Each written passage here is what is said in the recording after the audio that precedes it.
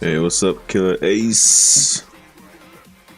Just waiting on SaiyanSC. Get hype!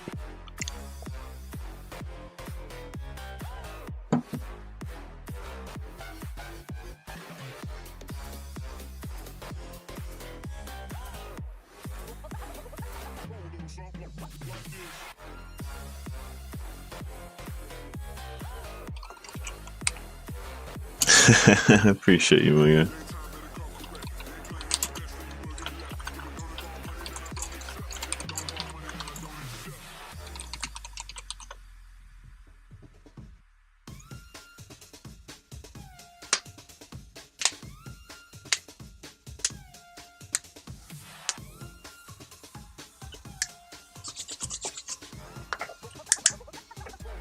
Whew.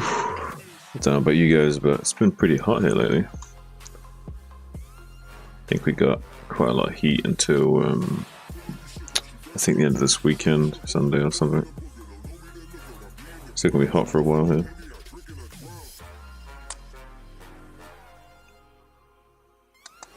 Whew.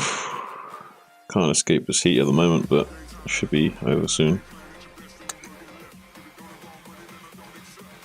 It's not just hot here, it's like very humid, which makes it like all the worse.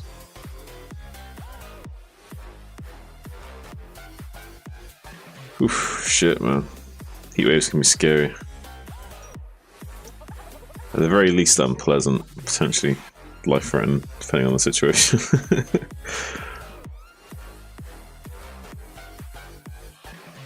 Cold beers gonna help, yeah, man. Cold beers will help.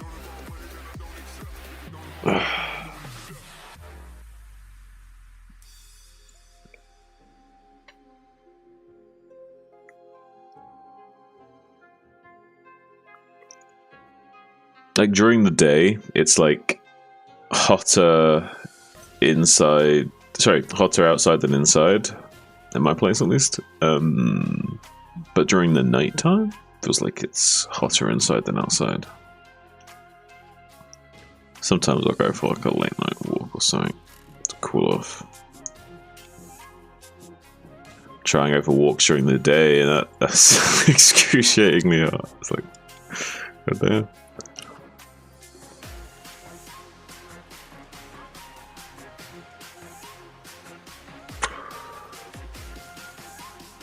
Balcony streaming. When I went to Arizona ages and ages ago, it was like so fucking hot during the day because in the desert, right? But at night time, just being out on the balcony, just so crisp, and the air was just icy in the best of ways. Like, because it was a desert, obviously, it was like so cold at night. It's so tranquil, peaceful. So I love just waiting all day long through the excruciating heat and getting to night time and just like going out and meditating on the balcony, looking at the mountains and shit. Like, fucking hell, it's like so nice.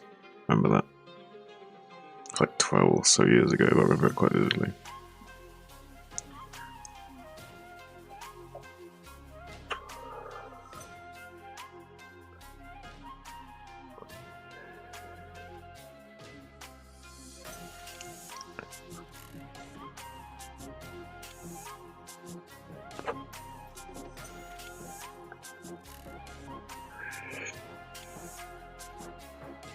Saiyan did say he was ready.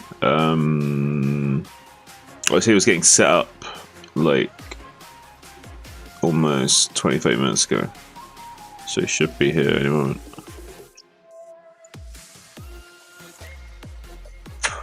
Probably get underway very soon. Take some shrooms, mind melt with the desert. Yeah, that'd be the shit, man. I imagine like what the mountains would be like when you're like off your head on shrooms.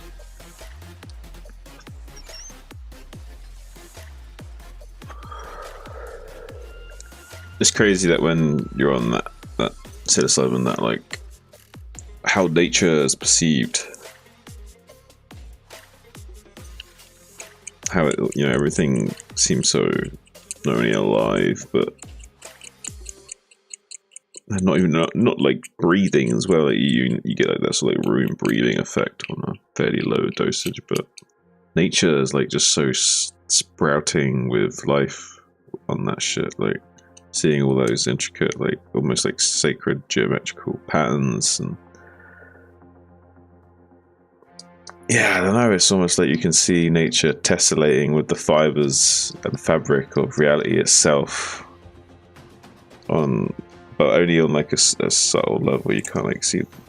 It's like you're getting a glimpse of what's going on behind the curtain, but only seeing like the membrane filament of that. Not like, it seems like you would need something even stronger to break through.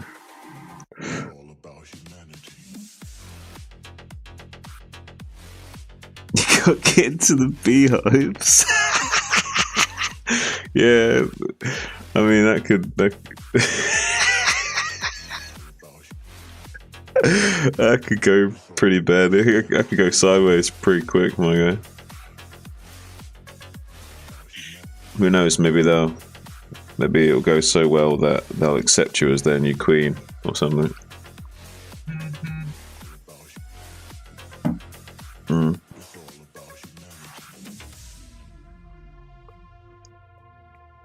Dude, I'm so sick of Snapchat.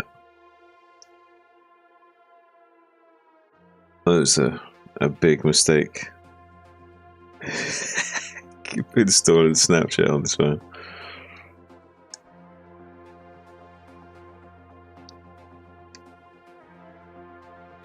I guess it's a way of communicating to some people, but it's definitely not my preferred medium. We're just getting old, guys. 30-year-old, like boomer type shit. Not quite boomer, but modern day boomer. Oh, Said's there. Yo. Sorry, I just grabbed some coffee. I'm ready. Nice. How we feeling? Good, man. Good. How are you? I'm good. It's fucking hot as balls here, but I'm good. Really? Yeah, dude, it's humid as fuck. Apparently, there's a heat wave on the. There's going to be there is or will be a heat wave on the west coast as well. Huh. Face cam. Not right now because it's like late at night, Jimmy. And it's KCM anyway. We don't do face cam for KCM ever. Do face cam, we're just like streaming regularly sometimes, but not the KCM. It'll ruin the production, my guy. I didn't know that you were doing face cam now. Oh, I've got a cam. I don't use it every single time, but I've recently been using it more. Yeah. Nice. Yeah. Slight step up in overall production quality. They can see me zoned in on the games. I went through a brief period where I had my face on there on some casts. But people didn't like it very much, so I just stopped. It would be good.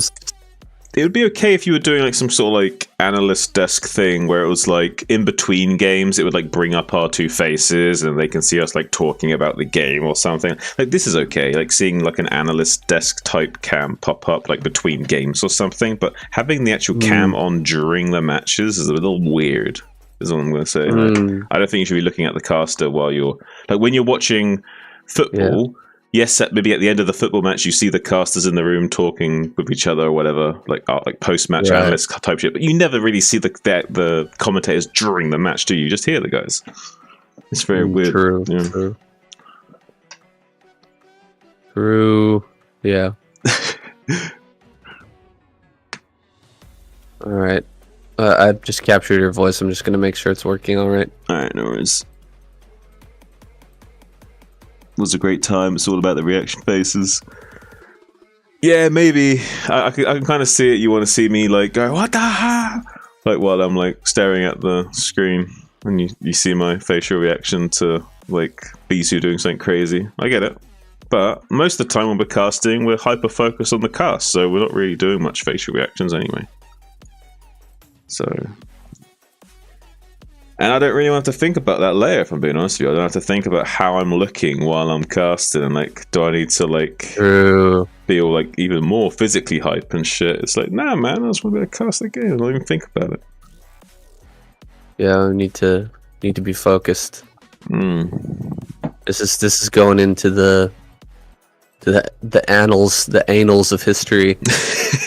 You know, I've not only got to pay attention to what's happening on my screen, I've got to pay attention to what Saiyan's saying. I've got to pay attention to what I'm going to say next. Like, there's so many things going on there, you know, it's not easy. Saiyan said himself to me, he has to, like, turn off his brain a lot while he's casting, so he can, like, just analyze what he's going to say next sometimes, so... Not even always going to, like, 100% get what the fuck I'm saying, because he's so focused on what he's got to say.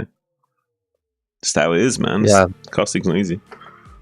It's not a good conversation tactic, but this is not a conversation. This is a cast.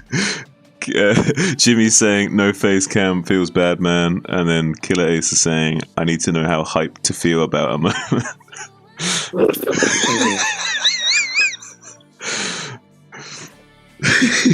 But don't worry, you're gonna know how hyped to feel in the moment where you hear the passion and, you know, the different levels of both decibels and intensity in our voice as we cast. And we're gonna get pretty excited at some of these moments happening in this game, and you'll be able to keep up with the waves of the speech patterns that we have. Will help guide you in your levels of intensity. If that'll service you well enough there, Killer Ace, I'm sure it will.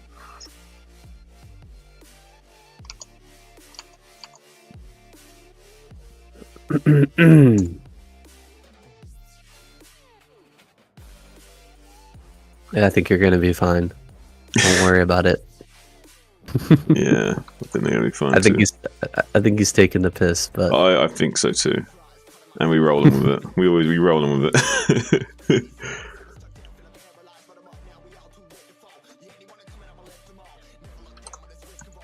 Hey, you know what? I'm British. Like, British people like to complain. So you want to come in here and complain? That's just fine by me. I'm used to it.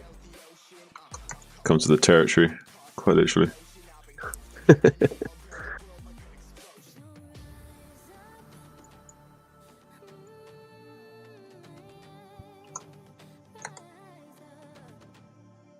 All right. Let me show you the lineup here before I start. Yeah, show me the lineup and let me switch screens. Get this set up. Okay, pop out. Nice. Discord, no. There we go.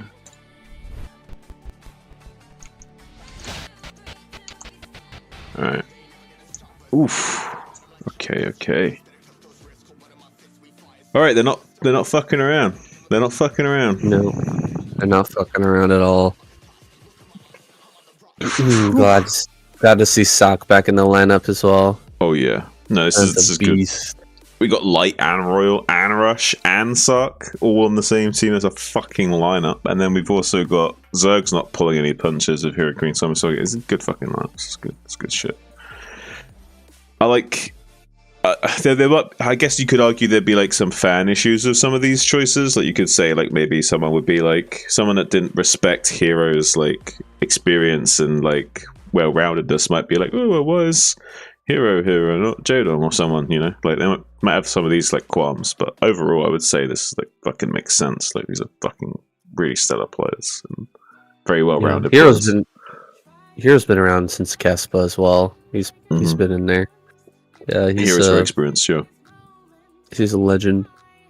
But Hero's like, I've said this before, but unironically, like one of the most well-rounded and experienced Zergs that's just out there, full stop.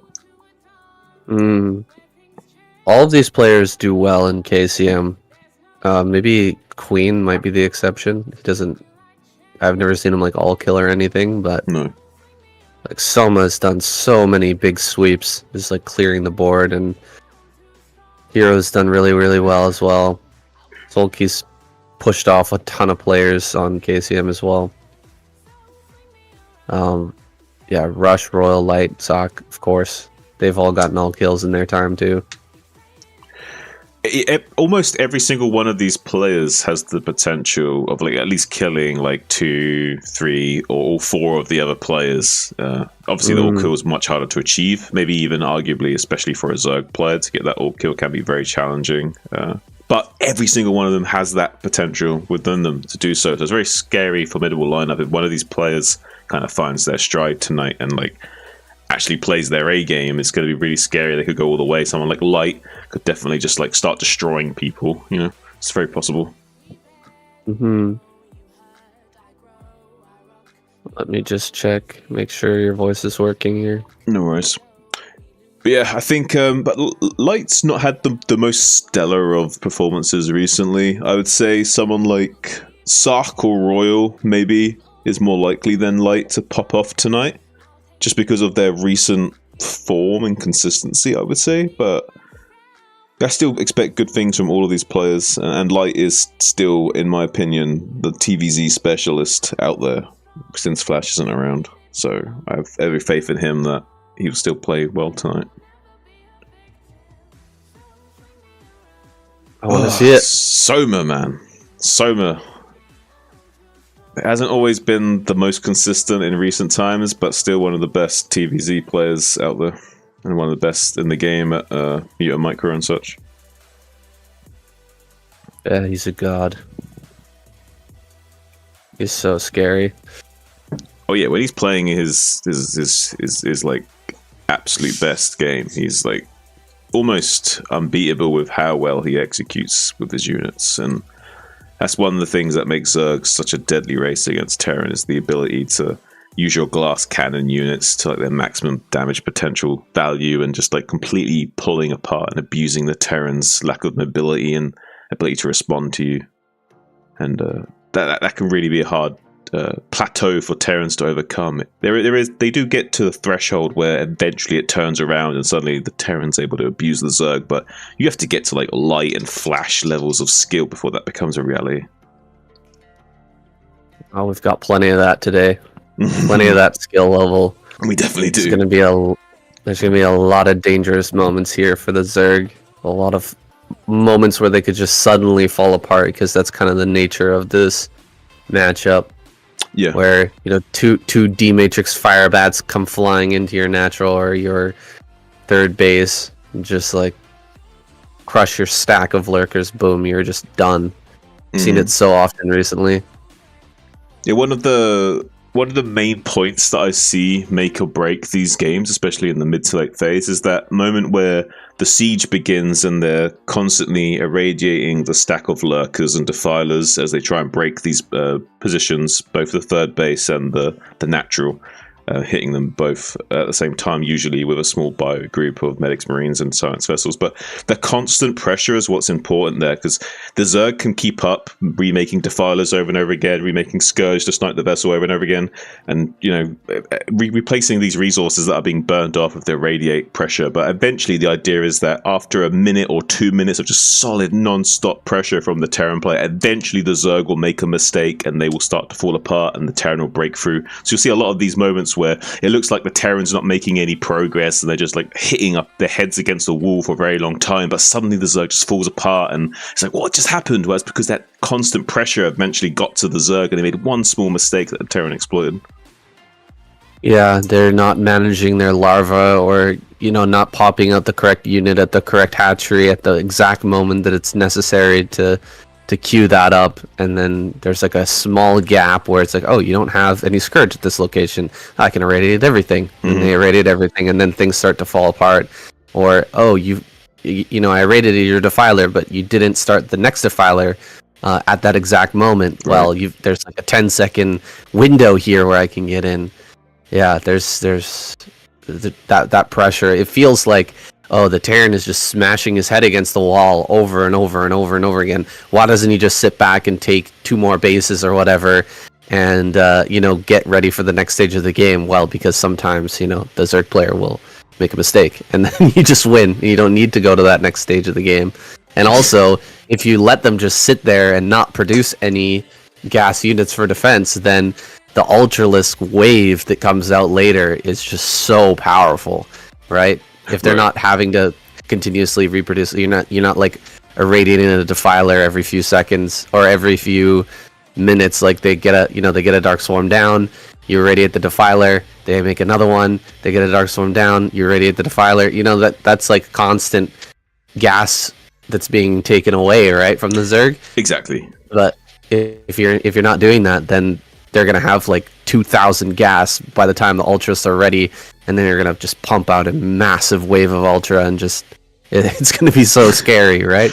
Yeah, it's interesting because it's like the dynamic of mech and bio completely switches the matchup. Because when it's mech, usually it's the Zerg wanting to cripple the economy of the Terran player to slow them down and prevent them from being too strong. Whereas again, when it's bio, the Zerg kind of sits back and it's the Terran that has to worry about how much gas the Zerg is getting, and not only that, but like you say, just forcing them to have to constantly produce these Scourge and Defiler, very gas-heavy units and very lava intensive when you're constantly producing like Scourge and Defilers and Lurkers. Eventually you dry up in one of those resources, either lava or the gas or the specific unit type you need in that situation. Yeah, I like the mech transition. I think that Fantasy is like really big on it. It's saying like that it's going to be like, you know, the way to play against Zerg in the future because it's just so powerful.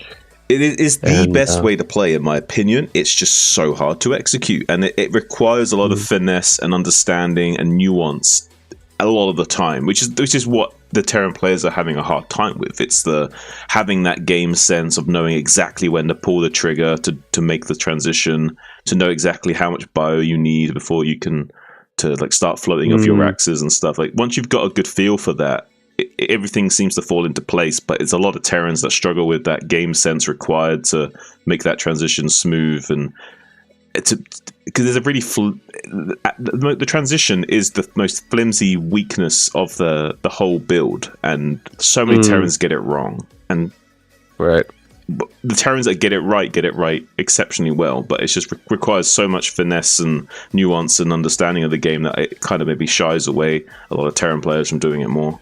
at the moment, at least. I was listening to Fantasy talk about it, like that the Queen build is like really, really good. You know, Mass Queen plus Hydralis is really good against the mech, and they were asking him like, oh, isn't that a counter? And he was saying, well, the counter to that is EMP, and Terran players just need to get better at EMPing Queens. And I was thinking, like, man, that's like that sounds really, really hard, but that's kind of the whole matchup between like Protoss versus Terran, right? Where Protoss was using Arbiters forever. They're like, Arbiter was the thing for 15 years or something like that. And then Terran players eventually got to the point where they're just so good at hitting their EMPs that it just wasn't working anymore. So then they developed the new like shuttle style with Templar in the shuttles, so they can't be EMP'd, right? And it's like, man, where does Zerg go if they every Terran is just going for this crazy mech transition and then EMPing all the Queens? Like, damn, man. Like, what do you even do after that? I'm not going to lie to you. It does feel that ZVT is a little bit Terran favored, but only when like at the absolute highest echelon of skill, where the Terran's able to execute everything flawlessly. Like, yeah, Terran becomes really scary in those situations. There's not really an answer for it, at least not that I can think of right now. But that is the biggest issue I've ever had against mech and mech transitions, is that phase of the game where you've got a bunch of Queens. But unfortunately, just one EMP just ruins your day. I mean, I guess you could argue that splitting your Queens up and having better positioning of the Queens and dodging those EMPs and such would be more of a factor required to win those games. Maybe just an execution issue, but it's still very difficult. Yeah, there's gonna be yeah. I don't know what you got to do, but maybe spreading them out. It's like EMP doesn't hit that much stuff if everything's spread out. But it's interesting to kind of theory craft where that's going in the future. It's going to be fun. It's really the most exciting part about Brutal War is that the meta is constantly changing, and as people figure out how to do even more and add more complexity to their gameplay, right? Like, the bar just keeps going higher and higher and higher, you know what I mean? Mm-hmm. And even when it's not changing completely, it's still like kind of rotating in like a triangular pattern where they're sort of oscillating between already known styles to try and counter what's already understood about the game, while they're also figuring out new strategies and new ways of thinking. Right. So the meta sometimes comes back around full circle too. Yeah, it's funny the rotation between 2-hatch and 3-hatch. That's kind of what you're talking about, the triangle, like moving around, and like how what the Terran players are doing, and like switching it up constantly for the Zerg between those two different builds. I think we're in 3-hatch meta right now. I think that's where we're at. I'm not gonna be surprised if we don't see any 2-hatch today. Well, yeah, even when they are playing 2-hatch, they're doing 2.5 hatch, generally speaking, right? Yeah. It's almost always with the emphasis on getting that third hatchery early. Yeah, there's hardly any of this like 2-hatch with very few drones directly into Muta, where you pop out a few lings and like try to kill your opponent right away. That seems to have fallen by the wayside. It was so popular when Soma was doing it like every single game, kind of when he was debuting, and like coming onto the scene. It's funny, like Soma is just so powerful now. It's hard to remember that he was kind of a new player along with Rush and those guys, Royal and stuff. It's not like he's been around forever. No, he hasn't. He's definitely actually one of the more newer faces, if you actually think about it, compared to these other guys that have been around in the scene for like the best part of like 15, 20 years. And yeah, it's crazy when you think about the collective experience of some of these players is actually kind of insane. I mean, Light was getting all kills way back in the day. These players have been around forever, and they're so experienced. They've got thousands of televised games under their belts. These guys are no joke.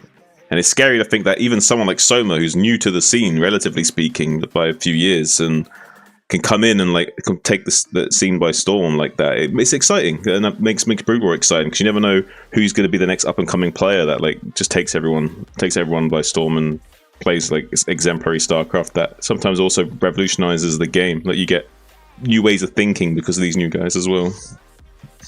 Yeah, Soma's definitely taken the scene by storm, man. He is so powerful right now. It's crazy. All right, are you ready? We're gonna get into this. I'm warmed up. My vocal cords are ready. I'm ready. I don't see the lineup right now on my. Oh yeah, I turned it off so that I can bring it up once the game loads in. All right, so I'm down. Okay, quick stretch. Ugh. All right. Stretch.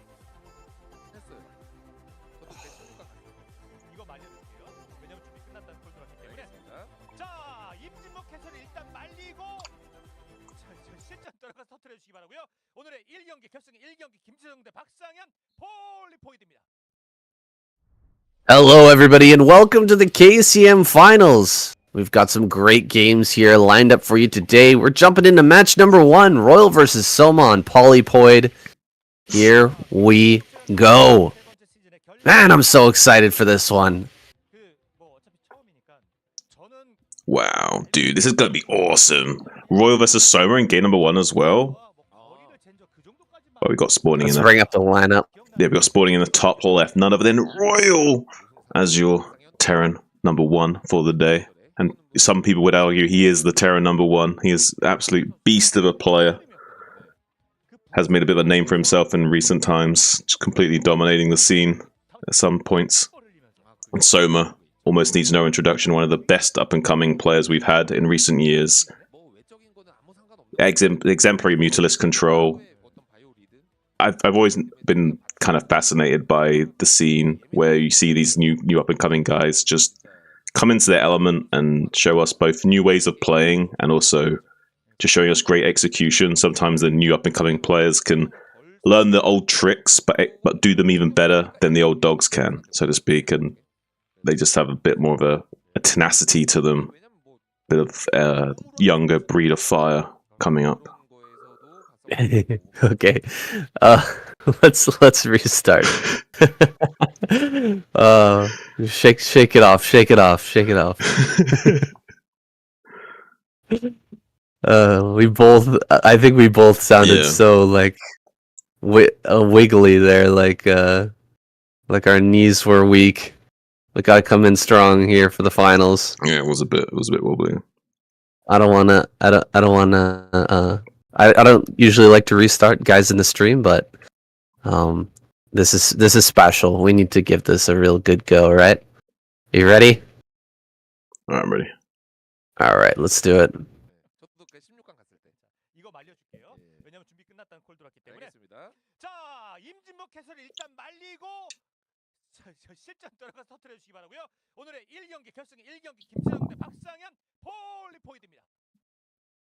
What's going on, everybody? Welcome to the finals of the KCM, the TVZ conclusion here. We've got Royal versus Soma for game number 1, and here we go.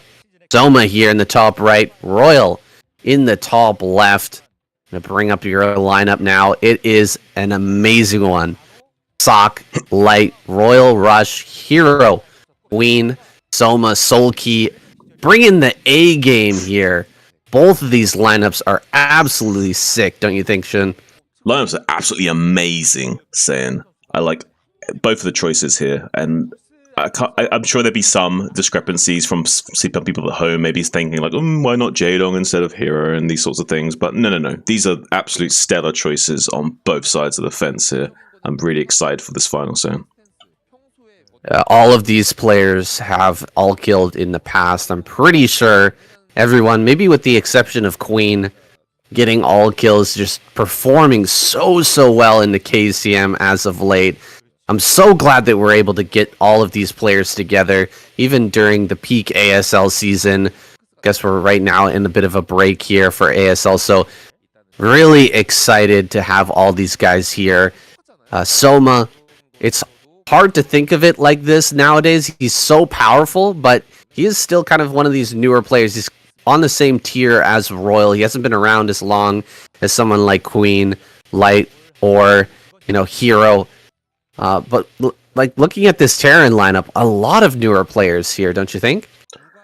Yeah, and it's been so exciting as well, seeing how like Sark has been playing so good recently. It's kind of it's definitely interesting to see how this finals will play out, because you might even see some builds that we've not seen before in some of the now that ASL is still going to be in consideration, so you want to be seeing the absolute best of builds that these players have in their pockets. They might even keep something hidden for a little bit later on as well, but we've got some very interesting things happening already. We've got Soma going for an overpull to be really safe early on against Royal in case of some early game shenanigans, but instead we've got a command center on the ramp from Royal. So I would say Royal's won the meta in the early game already with this build order choice.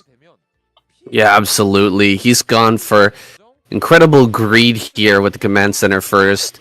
It's in a defensive spot, so even if Soma wanted to try to punish this, and it looks like he is going to try to punish that with 4 lings popping out, heading across the map here, there's not going to be a lot of room to try and punish this.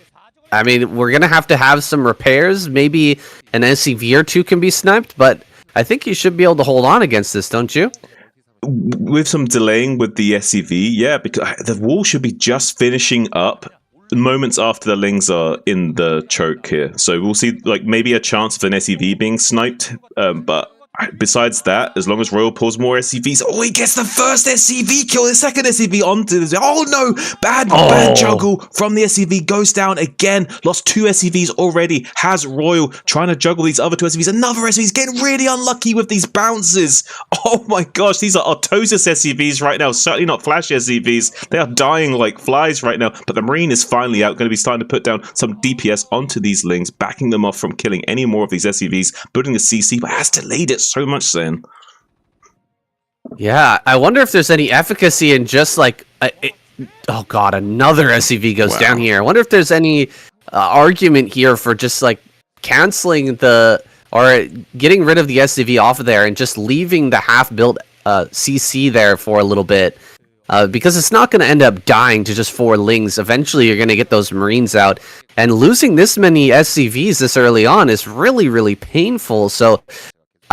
just the unlucky RNG there from Royal really costing him a lot, but I don't know. I think that maybe he could have left that half built for a little bit of time, at least until he pushes the lings off the ramp before coming back to continue. Oh, he loses the SCV on the map as well. Soma playing insane with these lings right now. It's so hard to do to get a surround like that on an SCV. They are so slippery, but just 4 lings getting that surround, hitting all 4 corners. He manages to take that out, and now some pressure coming across from Royal, but Soma, he's got to have some lings inbound. He's seen this move out with his Overlord. He's going to pull the drones. Wow, this is actually kind of good for Roy if he doesn't lose the Marines here, because he's going to kill the Overlord for free, pull out the drones, so there's some lost mining time for Soma there as well. It's a small victory for Royal, trying to claw his way back into this game in some way, shape, or form, a little bit economically. But the Marines now out of position as the Lynx pounce on them. It's Soma's time to strike, and he's going to clear up pretty much all of these Marines, save for maybe 2, I think. He gets... only 1 Marine survives, so this is actually really good for Soma. Reducing the Marine count just before the next phase of the game is crucial for the Zerg here. It was just so much less air defense for Royal to work with, makes it so he needs to build more turrets than he would like to, stay in his base longer than he would like to, and sometimes even just die straight up because the Mutalisks will just overrun the Terran player. It's just simply not enough bio to defend against the waves of Mutalisks and Lings that follow. Soma's producing a lot of lings here right now, actually, and wanting to put on this pressure even more. Maybe try to pick off all of these Marines here in the natural. Oh, he's running by into the main. Things are really starting to fall apart for Royal, but look at that. Fire bats popping out just barely in time here. And Royal not controlling, or excuse me, Soma not controlling these links very well, bringing them in kind of haphazardly and getting mopped up. So Royal's still giving himself a chance here, but things are really not looking good right now.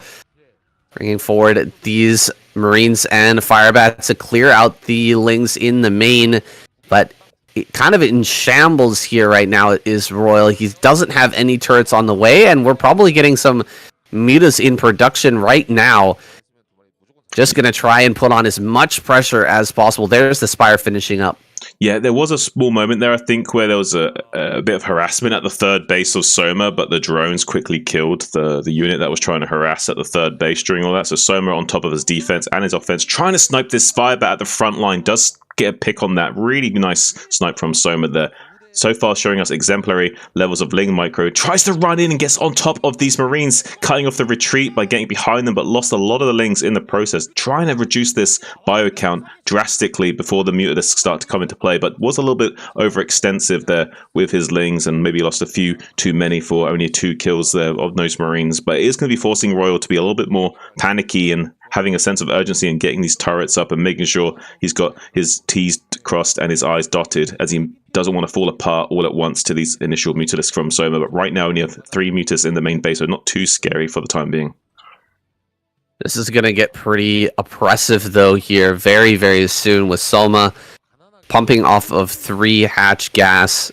3 gases are operational here. He is going to be able to produce a ton of mutas. He won't have a great transition, but the pressure will be immense. You can see already 3 turrets here in the Natural Royal, really realizing what's going on here. He needs so much to defend. And, you know, Soma, I understand why he was diving with those Lings. If he managed to kill off all of the Marines there, that would have just been a straight-up win for him as the Mutalisks here come in. But now he's bled off a lot of mutas, or he's bled off a lot of Lings. He's got the muta count now, but no, he doesn't have that much drones behind this. He really needs to get things done here. Picking off 2 turrets already is a good start. He's going to start to work on some of these Marines. I don't think that range is quite done. It might have just finished. And now going after this gas, trying to pick that off. Going after some Marines too. We've got a bunker here in the front, so he doesn't get overwhelmed by Lings, but there's really not that many Lings on the field. Looks like some drones have been added on for Soma, so he's not going all in with this. Rather, he's just going to put on as much pressure as he can and kind of fall back onto a later economy here with the 3 gas. More Marines being picked off here at the front. That command center is also low too. It's getting a lot of glaive bounces there as it burns. Picking off that gas is huge though. Oh yeah, just denying that gas will be really difficult for Royal to put the Mutalisks on the clock by getting out Valkyries and Wraiths or vessels, whatever he chooses to go for.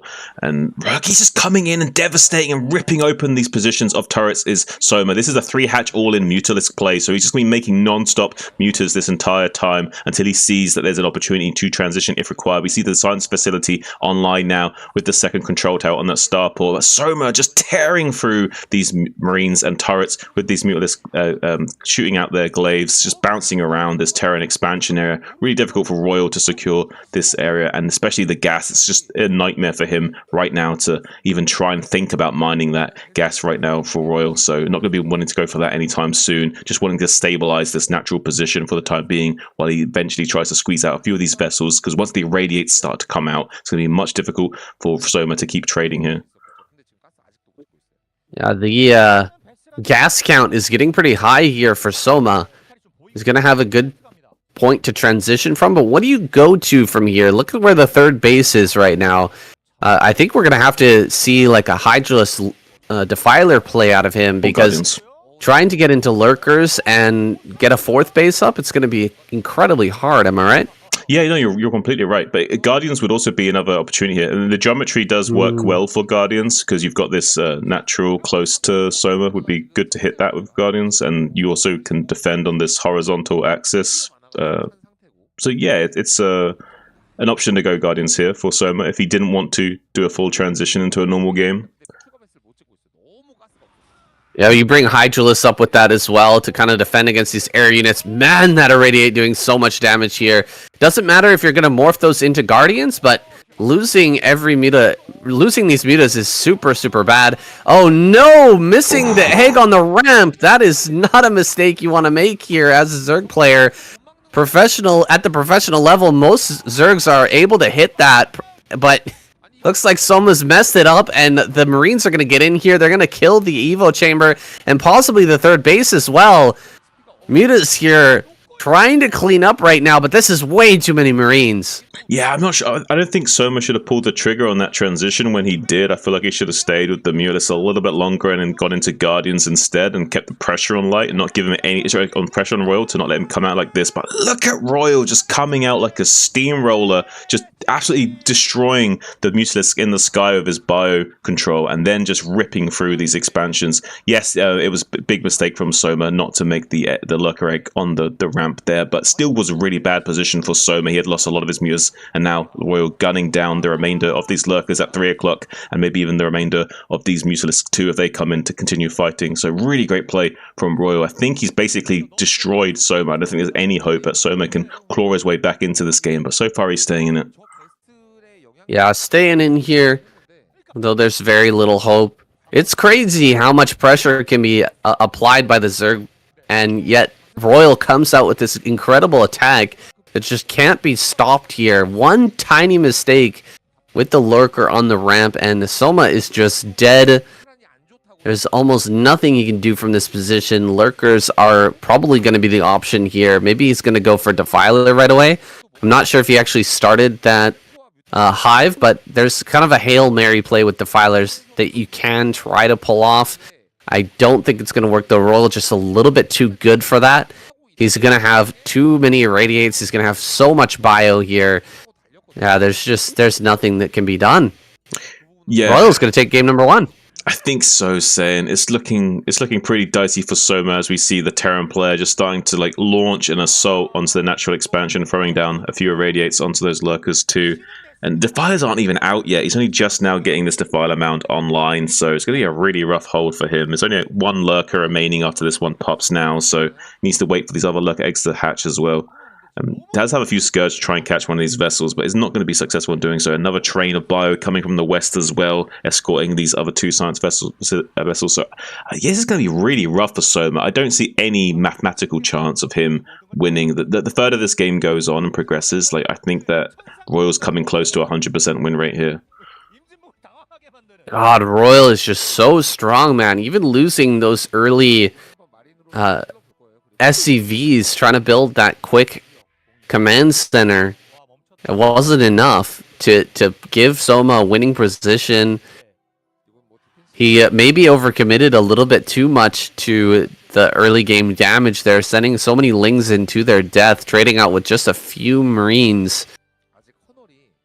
He's now just trying desperately to get this base in the bottom right, but he's not going to be able to get a Nidus in position in time. There's the Defiler coming out. There's one Lurker left. He does pick off one Science vessel, which is nice, but losing this hatchery is really the key point of this game. Not allowing this to go up is a game-winning maneuver here from Royal.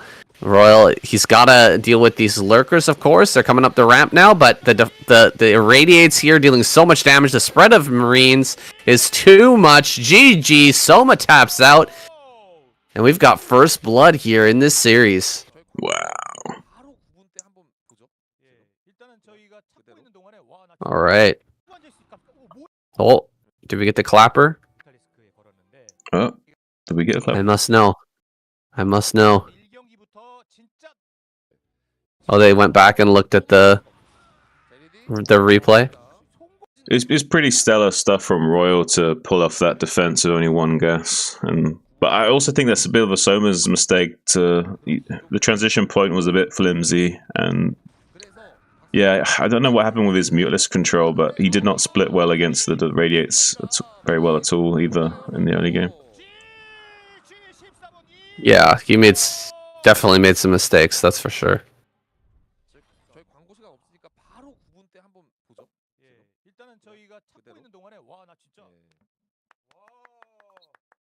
There's the clapper. Yeah, Royal is just so solid, man. Holy crap. Mm-hmm. Yeah, he's a beast. When he's playing his best, man. All these players are really scary when they're playing their best, but it seems like players like Royal, they play quite consistently well, and recently they've been playing pretty well. So they seem to be coming out on top against the likes of Soma, who I would argue, as I said earlier on, isn't performing his absolute best right now in recent times. Yeah, I thought he was doing so well in some of the most recent KCMs, but yeah, not showing the best performance there. Hey, I feel like he's like a shark, you know? He smelled the blood of that Terran in the last game. He was like, I can probably just kill you right now, right? And then he, made all these links, he made all these mutas, he tried really hard to like bust in there. And when that didn't work, he's like, "Oh, I guess I have to transition," and it just wasn't cleanly done. You know what I mean? It wasn't like it wasn't like, "Oh yeah, I just harass you a little bit and then I go for this transition." It was like an afterthought to transition there. I feel like. I feel like that as well. I feel like, I would have liked to see him either keep the pedal down for longer and keeping on that Mutalisk threat, while also maybe squeezing out a few Scourge to try and snipe the first couple of vessels. Or going straight into Hydra Guardian as well. Like, that would be another idea, to go straight into Guardians to keep the pressure on that way. Yeah, he needed to like make a wave of drones rather than all those lings, though. Like, you saw how many lings he was producing as the Spire was coming up, and he just threw them away into the natural. It's really, all of those could have been drones, right? I think he made a mistake. They traded out for like 2 Marines. I'm not sure what happened. I'm not sure if he like lost a drone at 3 o'clock as well at some point. It's possible. But he definitely seemed light on his drones, because he was definitely banking up way more gas than minerals than he should have been. At least a little bit. So he was definitely, maybe he's off by at least 1 or 2 drones in terms of how big his economy probably should have been at that time. I'm not sure if he lost a drone. He was definitely light on mineral. He was definitely light on minerals for sure. He had like a 800 gas or something like that when that push was moving out against him. Right. Yeah, that was a mistake. There was a mistake somewhere there. Yeah, for sure. All right, you ready for this next one? You want a little break? No, we can get into it. All right. 자, KCM 종족 최강전 2023 세 번째 시즌 결승전 함께하고 계시고요. 자, 초반이니까 안내 말씀 하나 드리겠습니다. 뭐 1000분 넘게 계시니까. 자, 1000분 넘게 계신 시청자 여러분 잘 들으세요. 차기 시즌 KCM 팀 최강전의 개막일이 Okay, Soma got eliminated first. Man, you really don't expect to see that. One of the strongest, most aggressive Zerg players there. Maybe getting a little overly aggressive after taking a bit of an early lead. Royal holding on brilliantly, though, and the counterattack was savage, taking out Soma. Now on to Soulkey here. Tempest is going to be the map, with Royal in the top right, Soulkey in the bottom right. How do we feel about this map, Shun? Oof, I mean, it does allow you to be a little bit more greedier than usual, so it's possible we'll see, maybe some Valkyrie builds on this map more often than not. Maybe a little bit of greedy play from the Zerg as well. It's potential for even 3 hatch before pool is a potential on this map, because 14cc becomes so much more likely.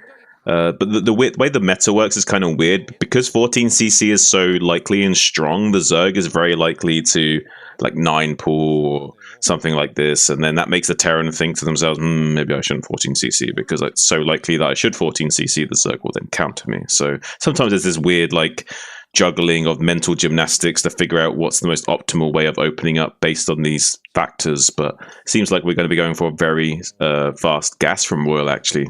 So maybe going straight into 111 or mech here.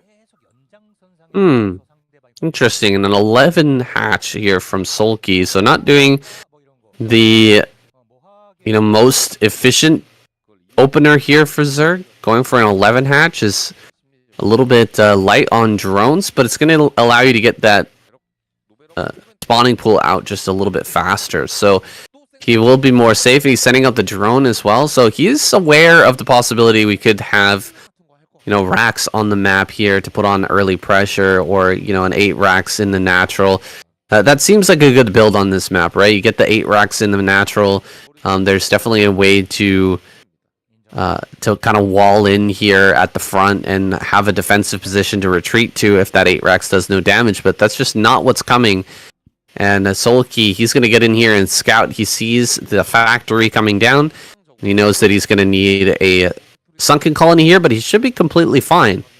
Yeah, he will be fine. Another thing with this 11 hatch is that the creep will be finished faster. So if it was a really aggressive, like 10-10-10 factory, he could immediately make the sunken now when he needs to, because the vulture will come so much earlier. But against a build like this, you don't even need to place the sunken until like 3 minutes 20, 3 minutes 30, and then you'll be safe. Yeah, and he's gonna have that creep way out in position here. By that time, he's kind of delaying that to the maximum. He saw the factory timing completely, so he can get that at the last possible moment here, which is always a benefit of Zerg. Yeah, it's really important at the highest echelons of the game, at any level of the game really, but especially at this level, being able to min-max your build like this, where you squeeze out every little drop, it's so important, especially in this particular matchup, because the Zerg economy is so low. So being able to maximize even just how the mineral path, even just focusing on which minerals are the best to be mined, and these kind of small factors become such a large factor in deciding who is going to come out on top in the economic curve of the game. And both players can do that more or less to the highest of level. But someone like Royal, I feel like, I don't know for sure, but I get the feeling that he's not the best at these min-maxes sometimes, but he's definitely one of the best at it. Well, if you are playing on ladder right now, this map has been added to that ladder. So if you're playing Zerg, just take a look at the mineral patches that Solkey is sending his drones to. Copy that, because this man is absolutely a min-maxer. He is going to get the absolute the most amount of minerals you can possibly get from these patches. Oh, he slipped out some links here onto the map. That's been unscouted by Royal. He's got a couple of vultures back at home, though. 3, in fact. He's going for a drop right now, but he's going to be hit in the face. This might actually come in just a little bit too early, because if those were headed across the map in a dropship, this would be much more difficult to hold. But since these vultures are still here, they're going to be able to hold at that ramp with the SCVs. Looks like going to dive on top of this, maybe get one vulture. He's going to get one. Can he get a second? Picking these off would be huge, because they're not going to be able to get into his main. That dropship now being kind of useless here. With more lings coming up, he might be able to get one more of these vultures. No, just going after some of these SCVs here, but he gets inside, he sees the drop, he knows everything. This is so good for Solkey. Oh, this is like maximum level of knowledge. He knows everything, and even though he didn't do critical damage with these lings, he's also delaying the drop from coming into the base. So now, eventually, by the time this dropship could come down here, he would be defended by being able to make some Scourge or Mutalisk. So now this has kind of taken the wind out of Royal sails from this build. He's just going to be transitioning into a little bit of a biomech style for the time being, where he's going to rely on this bunker at the front with a marine in it while he gets the Valkyrie out and starts to transition into a more mech-focused way of playing. It looks like, well, Mutalisk flying into the main base already. Scourge already snipes the Valkyrie! This is huge for Solkey. This is all he needed. It was to snipe this first Valkyrie, and now he's going to get on top of the Terran production. This is really bad news, Bears. The SCV's coming off to try and repair this Goliath desperately, and does manage to do so. Royal stabilizes for the time being. Another pair of Scourge coming in to snipe this other Valkyrie. Meanwhile, the dropship making its way downtown, all the way to the bottom right corner of the map to see if he can put some pressure and snipe some drones as well. The Valkyrie now at threat as the Scourge come back in, gets the snipe on the second Valkyrie as well. Solkey might have just about done it as he jumps on top of this other Goliath, but there's now a drop in the main base,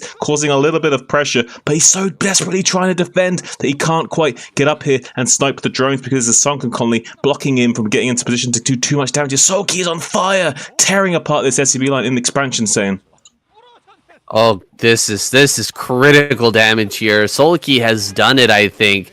The intelligence of sneaking those lings out, so smart here from Solkey, but really an error truly from Royal, not having his vulture covering the whole of the natural, seeing everything. 6-kill vulture down here in the bottom, but it is going to get surrounded by these drones because there's so much going on back at home. Royal just not able to deal with that, to get that to deal maximum damage. It doesn't matter.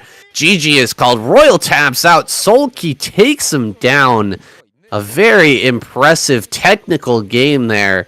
I felt like just slipping out those lings, the ability to get those lings on the map, that should not have happened there for Royal, but making that tiny little error, similar to what happened to Soma in that last game, not having the critical unit in the absolute perfect position to get what he needed to do done, allows some of the units to slip through, get around the map, and kind of shut down that drop. Wow, really, really crazy game here. But, Royal now eliminated. Who are we going to bring out next for the Terran squad? We're about to find out. Let's jump right in.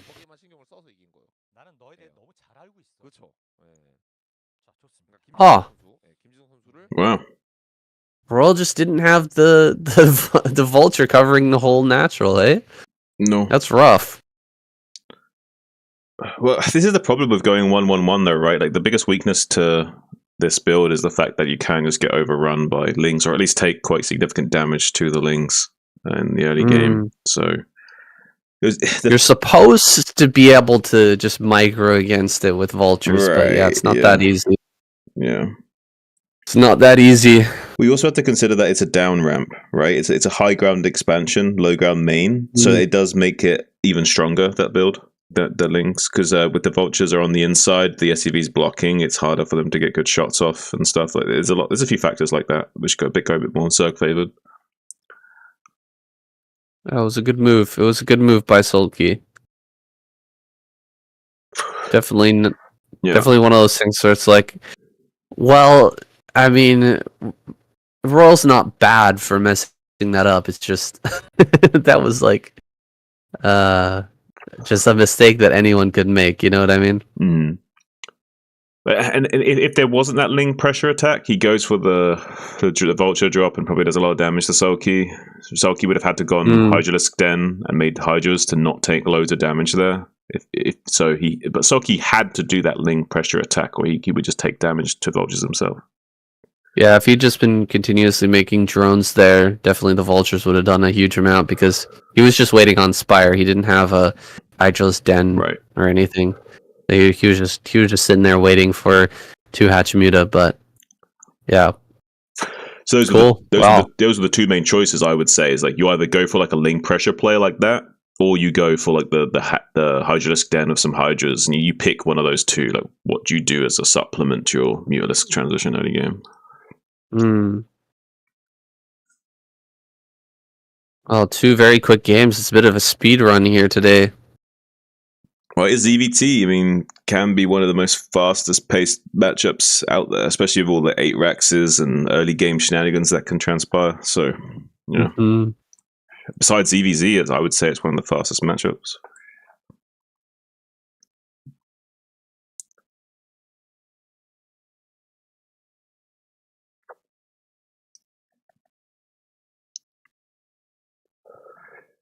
You almost done with your vape, or need a few more minutes? I literally just finished it just now. All right, you ready to go? Yeah, because you'll be talking first. Yeah.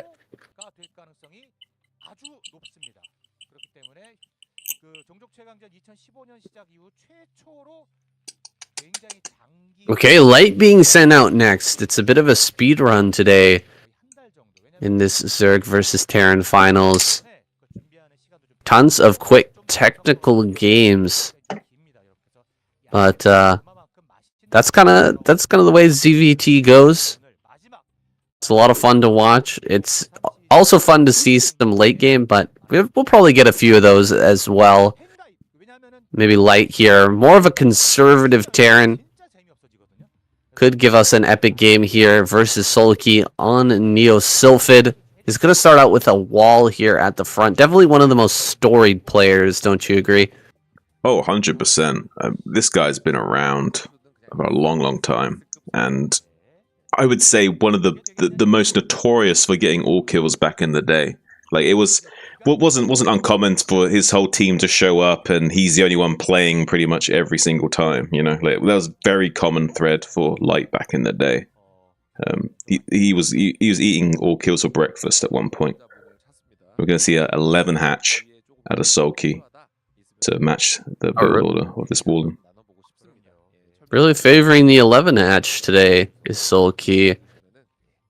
Keeps throwing that down against these Terran players, so maybe he knows something that we don't, or has this mapped out to where he can actually deal with the 8 racks or the cheesy plays out here, the early Marines from these Terran players. It's been really popular recently, putting on huge pressure in the early game, going for that 8 racks. So this may be an adjustment that we're seeing from Sulky.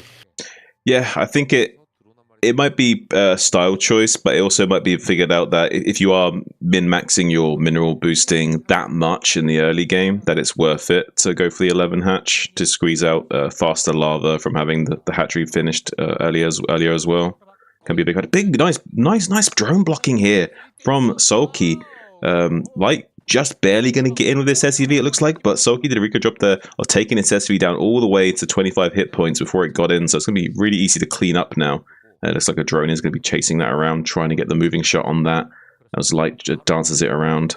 So far being successful in keeping that alive. It's really important to keep scout of the Zerg player at this point in the game to see exactly when the gas is coming out, how many lings are popping out of these lava and such. So now we see the pressure of the 3 Marines moving across the map now to the 3 o'clock location. Maybe doing a little bit of a pressure play here. Is Light wanting to cause as much mayhem as possible, setting up the bunker up here right now and causing a lot of pressure to the Zerg. Can be quite big because the Zerg wants to only make a few Zerglings. It's being super greedy right now. Wants to go all the way into maybe even Defiler, Hydra, Ling, but the way they do that is by going for this like gasless 3-base style. So wow, this is really a great back and forth here between these two guys. Oh, gonna jump on top of the Marines here. Ling's gonna get some damage onto these, but kills only 1. Oh, he gets the second as well. Nice job by Sulky there, getting a second Marine as well. There's only 2 Marines here now, and the SCV has been pushed back, so the bunker will be stopped. It was like, just for a second here, Light went into the main. He saw that there was a late gas, and he didn't see a 3rd hatch there, so he realized it's got to be on that high ground location, and he sent the SCV plus the Marines there immediately to try and get that bunker down. But because the 11 hatch was the choice here with the pool immediately after, Sulky had the Lings out just barely in time to deny that pressure. So that was a great little back and forth there between these two players. And now we're really seeing the power kind of this 11 hatch. The ability to get that 3rd base up really, really quick, and the Lings behind it to defend against that early Marine pressure. Sulky is in a great spot here, and it's all planned. You can see it from Sulky's perspective. He has this build mapped out completely, and we're going to see what he has as a follow-up for this. It's going to be something really powerful, I should think, here. Well, what Sulky's doing is the greedy version of a style that's really popular on this map. Usually you go like overpool into these 3 bases before gas to then have a really strong economy, but he's done it with 11 hatch, so he's done it in the most super greedy way possible, and that's why we saw this pressure play from like coming in at this 3 o'clock location with that bunker rush, because he knew that Sulky was doing this style, but in a very greedy way, so he wanted to get a little bit of a punish in, but wasn't able to execute, and now Sulky's in a phenomenal spot as he starts to make a single sunken for safety. Light will want to come out and put some more pressure on here. The medics are coming out of the barracks. We've got 9 Marines starting to move across the map as Sulky makes being forced to make some of these sunkens at these locations. So there is 2 bases to defend, but this base at the 3rd is just so hard to crack since it's on high ground that pretty much Light will do nothing about it for the time being, but he is wanting to force out these sunkens right now to limit the economic prowess of the Zerg as much as possible while the Spire's on the way. Yeah, it's going to come across here, but I don't think you can bust through these 2 sunkens, especially with Lings on the map right now. Even if you kill one of the sunkens, the Lings are going to surround and probably just take out your entire Bioforce. That's going to leave you in a terrible position when the 3 hatch Muta comes into play, because we're cranking out a ton of minerals here on 3 bases. We're going to get that 3rd gas here soon, and that's just going to lead to a crazy amount of mutas in the mid game. He scans, he sees what's going on, he just heads on back home. I think that's the right choice here from Light.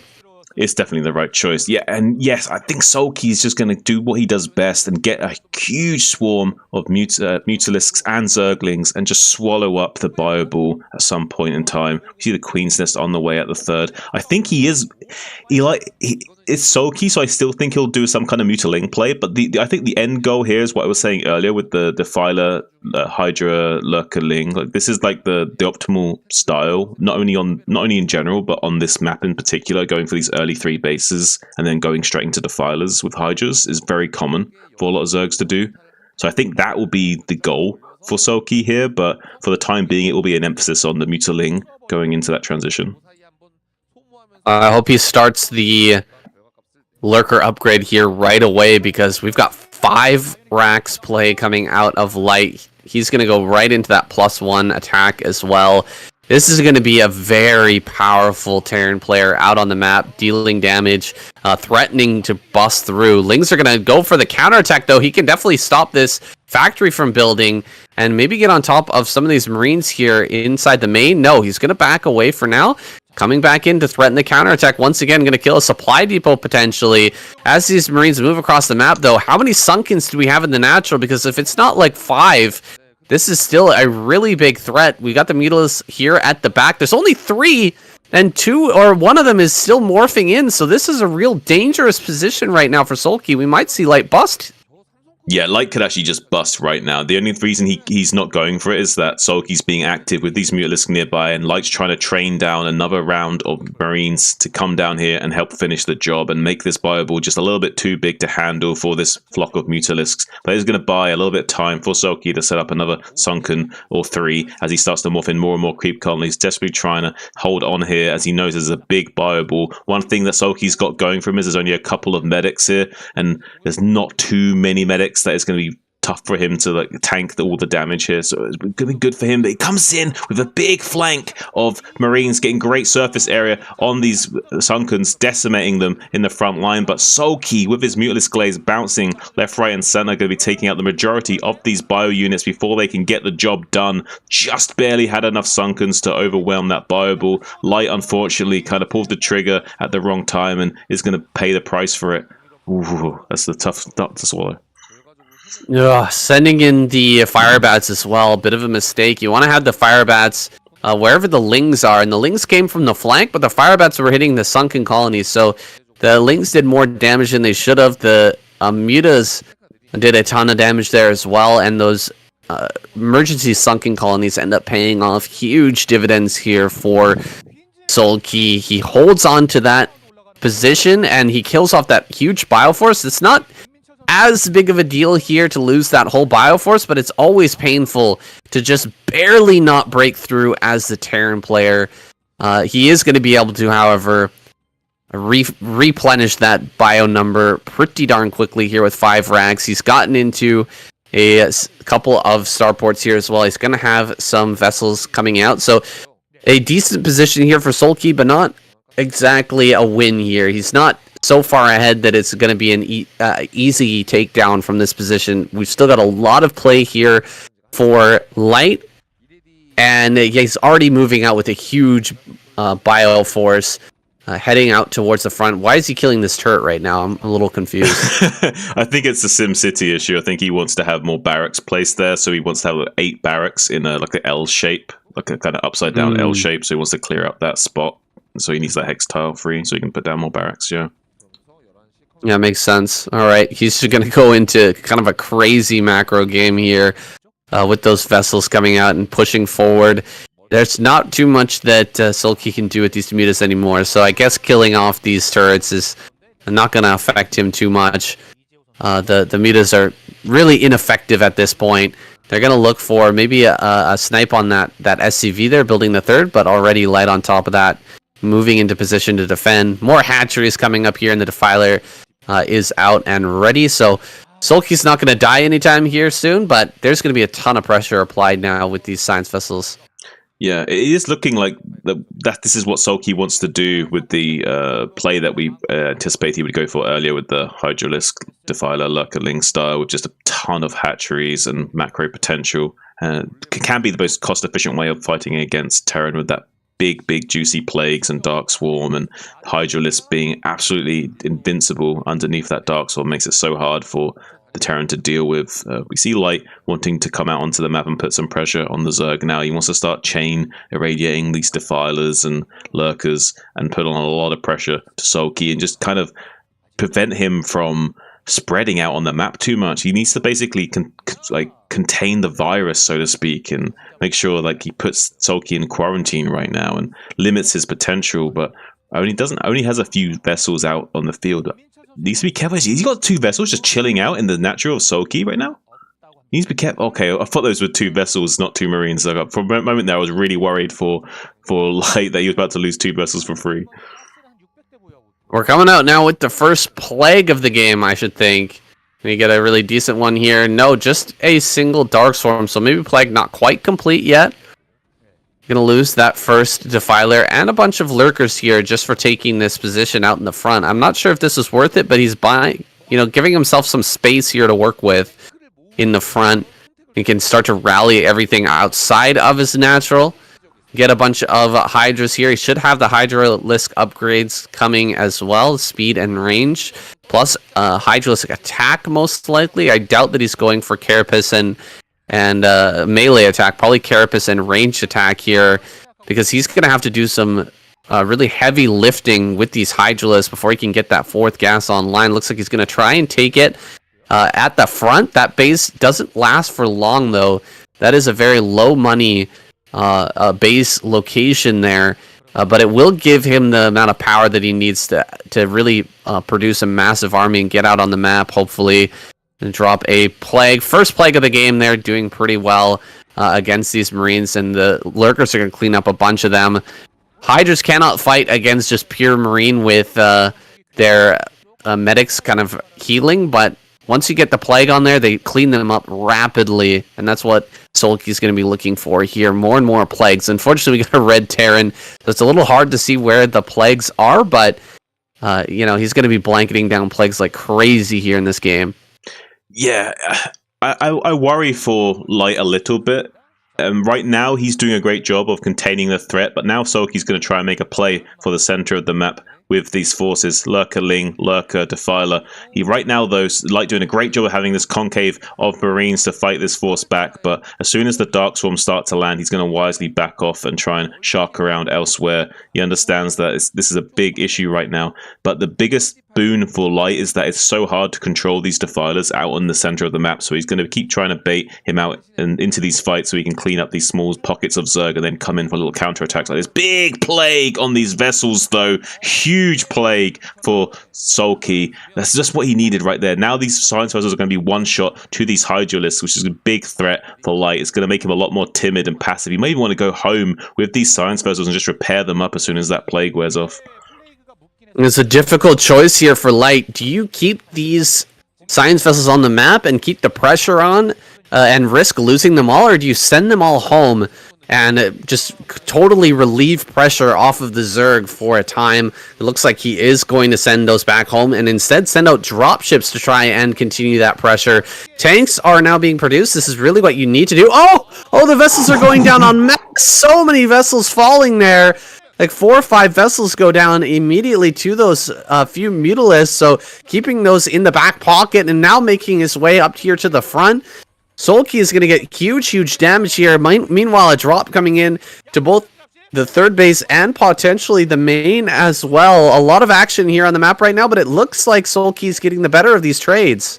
Yeah, this drop in the main could make all the difference. If he can get in and do some critical damage now, maybe Light will flip the script on how well these trades have been going. The Marines so far going unchallenged in the main base, gunning down the drones. Finally, Sulky returns fire and starts to retreat those drones out of the way, but has got the Dark Swarms set up at a natural expansion of Light. If only he could get more forces across the map to keep the assault on, maybe this would be huge. So far, the best form of defense is offense for Light as he keeps the pressure on. in the main base of Sulky for the time being, while more forces make their way to the third base location, and keeping Sulky distracted as much as possible while he restabilizes his position. He's on 4 bases right now. He's got what he needs to take out Sulky. Sulky does have his 4 gases online, but like we were saying earlier, this 4th gas is only a temporary base, really. Not going to have that longevity that you need from the amount that it has in these geysers, so only going to be having that online for 5 or so minutes until that starts to dry up.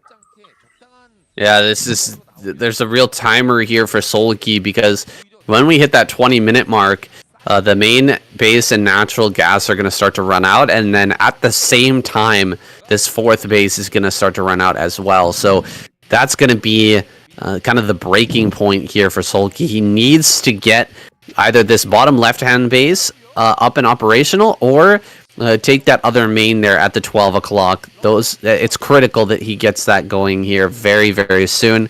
Trying to end the game here is also a possibility right now, but I don't think it's advisable.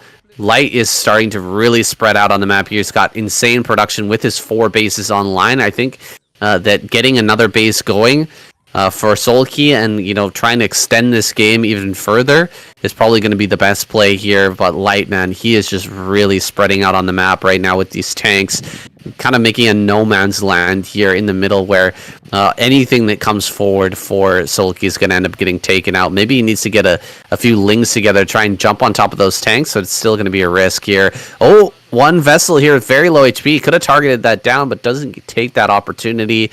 Light taking another base. He's going up to 5 bases, Shun.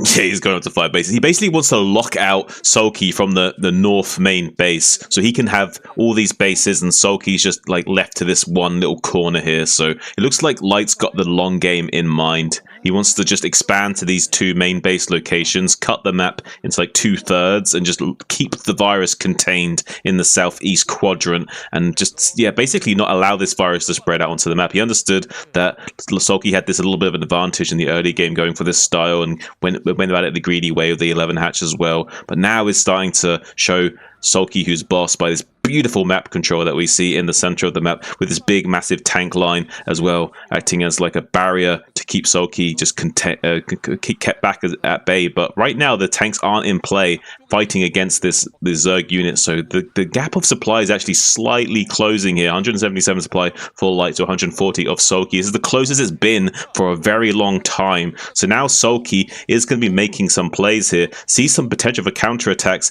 So swarms and lurkers in the central map going to be opening up these positions, while some small counterattacks at the 5th base location went down by some lings. But unfortunately, lings aren't going to be too powerful on their own. You do need defilers with them to make them potent at this point in the game. So for the time being, Sulky not finding any real damage, but is still trying to challenge this middle position of Light here. But the tank count is slowly growing further and further. 2-1 upgrades for these bio units, but as this tank count grows, it's going to be scarier and scarier for Sulky. We do have 2 carapace upgrades and 1 melee, with Ultra starting to come out for Sulky here, and the Chitinous upgrade is already finished. So now is going to be the time for Sulky to try and challenge this big force of Light. He has going to have all the tools he needs. Saying, can he do it?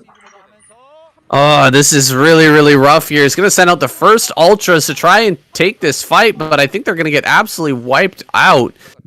Ultra does get underneath the Darkstorm, can deal a little damage to some of these tanks, but as soon as they back away out of that orange cloud, they will have to retreat. One big thing that happened during this fight that we didn't get on screen was the bottom left base got taken down. So that timer is getting more and more desperate here for Sulky. The 20-minute mark has been reached. We are about to mine out of our main base and our natural. Can he get something done here on the map right now?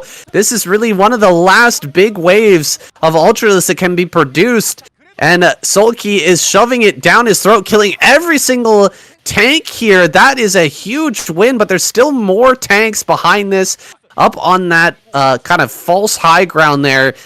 Defending the base at the 12. He's going to look for damage elsewhere, trying to get in here on this location, but he just can't surround that bunker, so he's going to back away, eat some irradiates, and really not getting the damage that he needed here, not really stopping Light from growing, losing all of these ultras and not securing another base. He's going to try and get the third quadrant of the map there in the 12 o'clock running, but I think that Light shutting down the base at the bottom left has really been the key this game that's allowed him to take a big lead, and now he's going to try and shut down this base here, but does this even matter? Light still has so much income coming in, even if he loses this base, as long as he prevents Solky from taking another of his own, I think he's going to be fine. I think he will be fine.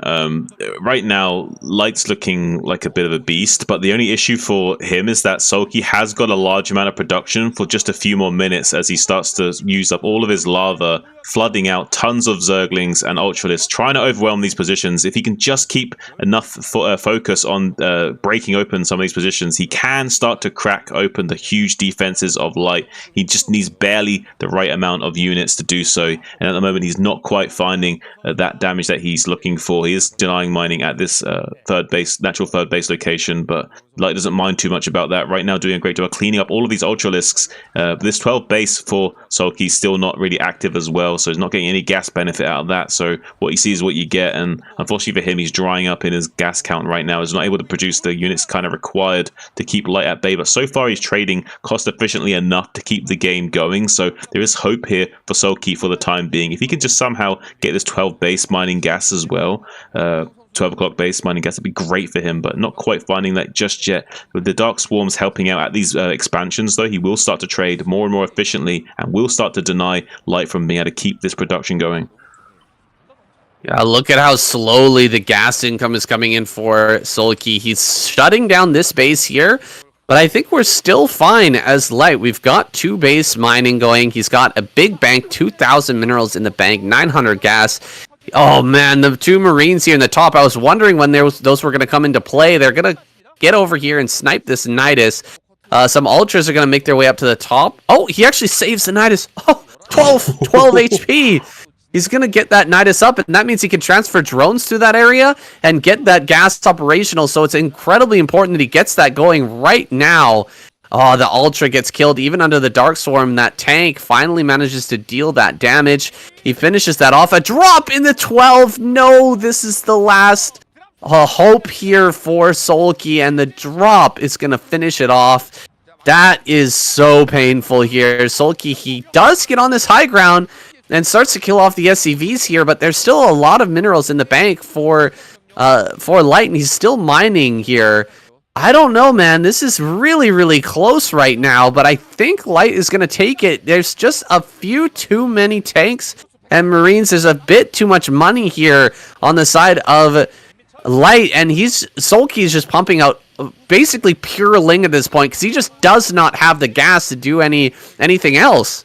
Yeah, it's so close to being Solky's game here. He's just barely not making the grade, but it is very close. And now with this Dark Swarm at the natural third area, could spell disaster for Light, potentially, if he can somehow maintain this threat in this area. Right now, though, there is enough vessels to start irradiating these Defilers and backing away with these vessels desperately trying to keep them alive against the Scourge. But right now, actually, the supplies are kind of even. 126 for Solky to 125 for Light actually kind of favors the Zergs. If somehow Solky can find the trades, he will be able to win this game. It's just very difficult for him to come in here and trade cost efficiently at this stage in the game with the tank support and already so many vessels out on the field. So it is definitely an uphill battle for Solky right now, but he actually does have the tools in his kit to be able to handle this. But not being allowed to take this expansion at the 12 o'clock is going to be the nail in the coffin as longer this game goes on, because Solky desperately needs a little bit more gas, a little bit more minerals going forward here. He's starting to dry up now. These bases will be mined out.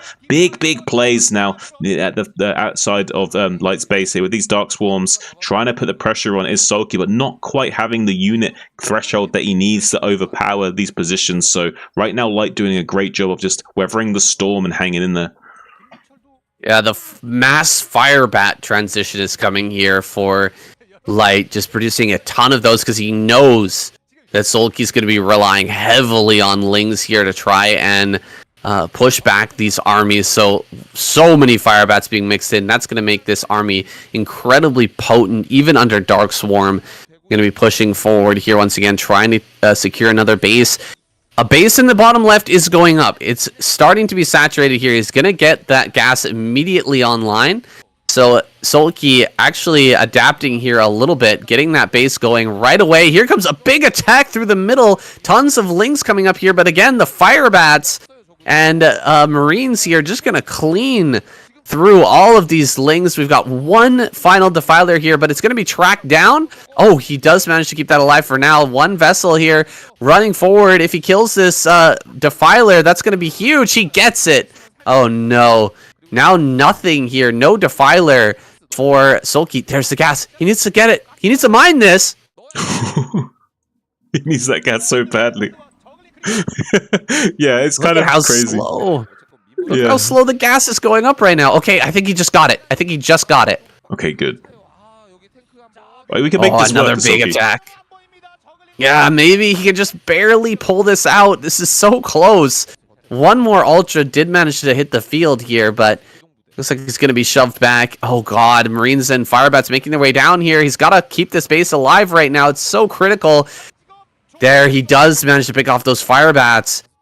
But this is going to be the point of attention here right now for Light. Another base up in the top right. If he can keep that alive as well, he stands a really, really good chance of winning this game. Light gonna have to split his attention between the bottom left and the top right. One of those spaces needs to die right now. Ling's forcing the liftoff here in the top left. That's just kind of buying a little bit of time. Oh, Radiate. There's no burrow here. No burrow for Sulky. He's gonna lose every single drone. 7 kills, 9 kills on this vessel. He's gonna make his way down here as well. Try to kill even more drones. No, Sulky. No. He was so close. And now he's going to Humanity. lose every single drone. There's some Scourge coming in to clean up those vessels, but there's so many drones that erase a trick. So you hate to see it. Sulky is just barely hanging on by a thread. Now going to start to be losing the space in the top right as well. He's still flooding some units at the gates of Light, trying to clean up these tanks as much as he can, reduce the potency of the Terran force. But now that this base is being shut down in the top, I just don't see how Sulky's going to do it. He's just dried up too much. He's got three base worth of economy, but he's not really mining at these bases much anymore after that eraser trick. So he's desperately trying to get drones out there transferred over, but it's just a little too late for Sulky and just starting to dry up now and unable to have the potency needed to fight these big forces of Light. Man, you really... it hurts so bad to see a player of Sulky's caliber just not get that burrow upgrade. It's so useful. It would have saved every drone there had he invested that 100 minerals, 100 gas. He is going to keep this base alive for now. Going to continue to mine here, and he's still harassing bases over in the top left. With quite a few, units out on the map, he's keeping the supply relatively close. But he's abandoning the defense of the bottom left to try and deal some damage here. I think Light is going to come down and potentially shut this down once again. Yeah, coming down immediately with all of these Marines and medics. Firebats as well. There's just nothing down here to defend. This should be the final blow here. Everything's been cleaned up for Sulky. That attack over towards the top center was shut down. All the drones are going to die here, and this should be GG, man. What an incredibly close game, though. Yeah, it's crazy, this game, because Sulky was so close to just getting this base online at 12 o'clock. If he'd made that Nidus Canal just a little bit earlier, maybe he would have done it. GG, cool from Sulky. Wow. Incredible back and forth there between these two. Absolutely fantastic game here on Neo Sylphid. Gets the clapper from KCM. Double thumbs up as well. Definitely deserved here. Light played a hell of a game. And Sulky really took him to task. Made him work for it, man. And that one, I think Light was getting close to mining out himself there. But Terran on 4 base is just, it's got so much longevity. Yeah, he was getting mined out at the end there, saying, but wow, well executed from Light. Just barely had enough steam left in the tank to roll over Sulky here at the end.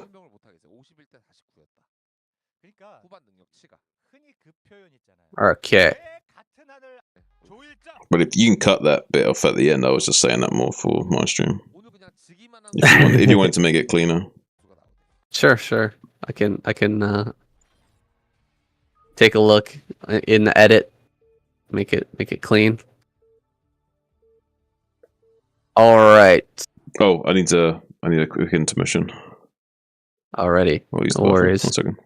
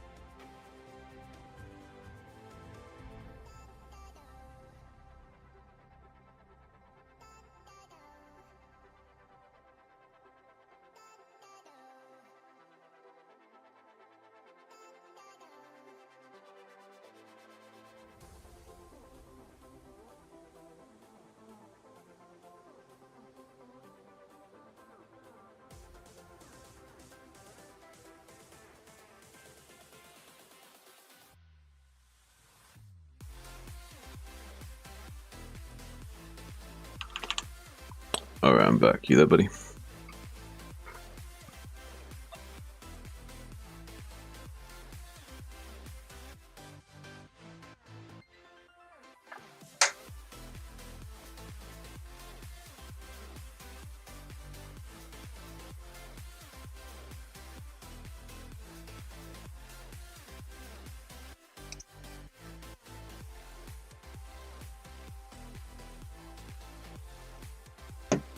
Hope you guys are enjoying the stream thus far.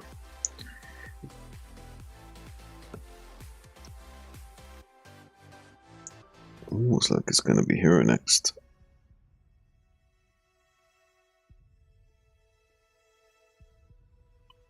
On the little bell.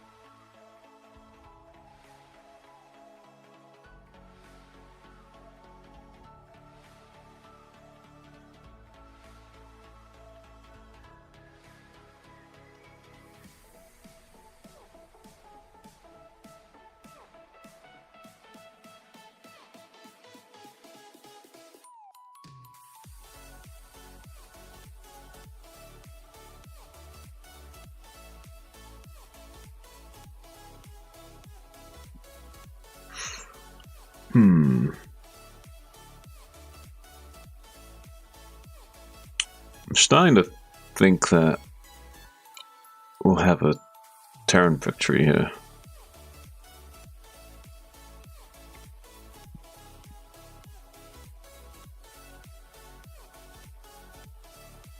This is such an important game right now because if Terran wins this game and Hero gets taken out as well, there's so much momentum for Terran. It's scary. This is actually a really important game for momentum and setting the tone for the rest of the series.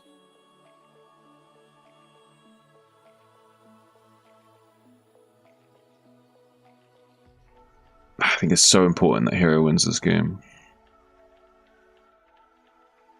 Obviously, every game is important, but this one in particular, for the sake of the momentum and livelihood of Zerg, I think they need to get a win here. It's going to be daunting for them if Hero gets taken out and they've only got Queen left, and they've only got one revive, and they've got Sark, Light, and a Rush to deal with. That's tough, man.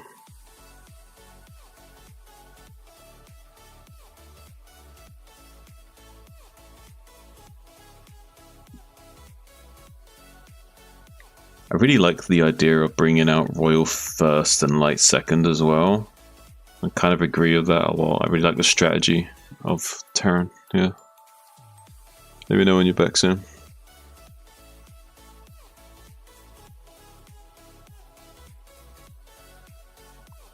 Although he can't hear me say, let me know when you're back if he's not there.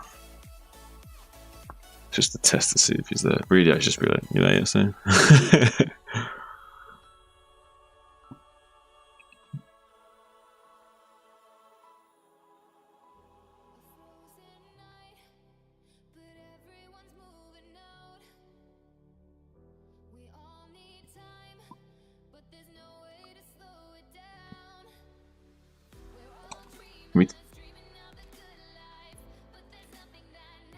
One thing that's interesting to note is that StarCraft's a game of individual frames. So, so you see right now, Light's actually managed to start building his SEV before Hero has started to make his drone. Now that could just be because there was one more input that Hero needed to make that drone, because he has to select lava as well as make the drone, whereas Light just needs to click the SEV, so that's like one less thing that he has to do. So at this point in time, at this millisecond, this frame of the game, Light is ahead because he's been able to make the SEV before Hero. So he's ahead by like a frame or two, you know what I mean? StarCraft's a game of tiny advantages. And at these highest levels, it actually does matter.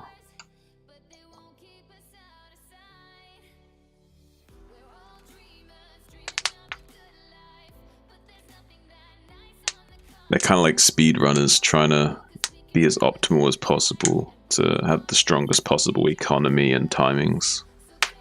Because if you're 2 seconds ahead of your opponent and you're doing some kind of attack or timing, or he's trying to do some sort of timing against you, it makes it easier for you to prepare against that as well. It works in with both senses, like you being prepared for what they're doing because you're slightly ahead of the curve, so you're slightly more ready than the other player would have been because you're slightly faster in your build order execution.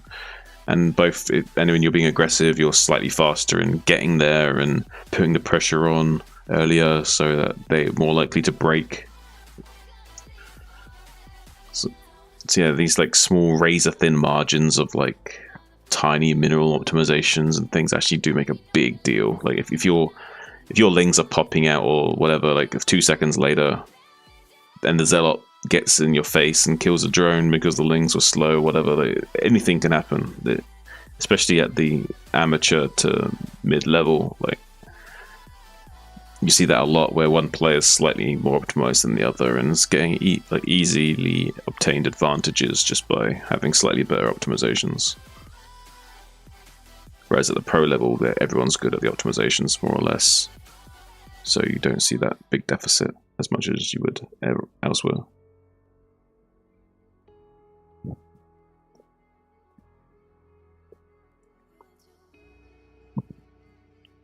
Oh damn, it's taking a long break, man. Didn't really take this on.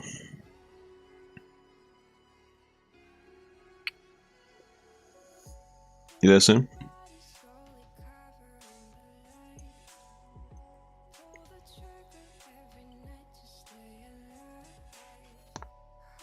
I'm pretty sure he's not like accidentally muted or something, but.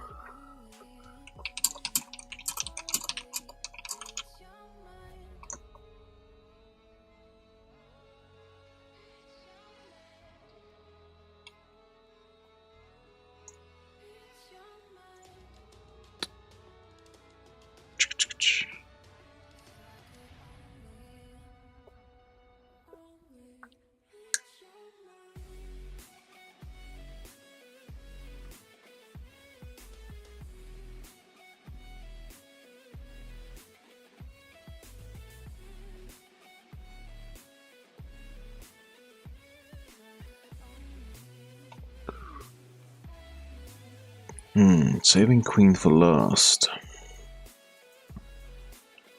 Would be rather saving Hero for last. Then maybe it makes sense that we bring out Hero here, yeah. I don't mind the strategy of this ordering. It's pretty okay. It's a shame Soma didn't have a better showing. Because now, who do they revive as well? Do they revive Soulkey or... I guess it depends on the performance of Hero and Queen as well, completely on who they will res.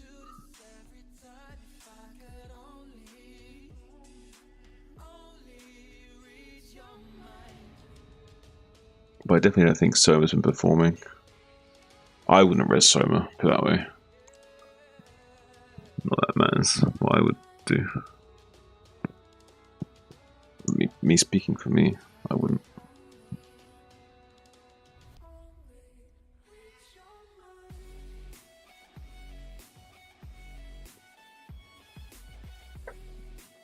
Another interesting thing to note about why Light has built his SEV before Hero has, it could also be because if Light is switching to old graphics so that he can instantly make an SEV because Crosshair, his mouse is already in the center of the screen, that's one reason. Another reason would simply be because he will build the SEV before he sends to mine, regardless of those factors of changing the graphics at the start of the game, because not only do you load in a few frames quicker from being in low graphics, so you get a tiny bit of an advantage for being able to send your workers to mine a tiny bit faster, but also able to click and build that SEV or probe right away at the start is a bit of an advantage for Process and Terrans.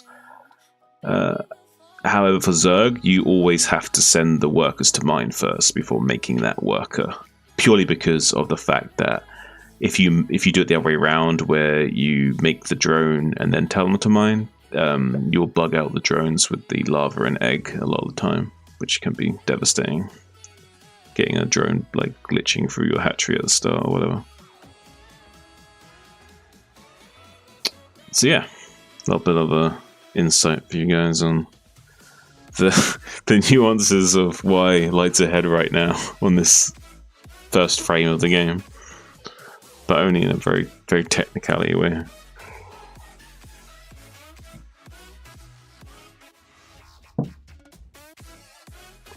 We didn't exactly have much content to work with, right? It's not even the first second of the game yet, you know what I mean? I haven't exactly got much to analyze here, okay? But we managed to stretch that out a little bit.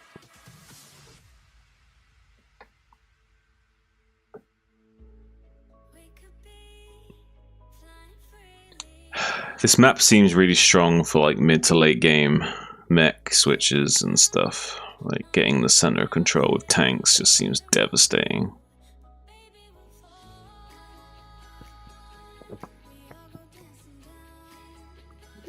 It's possible we'll see something similar out of Light as we did last game with that way of thinking of wanting to go the center control. Yo. Yo. You good? Sorry, I went to the bathroom. Yeah. No worries. I've been stretching out why Light is technically ahead at the moment at 0 seconds, and like trying to make that little tidbit into an essay of explaining how like Terrans can like change to low graphics, so when they load in they can like build the worker on the first frame and they load in a few frames quicker, and Zerg have to send their workers first because if you build the drone it'll glitch out the drone sometimes and stuff like this. Astute observation. Yeah, Terran is broken. Terran is very broken.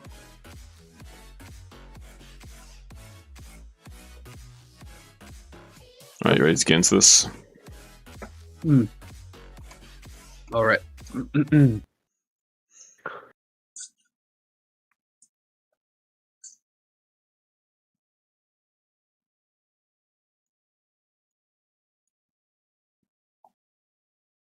자, KCM 종족 최강전 2023 세 번째 시즌 결승. 네. 이지호 선수와 조일장 선수의 라캄파넬라 경기.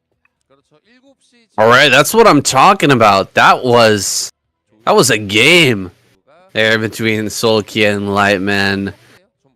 Quite the back and forth there. I know I've said that a few times, but man, those guys really firing back at each other over and over again. Man, the drop, I think, in the 12 o'clock was so clutch by Light. I know there was ton of moments there, but cutting off that next gas geyser, cutting off that 12 o'clock from being taken was huge. Right. Light managed to snowball that game, eventually take that win, but now he's here against Hero on La Campanella. I actually have some more information about this map name for you here, Shin. Well, let me hear. Actually, one of the commenters, I can't remember whose name it was, so sorry I can't shout you out, man. I tried to take a look back in the comments, but we get a lot of comments here, so I wasn't able to find your name, but shout out to you. Apparently this La Campanella is a famous musical piece played on the piano. It's considered one of the hardest musical pieces there is. So that, I think, is why this map was given that name. It's a very difficult musical piece on the piano, and oftentimes StarCraft is compared to playing the piano. Ah, that's interesting. I like that we've got some lore now behind this name. We've kind of gone a journey of trying to decipher exactly what this map name means, and now we have some answers. Yeah, and I'm sure the player piano is very happy about that. You know, yeah, you don't know. Finally, its name can have some relevance in the StarCraft world. And well, I like this placement of the pool by Hero as well, optimizing the minerals here. And when the minerals are aligned this way to the hatchery, you can place your spawning pool kind of against the mineral line on that horizontal axis to slightly redirect the mineral pathing so they slide a little bit more efficiently to those top two patches. And I'm going to put a bit of pressure on this wall with this drone is Hero, taking a lot of shots off on this SCV and being really annoying early on. I like this way of thinking, just to put a little bit of pressure and get a bit of a moral victory over Light in the early game. He's going to need every little bit of advantage he can muster against someone of Light's caliber. Yeah, absolutely. And he actually slowed down that supply depot a bit, so we can't produce anything right now as Light, but he's just going to not make a Marine for now. Having a single Marine actually walking pretty far across the map right now. He's going to try and get in here, maybe kill a drone or something? What is he actually doing with this? There should be a pair of Lings popping out here in a second, but maybe he can just snipe a drone before then. No, drones are going to be forced away. Oh, he's going to hop it over. He's going to hop it over. He gets it over. Oh, so sneaky. We saw this from Sock in previous weeks of the KCM. Now it's going to be Light doing it. Gonna try and block this now. Oh, the SCVs come back to try and kill this. Try and stop this drone. Oh, drone is gonna get killed. No, a mistake there from Hero. He loses a drone. Trying to hop another Ling over, but this is getting kind of crazy here. Lings are gonna jump over once again. Here we go. He gets the two Lings over. Will finish off that single Marine, but that was a lot of damage for just the cost of one SCV and one Marine. Oh, pretty crazy. That's great damage, Saiyan. I'm kind of shocked. I'm also equally shocked that Hero managed to get the double Ling over. It's actually much harder to do than it looks, getting the double Ling drill over like that, and especially in a high octane pressure situation where if he makes the mistake, he could just lose the game straight away. So it is kind of a lot of pressure on the Zerg player to execute in situations like this, especially when he didn't anticipate this play from... I don't think he did anyway, but like you say, we've seen Sock do this. I'm starting to think that Also, Light went for this play not just because Sark has done it, but also because he knows Hero, and he knows Hero is the kind of player that even though he can play any style under the sun, he does tend to go towards the greedier macro way of thinking. So kind of exploiting that and anticipating there would be lack of lings at that point in the game and really taking advantage of that situation with that singular Marine, getting a big advantage for him. Yeah, he's going to be feeling really good here. He's got plenty of Marines back at home. Hero's been slowed down a little bit. Doesn't have the best build going forward. He's on 3 hatch, which is what I really expect from Hero here. He's very much a macro-centric player. He's going to have to throw down double creep colony, though.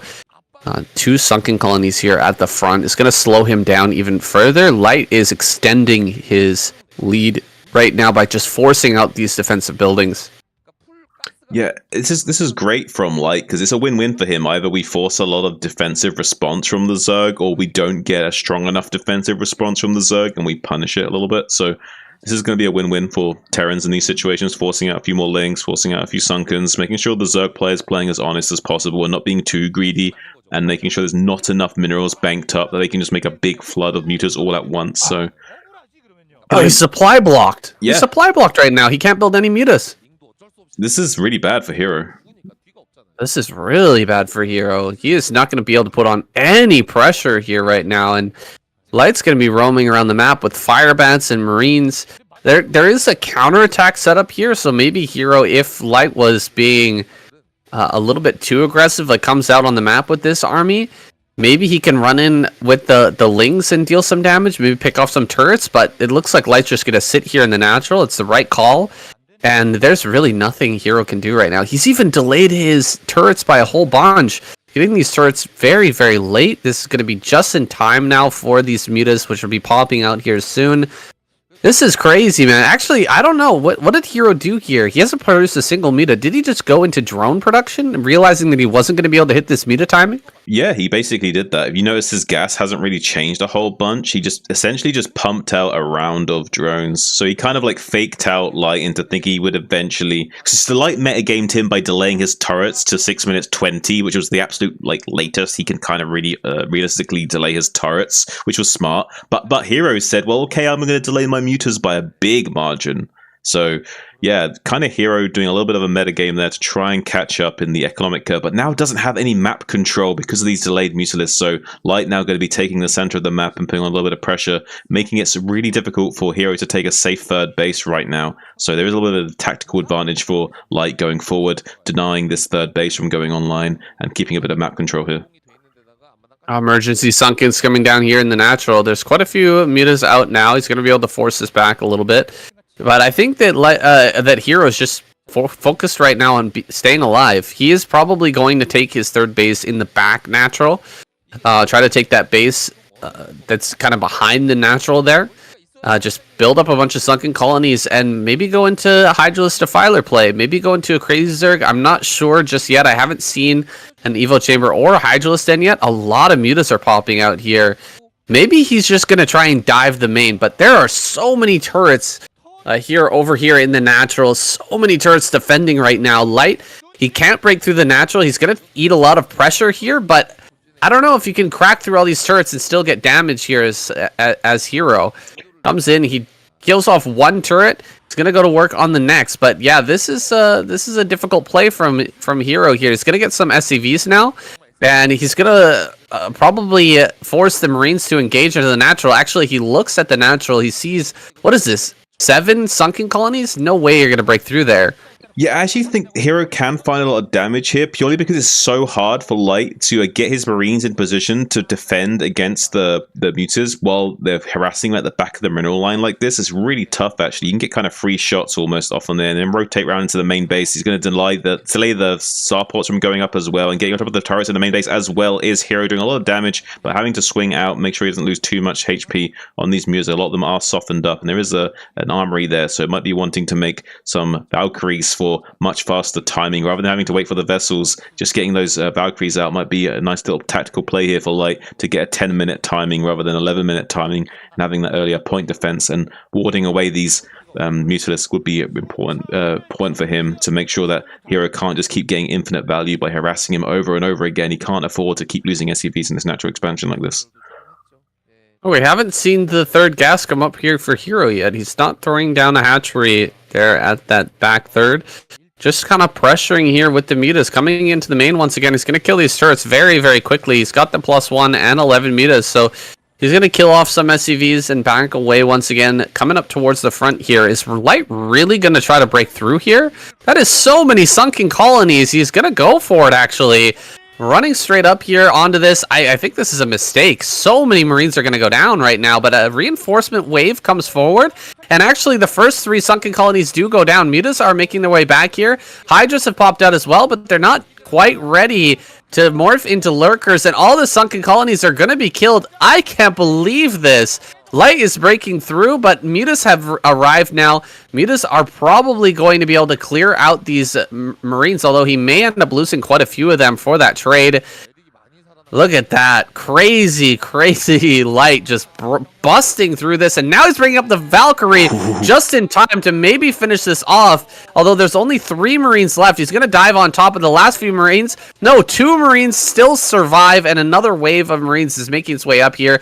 Lurkers are going to be morphed, but all the drones are going to end up going down. Plus, Overlords are being picked off right now. So it looks like Light has just barely managed to break this. Wow, Light's done it, I think. The Valkyrie's acting as point defense here, denying any value from these Mutalisks, and now going to be harassing the Overlords. A GG finally called from Hero. Has to tap out there. Unfortunately for him, not able to weather the storm from Light. Well, Light's playing so on fire today. I'm kind of worried for the Zerg lineup here. I'm not sure even who they would want to res at this point as well, unless Queen has a stellar game and then they'll want to res him. But yeah, I'm not even sure I would want to res Soma at this point of his performance, so I'm kind of scared for the Zergs here, so. Yeah, the Zerg lineup is looking a little flimsy now, with Light just trashing through everybody, smashing this lineup so thoroughly here. It felt like there was almost nothing that that the Hero could do there from start to finish. He controlled that game. Maybe that was partially just the map there, La Campanea, with that Marine being able to hop over the mineral patches. It's so powerful, so strong, so hard to deal with. Really handled pretty decently by a Hero, but still he ended up in a bad position, and Light just controlled him from then on. This is crazy. I think maybe Solki actually would be the one to bring out. He played a really great game against Light on Neosylphid. I think he could potentially take him down on another map, but we'll see who gets res here after Queen comes out. If he gets taken out by Light, that would be crazy. We've still got a full lineup here for Terran. Only Royal has been eliminated, so let's go on to our next game.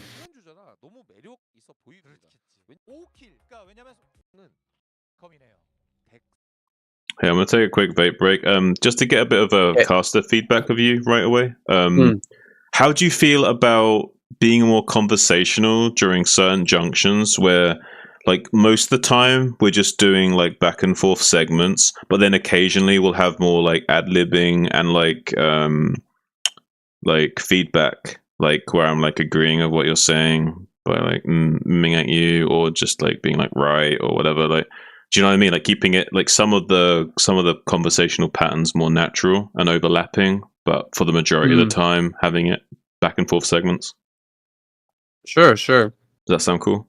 Like when we're not like shoutcasting action that's going on, right? Right. Yeah. And if action is happening, the only ad libs would be reaction ad libs, like wow, or like ooh, or like something like that. You know what I mean? That's right. Okay. Yeah, we can do that. Okay. And like, if we are reacting, I don't want you to feel like you have to stop talking. Do you know what I mean? Like if action's going on and I'm like, oh, the science vessel, you know, I don't want you to feel like you have to stop and let me talk, right? I'm just like adding something to your you know, your shoutcast, and then you continue on until you're done, and then I can come back in again. You know what I mean? Yeah. Because I feel like I don't want to cut you off, but I do want to say something, but it feels like I'm going to cut you off. Do you know what I mean? Yeah, I know what you mean. I guess vice versa as well. I could be able to do that for you as well, where maybe I'll mention one or two things and then let you keep going. But I'm trying to think, is there any way we can...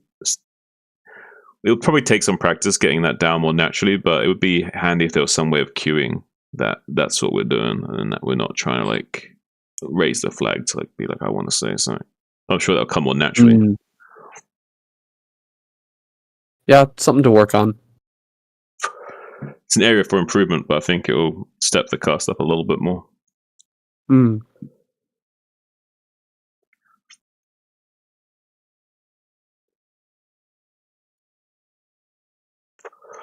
Is that we're going to see a 13cc, by the way? Maybe need to bring it back a little bit. Yeah. I'd rather you start it like closer to this time, like closer to 30 to a minute, so we don't see too much into the game. Yeah, that's better. Also gives you time to run your mouth at the start without it affecting any like, oh shit, something early happening. You know what I mean? Like all of a sudden, like doing like really fast racks or something. Like, you know what I mean? Right.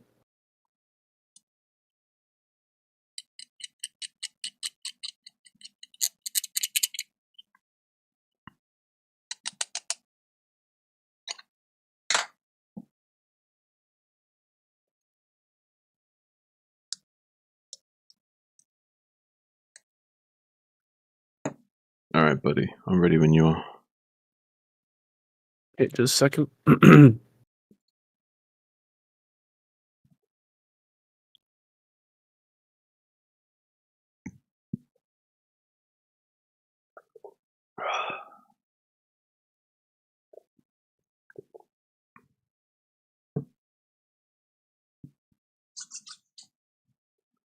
Playing the Space Invader map.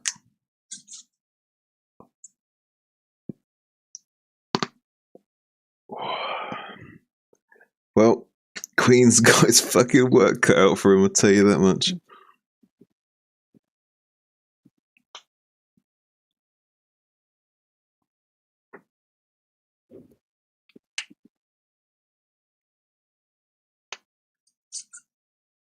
Oh, wait. Hey, saying? Is that in the bottom right? Is that saying that this map has had a win record of 5 Terran, 1 Zerg? So is that like a 5-to-1 win rate on TVZ on this map? Is that right? Holy shit! I wonder. Holy shit! Is that an accurate stat? I wonder. Yeah. Maybe that's just KCM or what?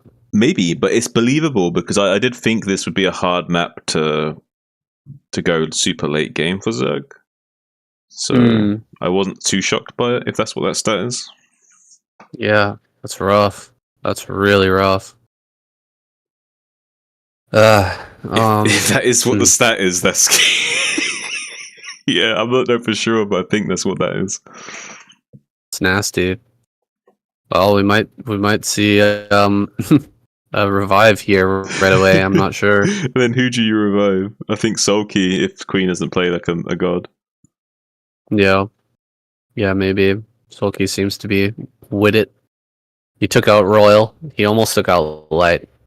Imagine how different this series would be right now if Sulky had beaten Light in that game. That game was so close.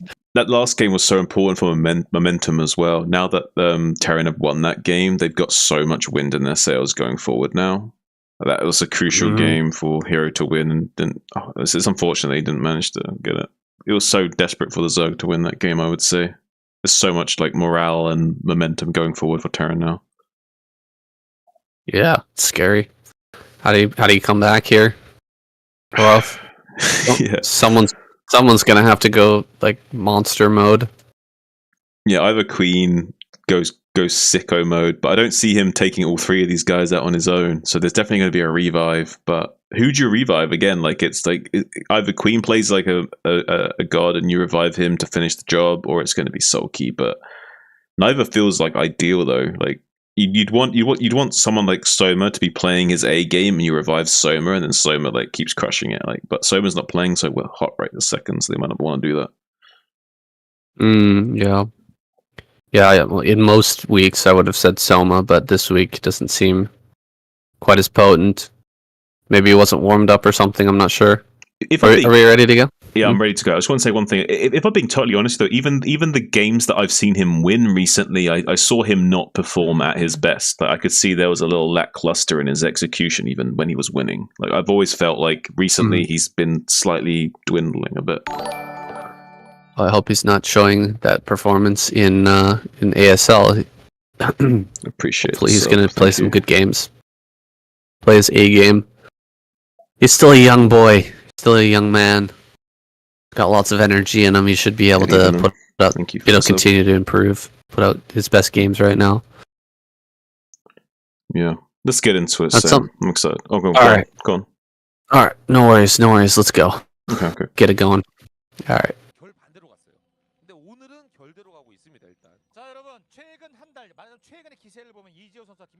Okay, Queen coming out here on Invader. Spawning down here in the bottom right. Light in the top left.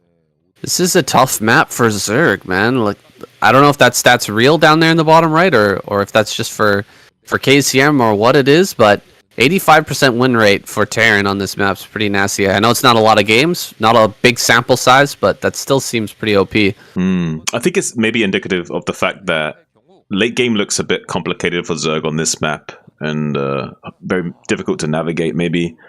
I'm sure there's a way of playing on it that Zerg could figure out, but honestly, you might just figure out more ways of exploiting the Zerg as well. So yeah, the map looks a bit strange for Zerg, I would say. I don't know how I would navigate this map very efficiently.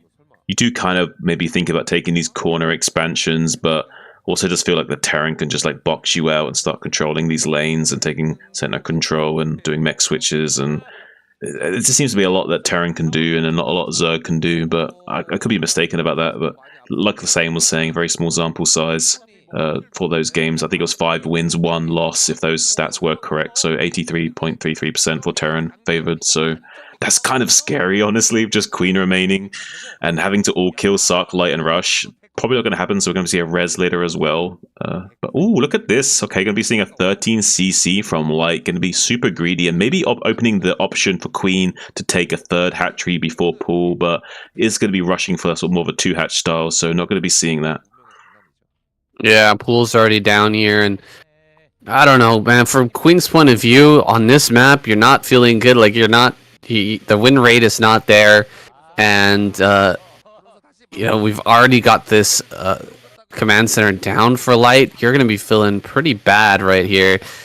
I don't know what we're actually gonna see from Queen. Like, what is he gonna bring out against this? Because no matter what it is, I think it's gonna be kind of overpowered by this early game economic engine of Light on this map. I think that potentially Hydraless Defiler could be strong because you can take. If you look the natural here, and then the base just above the natural, which has a high ground and a small ramp, so you can defend with Lurker. You can kind of get into 3 base, but you just can't take an easy 4th base here. Maybe the bottom left would be the choice, because there is that bit of a ramp, and it's very far away from any building or any position for the Terran. It's like really far out of the way. In order to attack that location, you really need to send forces a long distance down there. So maybe that's the plan here for Queen, but he's going to be starting from a deficit. It's not a good position. Bunkers up here. Naturals being really defended well by Light, and these links are not going to get any damage here. The idea was put on some sort of 2-hatch all-in Ling pressure or semi-all-in pressure, but unfortunately isn't able to fully commit to that, and also will be repelled quite nicely by this bunker. Although we're going to be setting up with the Lings behind the mineral fields to be a little bit annoying. Can actually attack one of the SCVs. from this position. Being a little bit annoying is Queen here, but he's still not finding too much damage. Going to be pulling off 2 SCVs from the line, basically. Now goes for the pounce on the SCVs to try and reduce some of their numbers. Does get 3 additional kills, maybe a 4th here. So if he can get this 4th SCV, it's actually a pretty nice kill. Gets the 5th as well. 5 SCP kills for those links is actually a really big deal. That's a really great trade for Queen. 5 SCVs, not bad at all, but these Marines are going to move out on the map. You know, if Queen was to make a follow-up set of Lings and actually kill this Marine force, he could be in a really, really good spot here. But I have the feeling he's just going to try to drone up, and without a sunken colony or anything at the front, he might end up taking damage to this. Light is checking out the main with the SCV. He sees some Lings are popping out here. He may just abandon this attack, fall back to the natural here, keep these Marines alive, and I think that's the right call. Oh my god, he's actually pushing forward. Is he going to push forward? A third base is going to come up on high ground here for Queen. He spots those Marines coming forward, and I think he's just going to produce a wave of Lings here and just probably crush these Marines. This could be really, really good for Queen here. There's going to be a small timing. He maybe just barely gets in here quick enough to kill a few of these drones, but good evacuation timing from Queen. Going to deny any damage from occurring, and then should have, like you say, those Lings hatching out momentarily to clean this up. But at the moment, the hatchery's being targeted down. The Lings instead running out to intercept some of the reinforcing Marines. Going to be catching those 2 Marines that are being supported by those 2 medics. Denying the medics getting down here is kind of crucial, but he also needs to make sure he can clean up these Bioforce just before he kills the hatchery. Now here comes the 6 Lings diving on top of those Marines to buy a little bit of time. Doesn't get any kills though, and Light's gonna kill the hatchery, Saiyan. Oh my god, the hatchery going down there. These Marines gonna kill the sunken colony as well. The drones are being pulled off the line, but we've got fire bats here to finish things off. Wow, Light god mode here in the finals of KCM, killing Queen as well, and taking out the entire Zerg squad. Unreal performance here from Light. Done so well. And we've only got 1 revive for Zerg. Who are they going to bring back? It's got to be Soul Key, right? We're going to find out here very, very soon.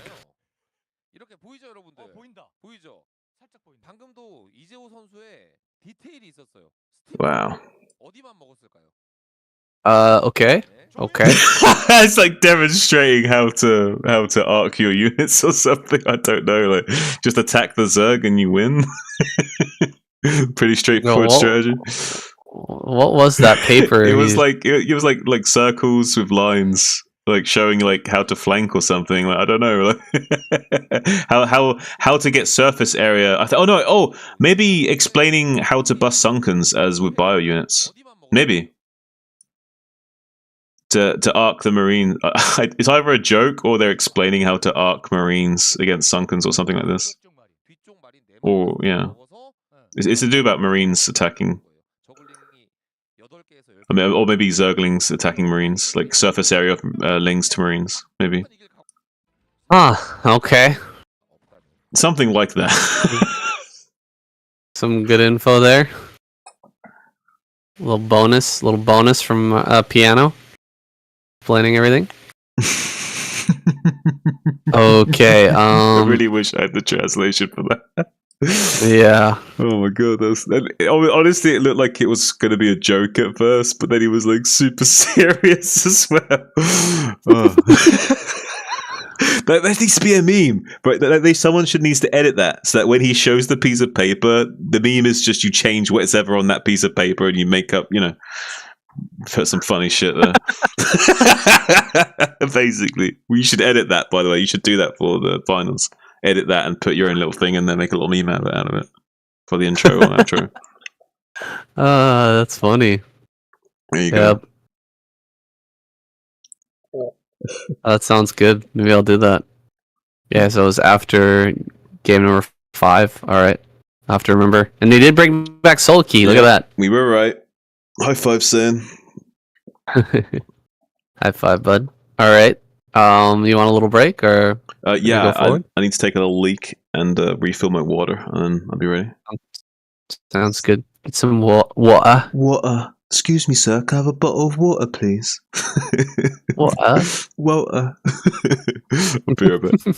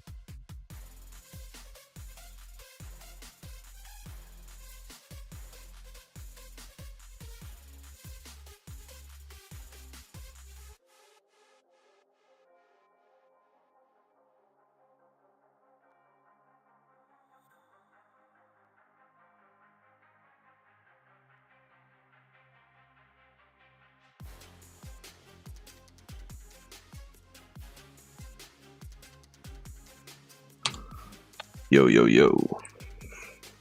Yo. I'm kind of worried this is going to be the last game. I won't spoil it for you. Please don't. Please don't. Whatever you do, don't do that. But I'm debating, do I want to have another vape now to enjoy this moment? Or do we just go into it and hope it's not the last game? Alright, I'm gonna have faith in my boys. Alright, I'm gonna have faith in you, Sulky. I have faith in you. You're gonna win this game, and I'm not gonna have a vape. And you're gonna win, and you're gonna control the bridges. You're not gonna let the Terran get in the middle too much. You got this. You got this, buddy. I believe in him. Alright, we're good. Let's do this. I believe. Alright. We believe.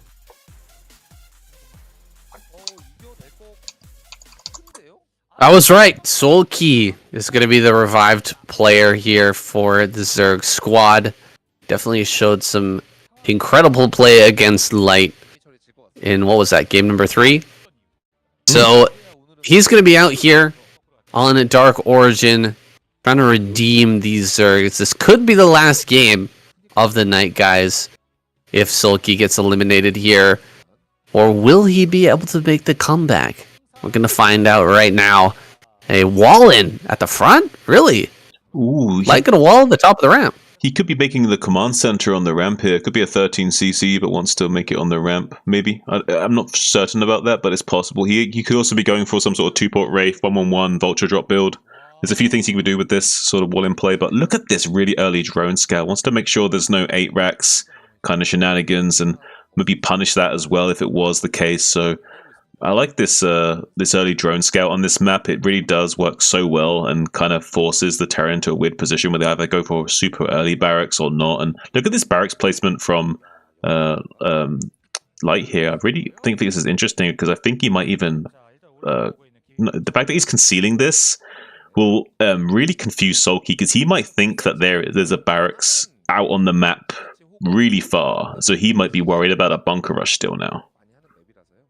Yeah, that's interesting. Is he going to come down here? Oh, God, he's so smart. He's going to come down here and see this. That's crazy.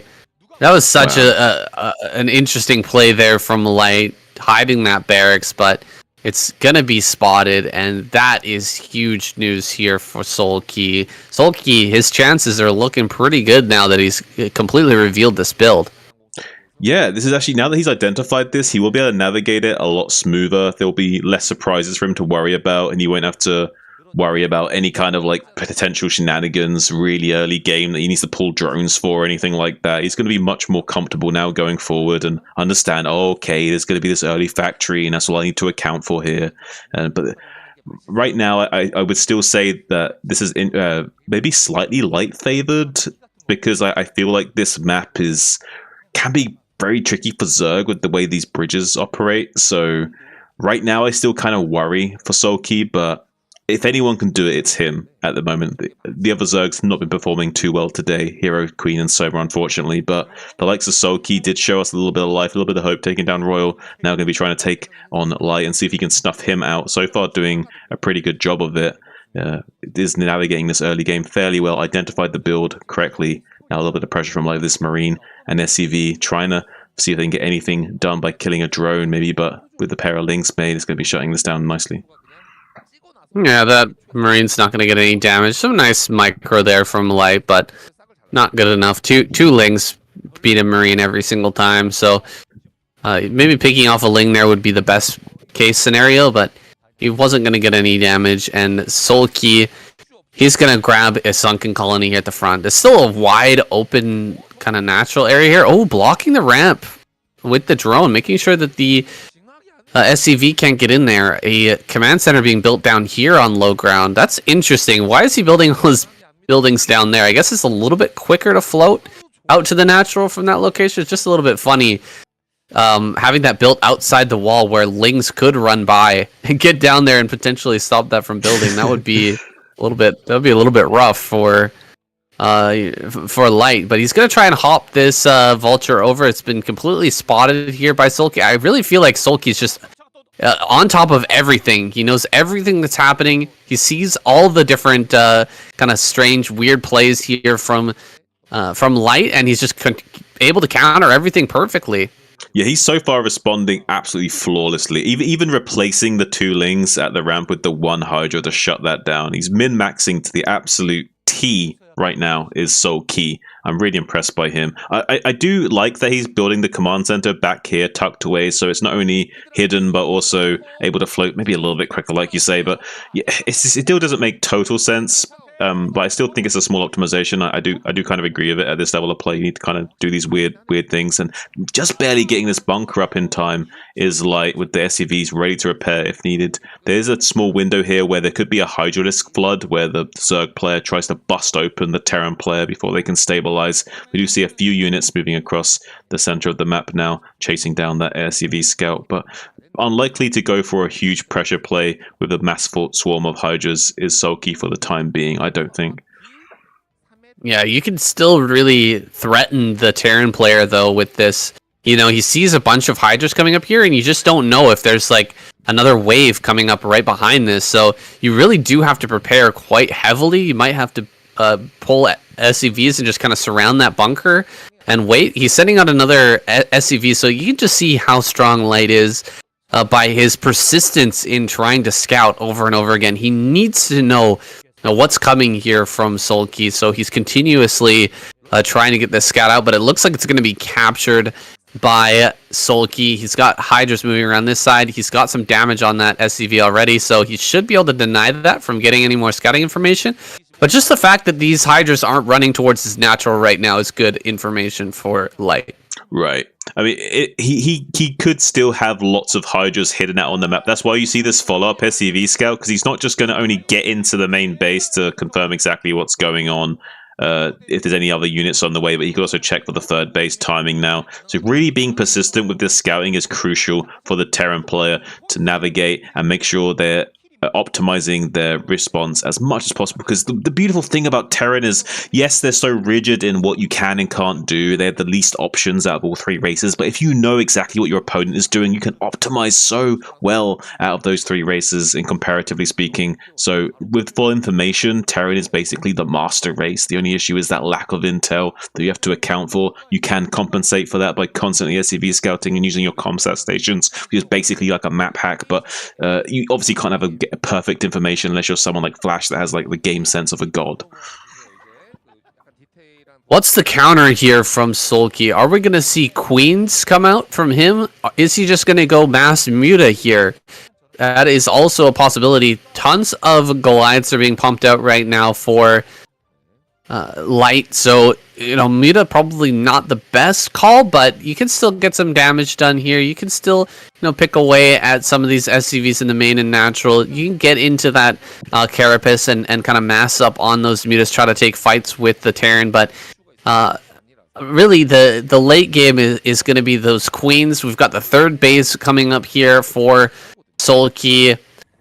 Perfect defense here for Light. Not going to get any damage done with these Mutas. I wonder if he's going to be questioning the decision here to go for that instead of just, taking more hatches, getting more drones out here a little earlier and really getting into those upgrades. That's what's really going to matter here when this Goliath play does come out. Now, we really need to see Sulky get in here and find out what Light is up to. Is he actually going to be building into upgrade mech? Is he going to be getting a starport and a science facility? That's a completely different scenario than if he's just going to grab a whole bunch of factories and try to do a timing attack with +1.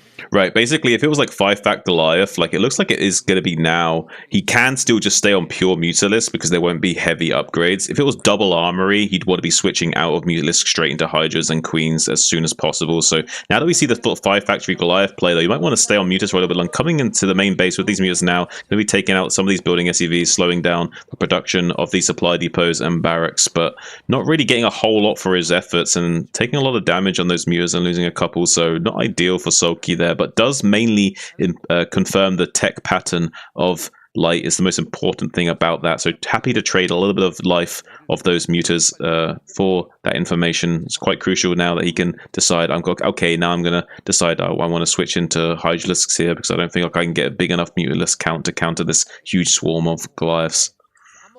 I'm a little surprised he's taking a 4th base right now. I love the burrow play.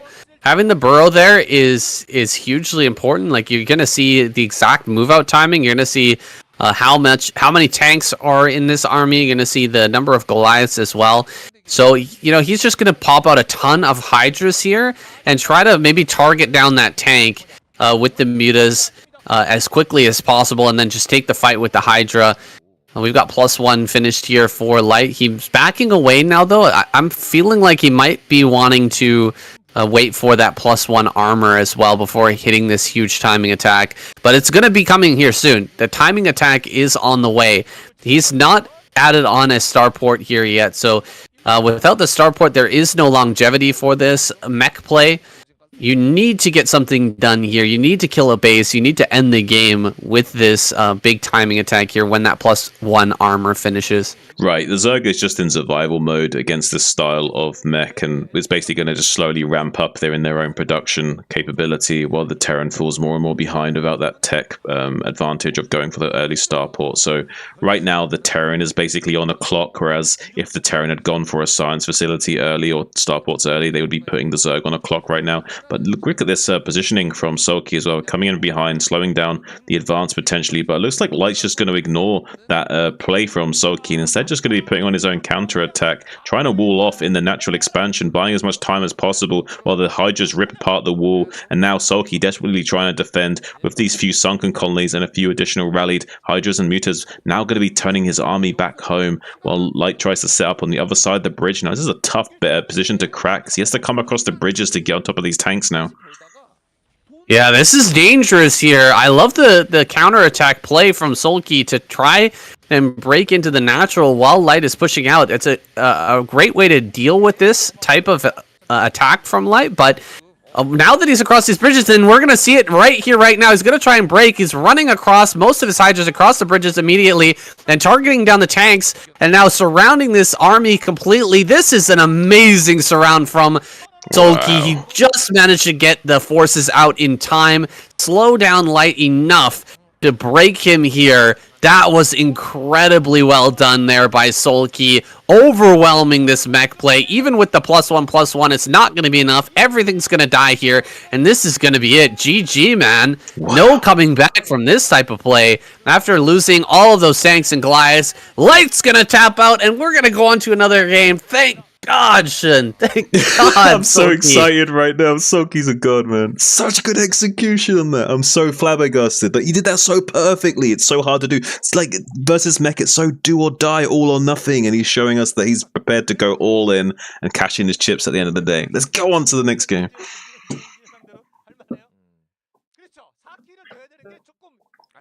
All right. Yes. So psyched, man. Fuck yeah.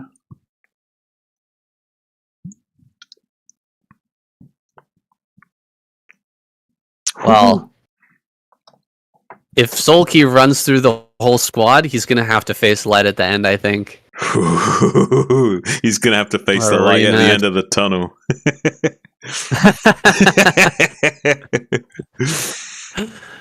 All right, Apocalypse is next. Are you ready? Oh, let me do my vape. Okay. Oh, it needs super long. Oh. I would be super stoked if Sulky just ran through everyone right now and then had to fight Light again at the end of the tunnel, and one of us can make that pun and we can feel very pleased with ourselves.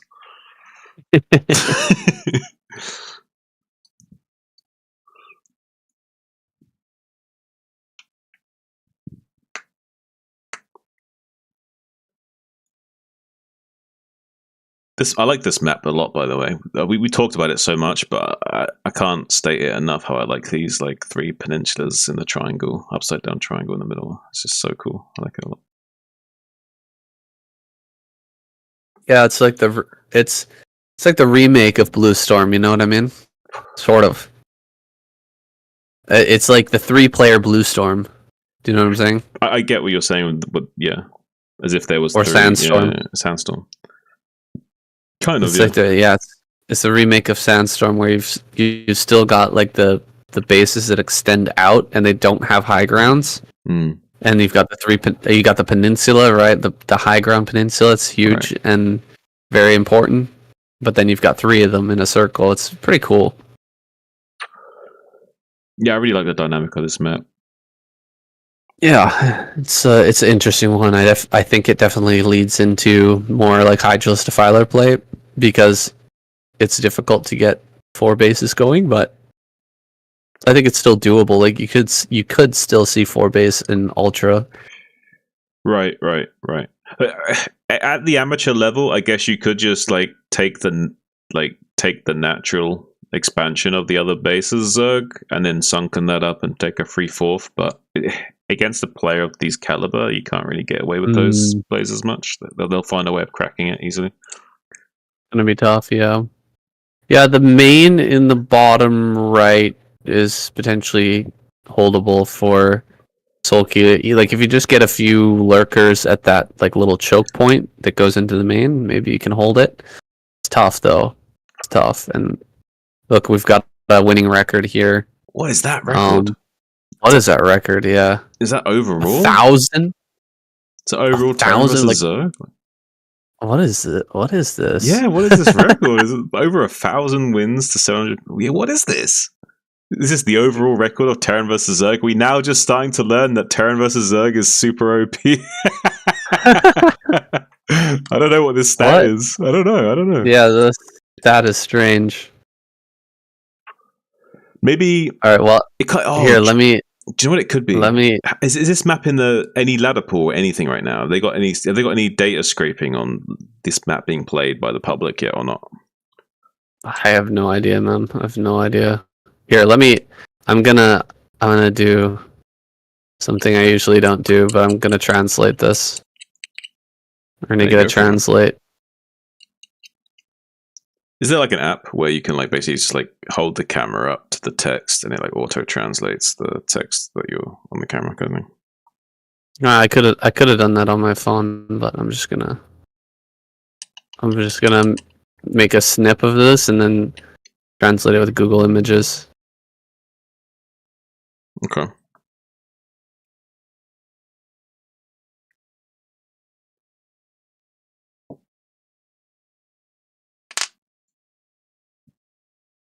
Okay, that doesn't make any sense. What does it say? What was it saying? the white text at the top says, "Sorry to bother you."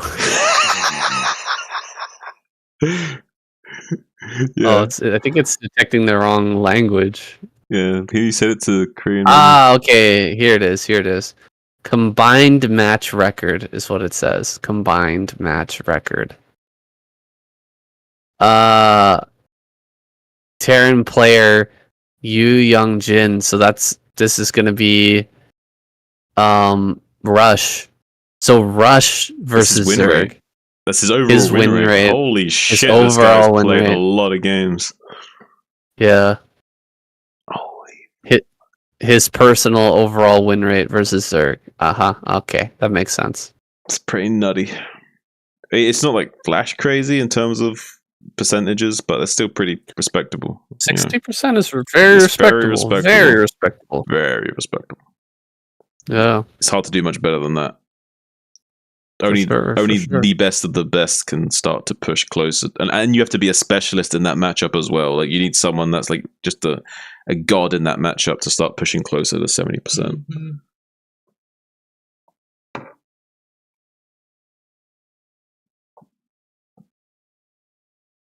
All right, buddy, you ready to get into it? Yeah, I'm ready. All right, let's do it. So funny. I was just looking at a comment here, and someone's commented on one of my videos like, "That's the bottom left, not right." Like, you know, when you're casting and you accidentally say bottom left, and it's, you know what I mean? Don't be silly saying you're not human that makes mistakes. You need to be perfect, like an AI. Was that really necessary to comment that? Yeah. I mean, I appreciate more comments, but like, I could just imagine someone like sitting there like staring at the screen, just waiting for you to make a mistake. Then they quickly type it out. Ha! Got you. You made this one mistake at this one time. I've taught you at the 10,000 words you said. You made this one mistake. You fool! Ha! Yeah, like watching, like, how could he possibly make that mistake? That's so stupid. He doesn't even know left and right. Oh my god! You know what I mean? A child knows this. What a dumbass. Oh my gosh. You don't know the struggle of fucking casting for hours at a time. Being on mic is not just so stupid. Anyway. You're eventually gonna say some stupid-ish. Yeah, I mean eventually you're gonna slip. It's just, I mean, everybody does it. Go watch Tastosis. They slip up all the time, you know. They say the wrong name, they say the wrong side, you know. They say the wrong unit name or whatever. It happens all the time. I'm sure they get the same comments though, like, you know, that's an armory, not an academy, you know, like something like that. You know what I mean? Yeah. I actually make that mistake quite a lot. I often say armory when I mean academy. I mean, they both begin with A. I'll give you that much. Yeah, they sound kind of similar. Yeah, yeah. But similar amount of syllables, end with Y as well. Yeah, okay. We'll see it. Are you ready? I'm ready. Let's go. I was born ready. Yeah, Sulky. Thank God for Sulky, man. Giving us an extended matchup here. I was so afraid that this was going to just end with Light ripping through the whole squad, but Light got a little fancy there in that last game. He tried to go for a mech build kind of out of his wheelhouse. He doesn't really go for mech very often and ends up getting punished pretty severely there. I didn't look close with that Hydralisk surround, completely destroying that army. And now we've got Rush here on Apocalypse to try and close things out for the Terran squad. But personally, I'm hoping that Sulky can bring us all the way to a final game. Oh, me too. I want Sulky to go all the way, but if he does go all the way, saying he's going to have to face against the light at the end of the tunnel. Yeah, the Terran tunnel. I'm sure that he's going to be revived there at the end. He's played so well today. Light definitely going to be that final boss at the end here if Solki manages to run through this squad. Now, we've got a 12 hatch here coming out of Solki. He's going to get the scout going right away here with the Overlord as well. He sees exactly where Rush is. He's going to be able to get over top of that wall. So things are looking good here for Solki so far. He's got the optimal build here, and he's got full scouting information. So that's a good sign for our Zergs right now. Oh yeah, if you could choose a game state for Sulky out of a bag, he would choose this every time. He'd be very happy with this game state, playing it over and over again. This is more or less what he wants to face. He wants to go 12 hatch and get away with it, which is what is going to happen. And he also doesn't want the Terran to get away with his own greed of going 14 CC or what have you. So this works out perfectly for Sulky, and going to be doing a good job of mineral optimizing his way to a very early small economic lead that he will then try and ramp up quite rapidly. He's so good as a macro player at just getting these small tiny economic edges and then finding his way into a huge amount of Mutalisks and Lings in the mid game to swallow up these Terran armies, and it's what he does best and what he's known for and what we like to watch as well. And if anyone can do it, it's Sulky. He's going to maybe have a chance here at taking it all the way. He's got Rush and then Sark and then Light again to face in the final boss battle if he does go all the way. But if anyone can do it, it's him. Sulky here getting a little bit of harassment from the Marine coming forward, trying to get a drone, but looks like he'll just have to back away for now. Not making the same mistake as last game, losing that first drone, or not making the same mistake as Light did in that last game, losing the first Marine there. Just going to put on that pressure as the Lings pop out. They're going to chase this SCV and also force the Marine to head back home. Setting up the Marines to the front here. I really like this for Rush. This is a play that we see a lot from players like Fantasy. Fantasy actually does this every single game where he keeps the SCV alive in the main. Oh, he's actually going to lose that. Ooh, nice moving shot there. Overlord might go down, though. Overlord just barely going to survive. Oh, that was very, very important that stays alive with just 11 HP. Keeping that as a factor here. Going to continue to scout, give that scouting information, and also not lead to a supply block here for Sulky, which could have been critical damage. Slowing down his drone saturation here as he goes into that 3-hatch play, but he keeps that alive. He sees that the Marines are here at the front now. He actually produced quite a few Lings, maybe in a bit of a panic. I'm not sure about that, but Lings are actually out here on the map, and we're just going to see a normal game from Sulky from here.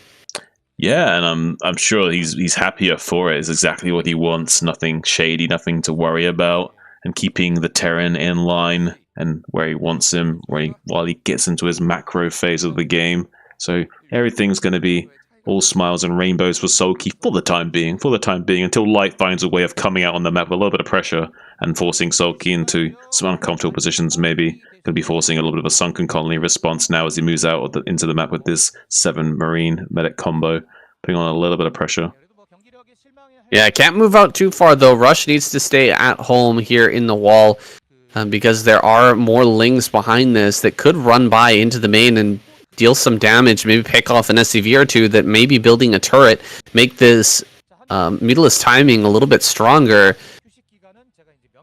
Sulky here about to start his Mutalisk production. We should have the turrets popping up here soon. We have comsats on the way. He's going to get that full information, that full scout of the Zerg main, find out that it is indeed Mutas, and start those turrets here soon. And where do you think that Sulky is going to take this third base out on the map? Is it going to be at that bottom center, or will he try to take the bottom right, maybe take the main? I think either the bottom right main. I would personally like to take the bottom right natural and try and be greedy and transition that into a 3/4 gas, but against someone of Rush's caliber, probably not the smartest of plays. So yeah, I would say maybe the bottom right main probably be the safest play here, but I'm not sure if that's optimal on this map for sure. Yeah, I don't think we're going to see Sulky overwhelm Rush right now. Rush very, very strong with his Marine medic control, especially in these early game situations. And his macro seems to be on point right now, so he's going to start to push forward here with his Marine medic.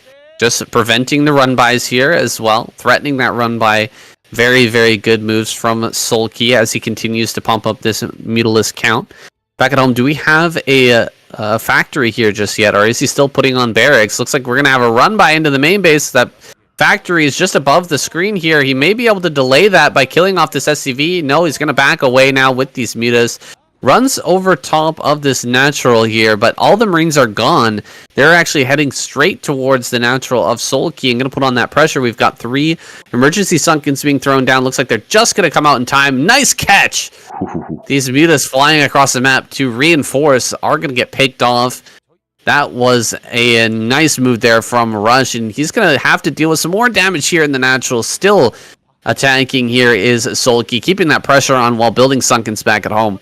Yeah, doing absolutely fantastic right now, Soki, and kind of really calling Rush's bluff as well. Like, Rush was like really adamant about going across the map, and it was really interesting. It was like a double bluff calling from both players. Rush kind of bluffed the attack, Soki called it, and Soki also bluffed back as well. That I'm really impressed by Soki's like temperament and composure here in this game, because it is a very dire situation. One small mistake and he's done for, and his whole team is just out of the finals. So every moment counts here for Soki. So he's going to have to play in his flow state and really try and combat anything that the Terrans can throw at him.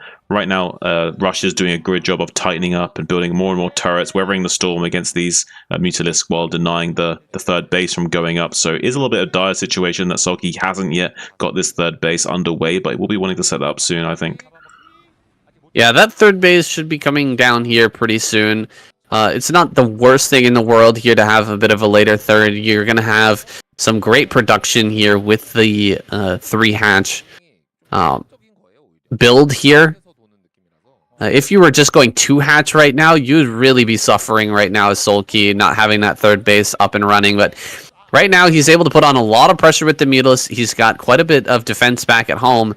And as Rush is forced out on the map here, he's going to put on that pressure to kind of get these Mutalisks out of his face. There is an opportunity for Sulky to kind of surround here with Lynx and Mutas and pick off this army, and that would give him a huge advantage in this game. The Marine Medic Force is looking very strong, though. That's a lot of Marines. They have the +1. They have a sufficient number of medics as well. So it will be very difficult to pick this off, especially with Rush moving back home now as the pressure gets relieved at that natural. The one thing we got going for us as Sulky is there's only like 4 medics here with this force, so it is a little bit light on medics, but there is so many bio units here that we need a big flood of Mutaling to be able to swallow it up whole. It looks like Sulky's like got his Lings in position to go for that, but right now the other mutas are elsewhere, so he isn't going to be able to get that maneuver off. Instead, going to be taking down some of these naked Marines in the Terran production line, try to be as annoying as possible to light. Without medic support, these Marines are very vulnerable, so that's why we like to be very careful in these situations and just hug your turrets as much as possible and just pray that the Zerg doesn't have enough of a flock to come in there and just ruin your days. But he's going to be also having these Valkyries coming out now, affording him a 10-minute push timing for point defense to help ward away these mutas. But right now, Sulky's setting up a pincer maneuver on these bio units. He wants to swallow them up, but he doesn't feel like maybe he has quite enough to do so. So maybe instead could be trying to intercept the rest of the Terran forces. But I think this is going to be in Russia's favor if he can join these armies in some way, shape, or form. Sulky needs to deal with these forces in piecemeal, one at a time, rather than letting them join right now. It's really bad news for him if Russ can get this whole army together. Yeah, the whole army is going to get together here, and it's very painful right now for Sulky, but he gets some lurkers down at the bottom right, and he has lurkers here at the natural, so I guess he holds on for now. These Valkyries are not going to be very good at helping him to break through this lurker line here, so we'll have to see a transition now from Rush, and with 3 bases, Sulky has secured his future, at least for the time being here. Yeah, and there is only 4 barracks. This is enough for Rush to come out on the map over and over again, but with only 4 barracks right now, there isn't too much of a chance of him breaking these lurker formations. He's just going to be playing a more of a standard game, but this big counter-attack could spell disaster for either player right now, as these Mutalings maybe get boxed in. But the Valkyrie's getting so much free damage on these mutas. It can go so badly for Sulky so quickly if he's not careful. The Lings also getting body blocked a little bit and cleaned up by these Bioforces, bleeding off quite a significant portion of his force forces there for free is Sulky. Unfortunately for him, losing a little bit too much there, but still doing okay in supply. 90 to 109, not the end of the world here. Ooh, the caster going into low graphics saying that accidentally for a moment.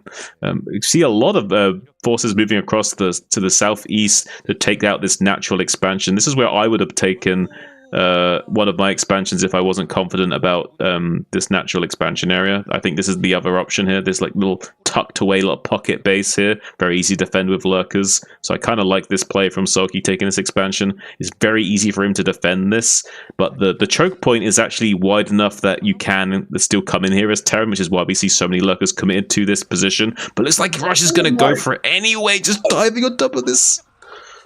No way. He just crushed that. Are you kidding me? Beautiful. That number of lurkers, 5 lurkers getting just blasted down here. But the lurkers here popping out of the Nidus are going to do quite a bit of work, and some links managed to pop out as well. So with this number of lurkers, maybe he can just barely hold on to this position. But that was crazy from Rush. Really wild. I wonder if there was a better like spread that Sulky could have had there to make that a little bit more defendable, but it felt like it was just unbreakable there. I can't believe Rush actually had the balls to try and to try and rush through there. That was crazy. Yeah, honestly, like one thing that made that work was that there's no range upgrades, so it's 3 shots to kill these Marines, and Rush knows that. So having the beautiful spread on the bio does give you just barely enough time to crush through these positions. If you have the spread set up and you execute flawlessly, you can do the unthinkable and break open these positions. But look at Rush going for it again. There is some Scourge to try and ward away these vessels and snipe that Valkyrie, but now the orange clouds of death have already started to become used for the Zerg player. Now it becomes a very untenable position for the Terran going forward to maintain any kind of hope at breaking through here without big counts of science vessels just raining down irradiates on these forces. 2-1 upgrades for Rush coming down forward with more and more Terran infantry units trying to reinforce these positions that he can now start to launch sieges from, and trying to put on pressure onto Sulky by irradiating anything he can and trying to get as much value as possible. But it's still a bit of a situation that he doesn't want to be in, because right now I would say it's slightly Sulky favored with how he's been able to get away with this third base without taking too much damage here. It's a scary moment there for Sulky, but he did manage to hang on. He's going to get into his upgrades now. He's got his macro hatches in the main rolling as well. Going to lose quite a few mutas over here. It is nice to keep those alive, as we saw before in his game versus Light. They can be very useful in picking off plagued vessels later on and also stopping drops. He's got a beautiful setup here in the main for anti-dropship play. Lots of lurkers here at the natural as well. A defiler popping out, so you know, no area that can actually be broken through at the moment. And maybe Sulky can push forward here and take this 4th gas. That would be a huge moment. He's already coming out here, pushing all of these Marines and medics back. There's the first plague of the game, getting one of these vessels and quite a few Marines as well. Not bad at all. And things are starting to look up here for Sulky as Rush moves to take a 3rd base as well and really pump up this army. He's adding on more factories. He's going to start to... Well, actually, this is a factory. That's right. He lost the factory, so he is going to have to rebuild that factory and maybe start to produce some tanks here. Maybe even go double factory, because this is going to become a bit difficult here when the 4th base comes up. Yeah, if Sulky can secure this 4th gas, it's going to be great for him. He does need to keep production of the Defilers non-stop and Dark Swarming over and over again to make sure he never gets broken here. And there is a possibility that there will be enough pressure from Rush that he will force a mistake and he will come in here and break open one of these expansions. But as long as Sulky doesn't make any of those errors, he's looking pretty well positioned to take this game. And in response to that, Rush is going to double expand and get 2 gas bases up right away to try and keep up with that production line. But there still is great news for Sulky coming out, putting on more pressure and keeping as much space for him to maneuver as possible. He needs to keep these lanes open so that he can keep this base coming up at 6 o'clock as safe as possible. He needs to be able to keep getting units over here to this right side. So many Marines going down right now to these lurkers positioned underneath this Dark Swarm. There's a nice big clump of science vessels just begging to be plagued as well. Sulky might be wanting to do that shortly. Right now at 100 supply to 150 of Rush. 2-1 upgrades for Terran. only just now starting to get these gases online, but now that he does have this additional gas available to him, we'll be able to make some more additional high-tier units. Lots of Firebats also in production. Wants to get underneath these Dark Swarms and really fight tooth and nail with Sulky here.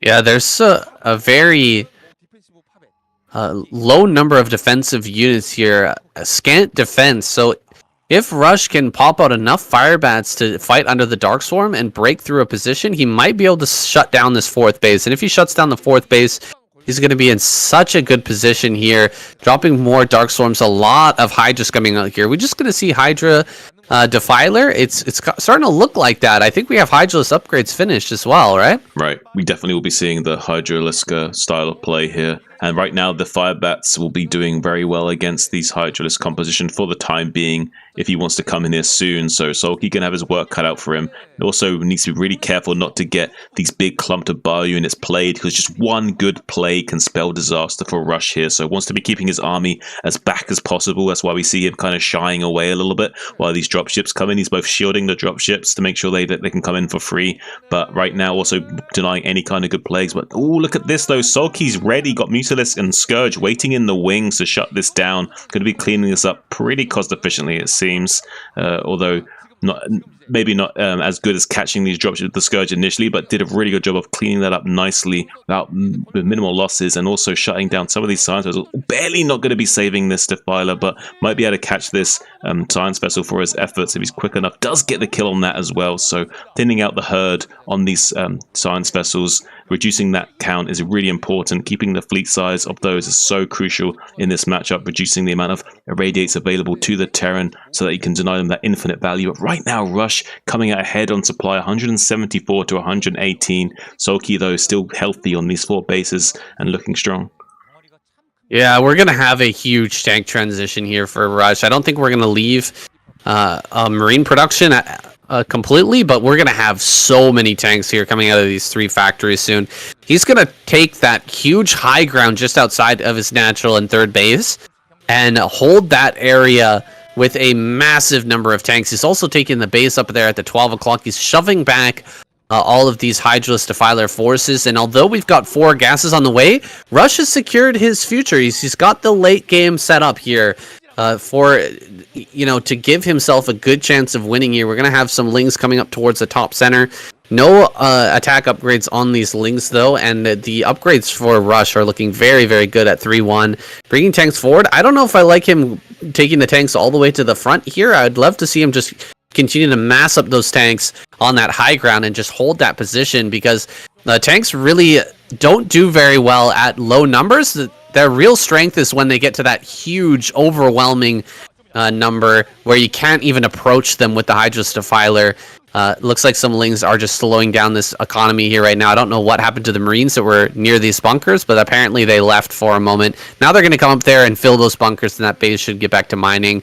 Rush looking to be in a great position here, though, filling up the center of the map with those tanks. Right, and you're absolutely correct about the tank situation, saying once you get to like 12 to 20 siege tanks, it just becomes such a crazy volley of damage you have to weather through just to get close to the tanks, and it becomes just too much to handle. And now we see a little attack from Sulky trying to get up onto this position of tanks on the western flank here, seeing if he can snipe some of these critical gas units off. Only gets 1 for his trouble and losing quite a few units himself, but even just reducing the tank count a little bit here is going to be really big news for Sulky. Killing 2-3 tanks here and there is going to be a big deal for him in preventing Rush from getting that critical tank count that we were talking about just now. And this is why this composition is so strong for Zergs, having these Hydralisks and Zerglings, these really cheap units that you can throw at the Terran to take out their more expensive units. And if they do stay bio, then even though they're being cost efficient, they're still not going to have the forces necessary to overwhelm your position. So far Sulky doing a great job of just cracking open Rush like a nut at the moment and taking out more and more tanks with these little tactical plays on the western peninsula. Really impressed by Sulky so far, so. Yeah, I'm not feeling as confident anymore for Rush here. He's lost quite a few tanks, just kind of willy-nilly here and there, kind of sending them out in a bit of a strange way here, allowing also not bringing his Marines forward to defend those tanks. He's lost quite a few of them. He's not gotten to that critical mass, and he's losing even more. Look at that. He lost 2 more tanks there on the left-hand side. He's not going to hit this critical mass. Nope. not only is he not going to hit that critical mass, Saiyan, but he's actually kind of like Sulky did like 2 birds with 1 stone. He also distracted Rush with that little link counter attack, kills a tank, and now has him completely with his pants down as he comes into this expansion area. Doesn't quite get the connection on those SCVs to the lurkers that maybe he'd like to clear up all the SCV train there, but coming in here and being super annoying with these forces, maybe getting the kill on this command center would be huge for him. Anyway, any damage he's doing to Rush is kind of crucial right now, because right now Sulky's kind of set up. He's got these 4 bases online. They will start to become mined out shortly, but as long as he can do any damage to Rush right now, he's going to be smiling happy, because Zerg mine out a lot slower than Terran. As we can see, Rush right now, he's mined out in his main, he's mined out in his natural, so he's still got a little bit of life in him for a few more moments now with these bases online. Has 4 bases worth of production just barely, whereas Rush doesn't. Rush has already mined out in 2 of those bases, so shutting down this mining in the top right is actually big news for him. He's taking out a lot of wind in the sails, and that command center is going to burn down at this rate. Yeah, that command center is going to burn, and Sulky just setting down 1 lurker under Darkstorm is going to hold back a Rush for a little bit here while he takes out the top right-hand corner. That base is critical for Rush right now. He needed to keep that alive, and it looks like it is going to end up going down here. Some Firebats making their way in from the left-hand side, but so many Hydras here to try and help out. He's already got 3-2 upgrades finished, or 2-3, either one. These lurkers going to kill the bunker here. Some vessels going down as well. Them being targeted by the Hydras as they fly over. It looks like Rush. Desperate rush over here to the top right-hand corner to keep that base alive. Another great plague on top of these vessels. Really nicely done there. Darkstorm should be coming down, but that's so many... Oh my gosh, that's so many Firebats. You don't even want a Darkstorm there because the Hydras aren't going to be able to do anything. Yeah, actually, Darkstorm would be a bit of a deficit to do something like that right now. You probably just want a Plague only when you've got this many Hydras and they've got this many Firebats. Plague is probably the way to go. Kind of a weird situation we find ourselves in. So he's going to be rotating around to the right-hand side, but put a little bit more pressure on this base. Going to be forcing Rush to respond and come in to defend this. He needs this base at all costs. Going to be sending these SCVs down to repair this bunker desperately, but that's going to be cracked open just barely. You see the Terran forces also making a counterattack to this 9 o'clock position, taking out this expansion here. Soki's now mined out in his main and his expansion, so it's kind of evened up the playing field with Rush, but needs to be getting this another base online. This has been shut down in doing so right now. I don't know why he took that base at 9 o'clock. I think he should be taking these bases on the right-hand side. I don't know why he's not feeling confident about holding this vertical axis on the eastern flank here. I feel like Soki should be double expanding over here right now, but isn't choosing not to do so. Instead, he's trying to get the Plague, but it's getting drilled by the SCVs. Does manage to get the Plague down finally, but not the kind of Plague he was hoping for. Couldn't quite close the distance quick enough, unfortunately for him. Is now currently even on supply, more or less. 120 to 125 is actually kind of favoring Sulky in these situations, but the fighters are so weird out in the middle of the map, it can really go badly for Zerg, so Sulky needs to desperately try and mobilize his forces and get close to this expansion on the right-hand side to shut it down. Yeah, if he shuts down this base over here, it's going to be just about lights out for Rush. Rush, he's stopped Zerg from taking another base for quite some time. We're already at 24 minutes, so the main and natural gas are mined out, but we don't need that much gas, really, truly. As Sulky in this position, having gas is going to be very important, but we don't need that much to produce Hydraling and a Defiler here or there. He clears out that attack as well. He's going to get up here on top of these Marines. He should be able to get a nice Plague there. Meanwhile, top right has been overwhelmed. Rush is going to lose that base, and I don't know if Rush has any hope left in this game. He's been kind of shut down. His tanks over and over again have just really not paid for themselves, continuously losing those throughout this game. He does have a fair number here to the left side of the screen, but not what he should be at. He should be at, like you said, like 12 to 20 tanks. Right. But losing them over and over again, he just doesn't have the critical mass. I don't think he can push through any of these positions. No, he's not going to just barely have enough. He's only got like 5 or so tanks here. It's just not enough. He needs at least 10 to 20 tanks to have any chance of just busting through this cost efficiently, and he's not going to be able to do so. Enough Lings are going to be flooding forward, taking out the front line 2 tanks. There's another couple of lurkers under Darkstorm here, cleaning out the GG called from Rush. Sulky starting to make his way through that tunnel, and he sees the light at the end of it, but he's ready to snuff it out.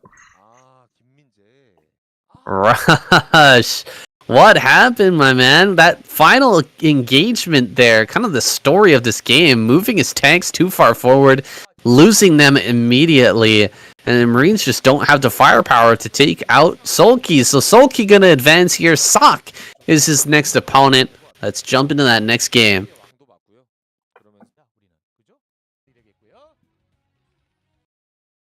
He could go all the way. Have a little faith. Sheesh. Sheesh. Have a little faith. What the heck, Rush? Like, what is he doing with his tanks, man? Being a sausage monkey, yeah.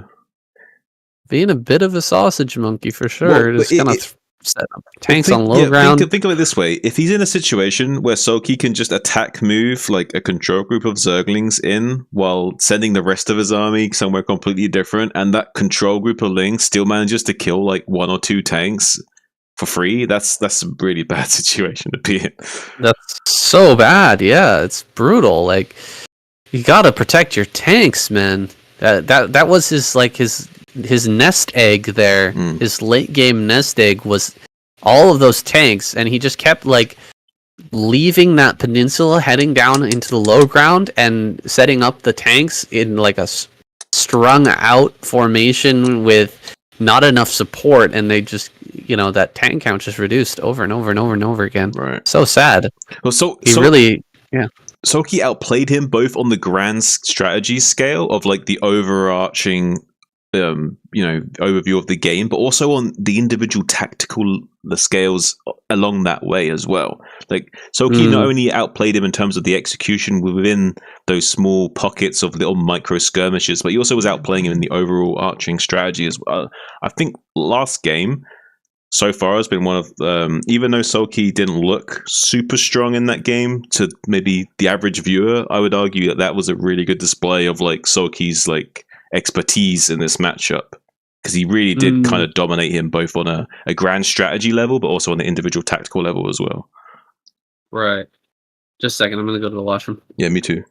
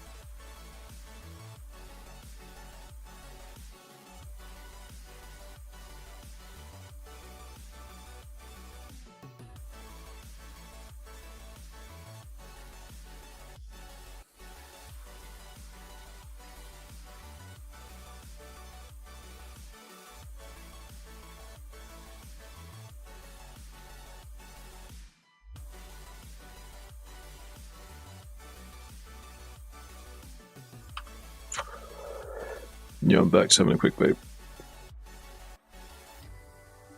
Hope you guys are enjoying the cast thus far.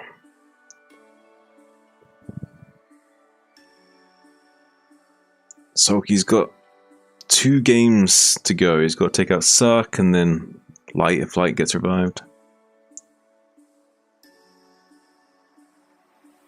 He can do it. He can take it all away. It's possible.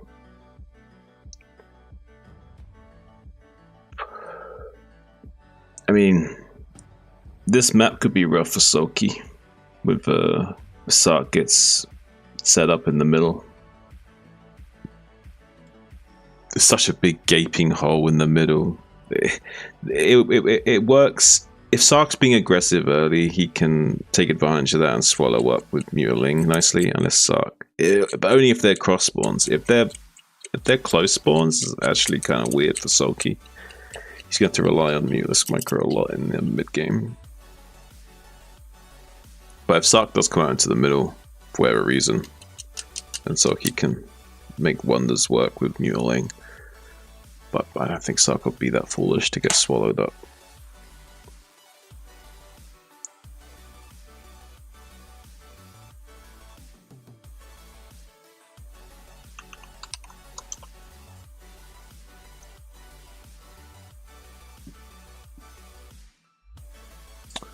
Retro is such a strange map for TVZ. It's mainly this big open middle that's so strange.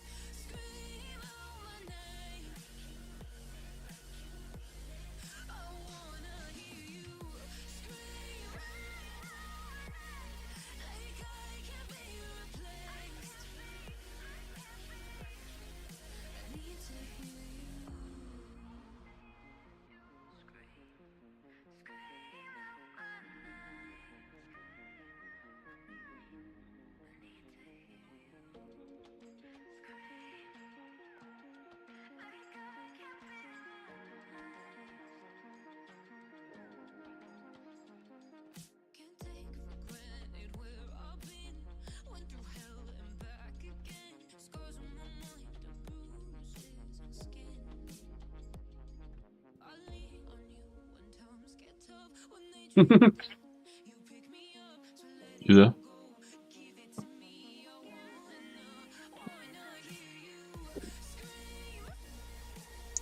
Saying Okay, yo. yo.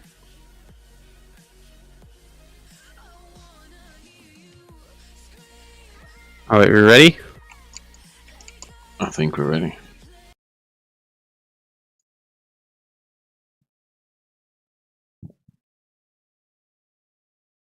추천 1000개 한번 넘어가 볼까요? 매니저님도 오늘 몇 개까지 오늘 이 정도 경기 시간이고 이 정도의 경기력은 여러 개 부탁을 좀 염치 없게도 부탁을 드려도 될 것 같네요. 오늘 마지막 한 달 동안 쉽니다. 정말 Alright, we're taking this to nearly the final game here. Match number 8. Gonna be Sak versus Sulky. 절반만 찍어주셔도 Sulky nearly just on the edge of making this comeback happen for Zerg. Just has a couple more turns to work his way through. Sak is a big obstacle standing in his way right now, though, here on Retro. What is Sak going to pull out? This man has been so creative and innovative in this matchup and in KCM this season.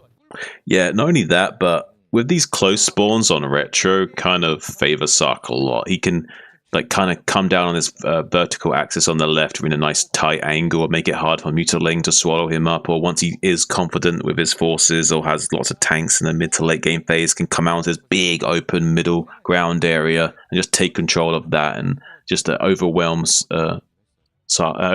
Sulky here by not allowing him to come out onto the map. So both things could go really Sark's way here, especially with this vertical spawn positions. So I kind of like Sark's chances.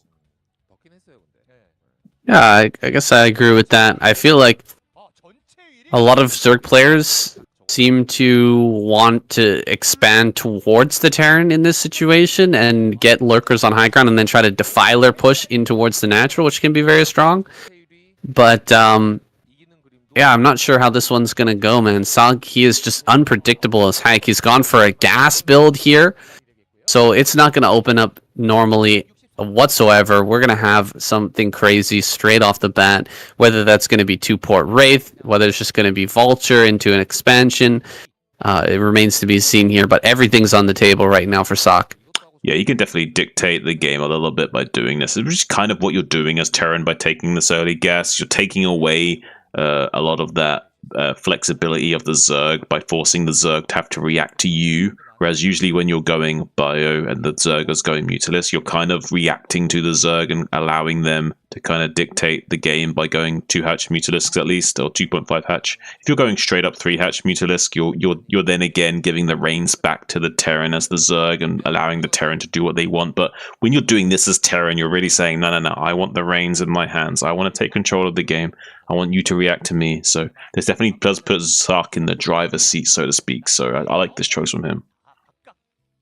Yeah, and he's gonna just scout with one SCV here. He's got a nice tight position with the Marine in between the refinery here and the factory. So he's gonna be feeling nice and safe with the Vulture popping out here soon. No Ling attack is gonna deal any damage to him, and you know he's gonna scout this Zerg player kind of at the very end here. I guess he didn't scout top right. He just sent cross map, and now he's gonna check the bottom left. And he will find Sulky here soon, but you know, Sulky, he's got his natural up already. He's got a sunken colony in position. He's well defended. Looks like a 1-1-1 build is going to be the choice for Sock. Yeah, and with this 1-1-1 build choice, there is a small window of choice here from Sulky where he could go for a little bit of a Ling flood and try and go for a 2-hatch all-in Ling play and really catch Sark off guard and overwhelm him, since 1-1-1 is such a flimsy build order with such few units at its disposal to defend against those kind of plays. But we're actually not going to see anything like that from Sulky, most likely. Sulky's not the kind of guy to go for those kinds of plays. It would be the exact reason why he should go for a kind of play like that to catch Sark off guard, but I really doubt he will go for something like this. So unfortunately, we'll probably just see like a transition into a normal 2.5 hatch style into Mutaling in the mid-game phase, and maybe a Valkyrie build from Sark here would be maybe optimal. Valkyrie build can be strong. It's also possible to go straight up into Science Vessel here, although it can be a little bit difficult to defend because Sulky, if he sniffs out that you're going for a quick vessel, he can just bring, you know, 4 Scourge with his mutas, his initial mutas, and even if you've got a bunch of turrets there, he can just dive on top of that, kill your first vessel, and then things get really, really difficult for the Terran player. One Wraith going to come across the map here. This is completely normal. We're going to lose a couple of Overlords here, of course, but you know, acceptable losses for Sulky right now. Acceptable losses, but he's actually going to be doing that 2-port Wraith build that we've seen before, where he kind of gets the expansion after the 1-1-1, then gets the delayed 2-port Wraith. This is the kind of style I really like seeing from before, and it's like Sulky going to try and desperately save some of the lives of these drones by turning them into creep colonies momentarily while he buys time that he can start dealing with these Wraiths. But if he doesn't anticipate these 2-port Wraiths from, he gets the kill on that drone as well, and if he gets the Overlord and this other drone, this is, he gets the creep colony again. This is kind of crazy what we're seeing right now. Sulky spending a lot of money trying to keep these drones alive, desperately trying to hang on for dear life for his economy. He's so desperate to maintain any kind of economic prowess in this situation. Doesn't want to lose too many drones. You will not be like being behind in economies. One of his biggest strengths is his eco macro play, and having any kind of damage to that really does frustrate him in the early game phases. So right now, though, Sark going to be banking up those Wraiths while getting Cloak, and if Sulky doesn't anticipate this, and he could get overwhelmed very quickly here. Oh, this is hugely important right now. We're going to have Cloak finishing up here in a second, and if Sulky moves all the way across the map, doesn't have any Overlords out here, this is the closest Overlord he has. If he comes in here with his mutas and then the Cloak Wraiths come in and just run down these mutas across the map, he's going to lose so much. He's going to lose so much here. Cloak is done. Here we go. He's going to come flying in. Oh, actually a lot of Lings with this, so he's going to kill this bunker really, really quickly. There's the Cloak, but the Wraiths actually have to stay here and fight the Lings. They can't actually chase down these mutas here. He would just lose too much. So that's Wow. actually a huge moment for Sulky. I actually kind of like this. Yeah, the Lings kind of force this situation where if you chase the Mutas down, you might just lose to the Lings. So the Lings are kind of like an insurance policy. Well, if he does have cloaked wraiths, then at least I have these Lings here to buy me some time to get the hell out of here. So I really like this play from Sulky. Yeah, that worked out very, very well. And now Sulky has the big Muta count. He can get into Overlord speed here quickly so that he can actually attack the Terran player right now. He doesn't have a third base up just yet, but he's putting on a lot of pressure here. He's forcing out a ton of turrets. We're going to have another bunker coming up.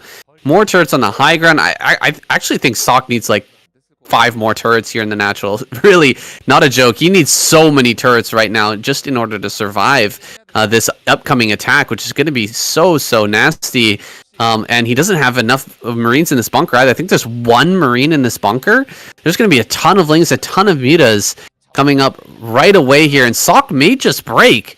Your Sock is falling victim to a lot of Terran's mistakes where they have a lot of wraiths, so they feel very safe and confident, but you do need to make sure you've got just barely enough turrets to act as point defense and time-saving devices to not allow you to get overwhelmed too soon. Only has 2 turrets, is getting a third, but now here comes Sulky getting on top of the cloaked wraiths. Lings coming in for the surround as well, going to be doing a run-by into the main base, getting on top of the turret positions, and going to get on top of the Terran production. Has some overlords with speed here to clean up the wraiths as well. There is a vessel, but nowhere near having irradiate energy. Going to be another 30 or so seconds before that comes relevant. Now only 3 wraiths remaining, getting sniped down to 2 in the main base. Now swinging back around into the natural expansion, getting on top of the vessel is Sulky, taking down that vessel. Beautiful play from Sulky. The 53s applied to 46 on top of the Terran production. Now not a situation you want to be in as a Terran player here, saying this is looking bad for Suck. Yeah, the Lings did so much work there, picking off the turrets, and now it's going to jump here on top of the turrets in the main, just finishing off those wraiths as well. It was a great move as well, bringing the Lings into the main and forcing the wraiths to respond, and then diving upon them as they went through the main base, and actually keeps this last wraith alive. He's going to start to kill some of these overlords, but the Mutas are just going to swing back around, finish off that last wraith, kill this last turret, and that should be it. The main is completely broken here. More Lings are going to be rallied forward to finish off that bunker at the front and sort of take the, or just deal the final blow here. Oh, right on top of this vessel as well. He's going to get it? Is he going to get it? Oh my god. Skirts are so dumb. He actually does get it though. Yeah, even though they're so dumb, he still just barely gets it. Gets on top of the SCV, building that turret behind the middle line as well. Sulky's done it. Sock says GG. We're at the end of the tunnel. The light is there. Can he snuff it out, saying? The Terran tunnel was long and dangerous, but Sulky has made it to the end. Light's going to be brought back. No question. No question in my mind that Light will be revived here. Can he take down Sulky and end his spree here? We're going to have an amazing rematch on our hands. 1-1 is the score here between Light and Sulky. Who's going to take it all home for their race? We're about to find out.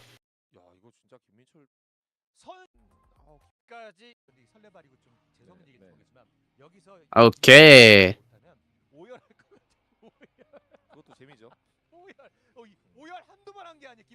Are you ready? Are we taking a break? Need a little smoke?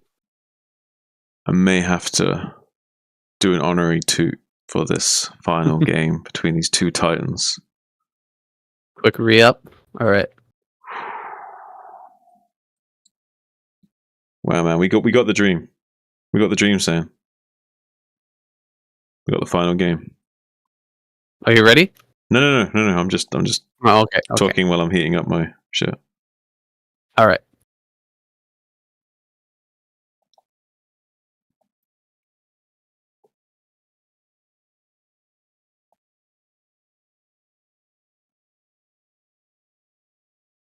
What's your prediction, Sam? I don't know, man. This is going to be insane. This is going to be an amazing match. It all comes down to the best of 3 between Light and Sulky. Isn't that amazing? Yeah. It's legendary. They're both such legendary players, and they've been around for so long. Like, Oh, like Sulky was one of like the few Zergs that were actually like giving people like fantasy a run for their money back in the day. You know what I mean? Like they've been around the block, man. As Sulky coming back from StarCraft 2, probably one of the best things that's happened to Zerg in the modern era.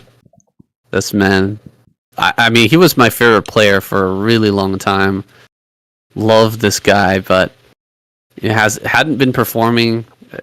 Getting to the end stages of ASL for a while, but just looking so good right now, man. So good.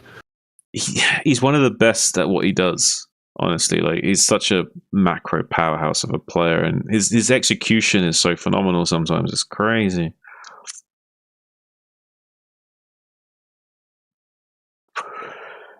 What's exciting is how much experience these players have. Like they've been in situations where we can struggle to make sense of the situation, but they've seen it at least like 100 times, maybe. You know what I mean? Like it's crazy the amount of experience they can draw on in these intense situations where most people would crumble under the pressure, but they've played so many games over the years that they've been playing this fucking the hardest game that was ever made, and they've got so much wealth of knowledge to draw on that they can keep cool under pressure and still like find their way of like min-maxing and metagaming their way to victory, even in these crazy situations that we can struggle to make sense of.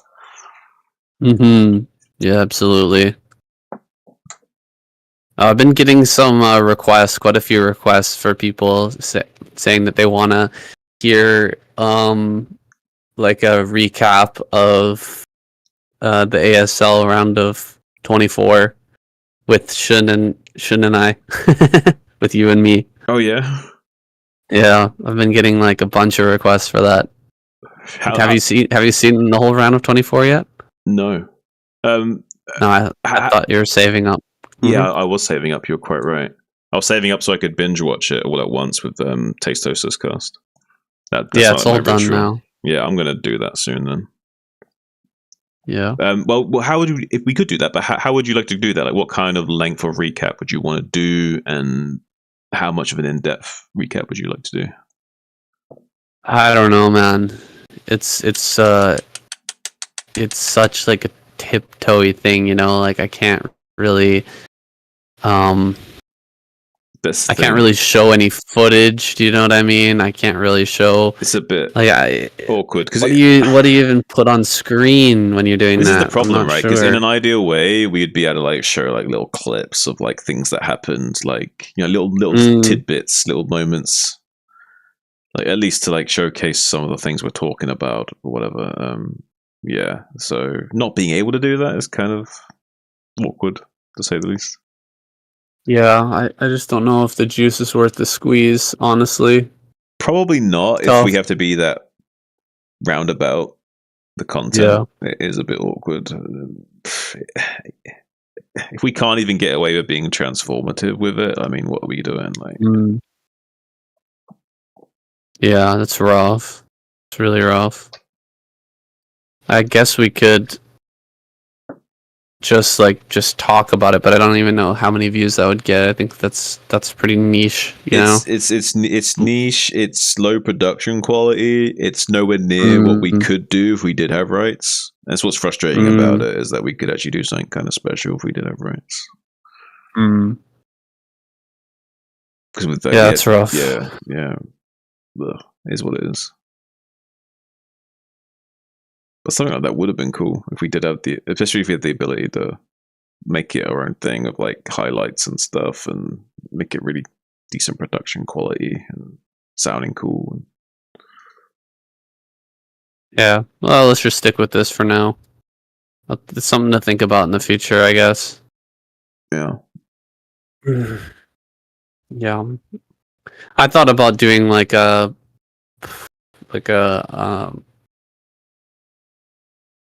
accompanied podcast, or what would you call it? Like a podcast where people can just listen to me and watch the ASL. You know what I mean? Like watch party, you mean, or what? Like I would do a cast and it would just be my voice, and then they would watch the ASL, and then listen to my voice, but it's like, man, that's so much work to get that all set up and get it together. And you've got the Tastosis cast. You've already got all these other casters who are doing it with rights. You know what I mean? Yeah, you're up against like they can... honestly, like that's bad. You can't really compete with their market share, like at all. Like no, you'd be coming in at so like hard. 10% in best case scenario. Like there's like no way you could even remotely come close to that. It's like, why would you watch my cast of it when you can't even see the game? Like you have to watch it separately when you could watch it with these other famous. You'd probably have a few like loyal people that would, but yeah, like not many, not many, unfortunately. Oh well. We're just gonna keep doing our thing. We'll find other ways to get more content going in the future. And I might start working towards doing some editing and throwing out some stuff on my channel as well and getting that going a bit more. Sounds good. But for now, are you ready to finish the series? I'm ready. All right, let's go.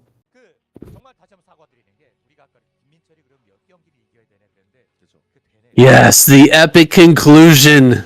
I'm rubbing my hands together right now in anticipation. Light versus Soulkey. The end of this best of 3. Nothing else matters except for this one game here on Apocalypse. Got Soulkey at the top center, Light at the bottom right. How is it going to go here? I cannot wait to find out. Light, I think he's going to play a little bit more standard here, though, after losing that one game versus Soulkey earlier when he tried to go mech. Yeah, I think so. I think that would be the wise choice here from Light. And we have seen Light kind of blunder a lot when he does try and go for these like very specific timing attacks that are a bit more unorthodox from his usual wheelhouse of play. So he might want to not take any chances with this. But we are going to be seeing a little bit of a fast barracks being placed down in the wall area. So definitely still wants to wall in and be safe. And I can't blame him. If you can wall in, I think you should, as Terran, generally speaking, especially in the modern meta. A lot of Terrans maybe would disagree and say like they like to just play more cookie cutter and just like, you know, play that sort of one racks expand way of thinking and keep it always making their barracks in the main base. And I think that this is good for when you're just wanting to be able to play and have fun and not worry too much. But if you really want to get good at the game, I think you have to start thinking about these more optimized ways of playing. Saiyan, do you not agree? I feel like the only downside to getting the barracks at the front here and starting the wall initially is that you can die to an early Ling attack, right? If they went for like a 6 pool here, that's like an instant loss, right? Because you just don't have the barracks in your main base can be protected by your SCVs. You know, if you defend your barracks with a bunch of SCVs, they can run by into your main, and then the follow-up Lings can just kill your barracks, like, or kill your Marine as it pops out. It's a rough situation, and it would end up getting a loss. But you know, Light, he doesn't really have to worry about that type of thing here. Coming from Soulkey doesn't have that reputation, and honestly, I think that would be a disappointment to see someone like Soulkey try to go 6 pool here against Light. We're going to see an epic game, I think, pretty much no matter what.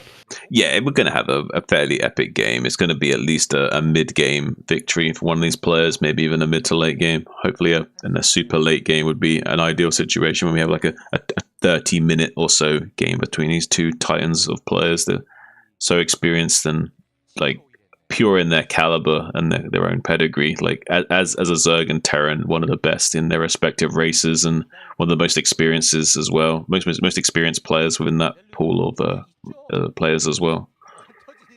Yeah, absolutely. And I want to see actually Soulkey bring out the same strategies they did against Rush on this map. I think it was really powerful and it looked very difficult to deal with. But on the side of Light, I want to see him bring out the same build as what Rush did and try to show us how like better control of tanks can, you know, dominate this map. We've got these big high grounds all around.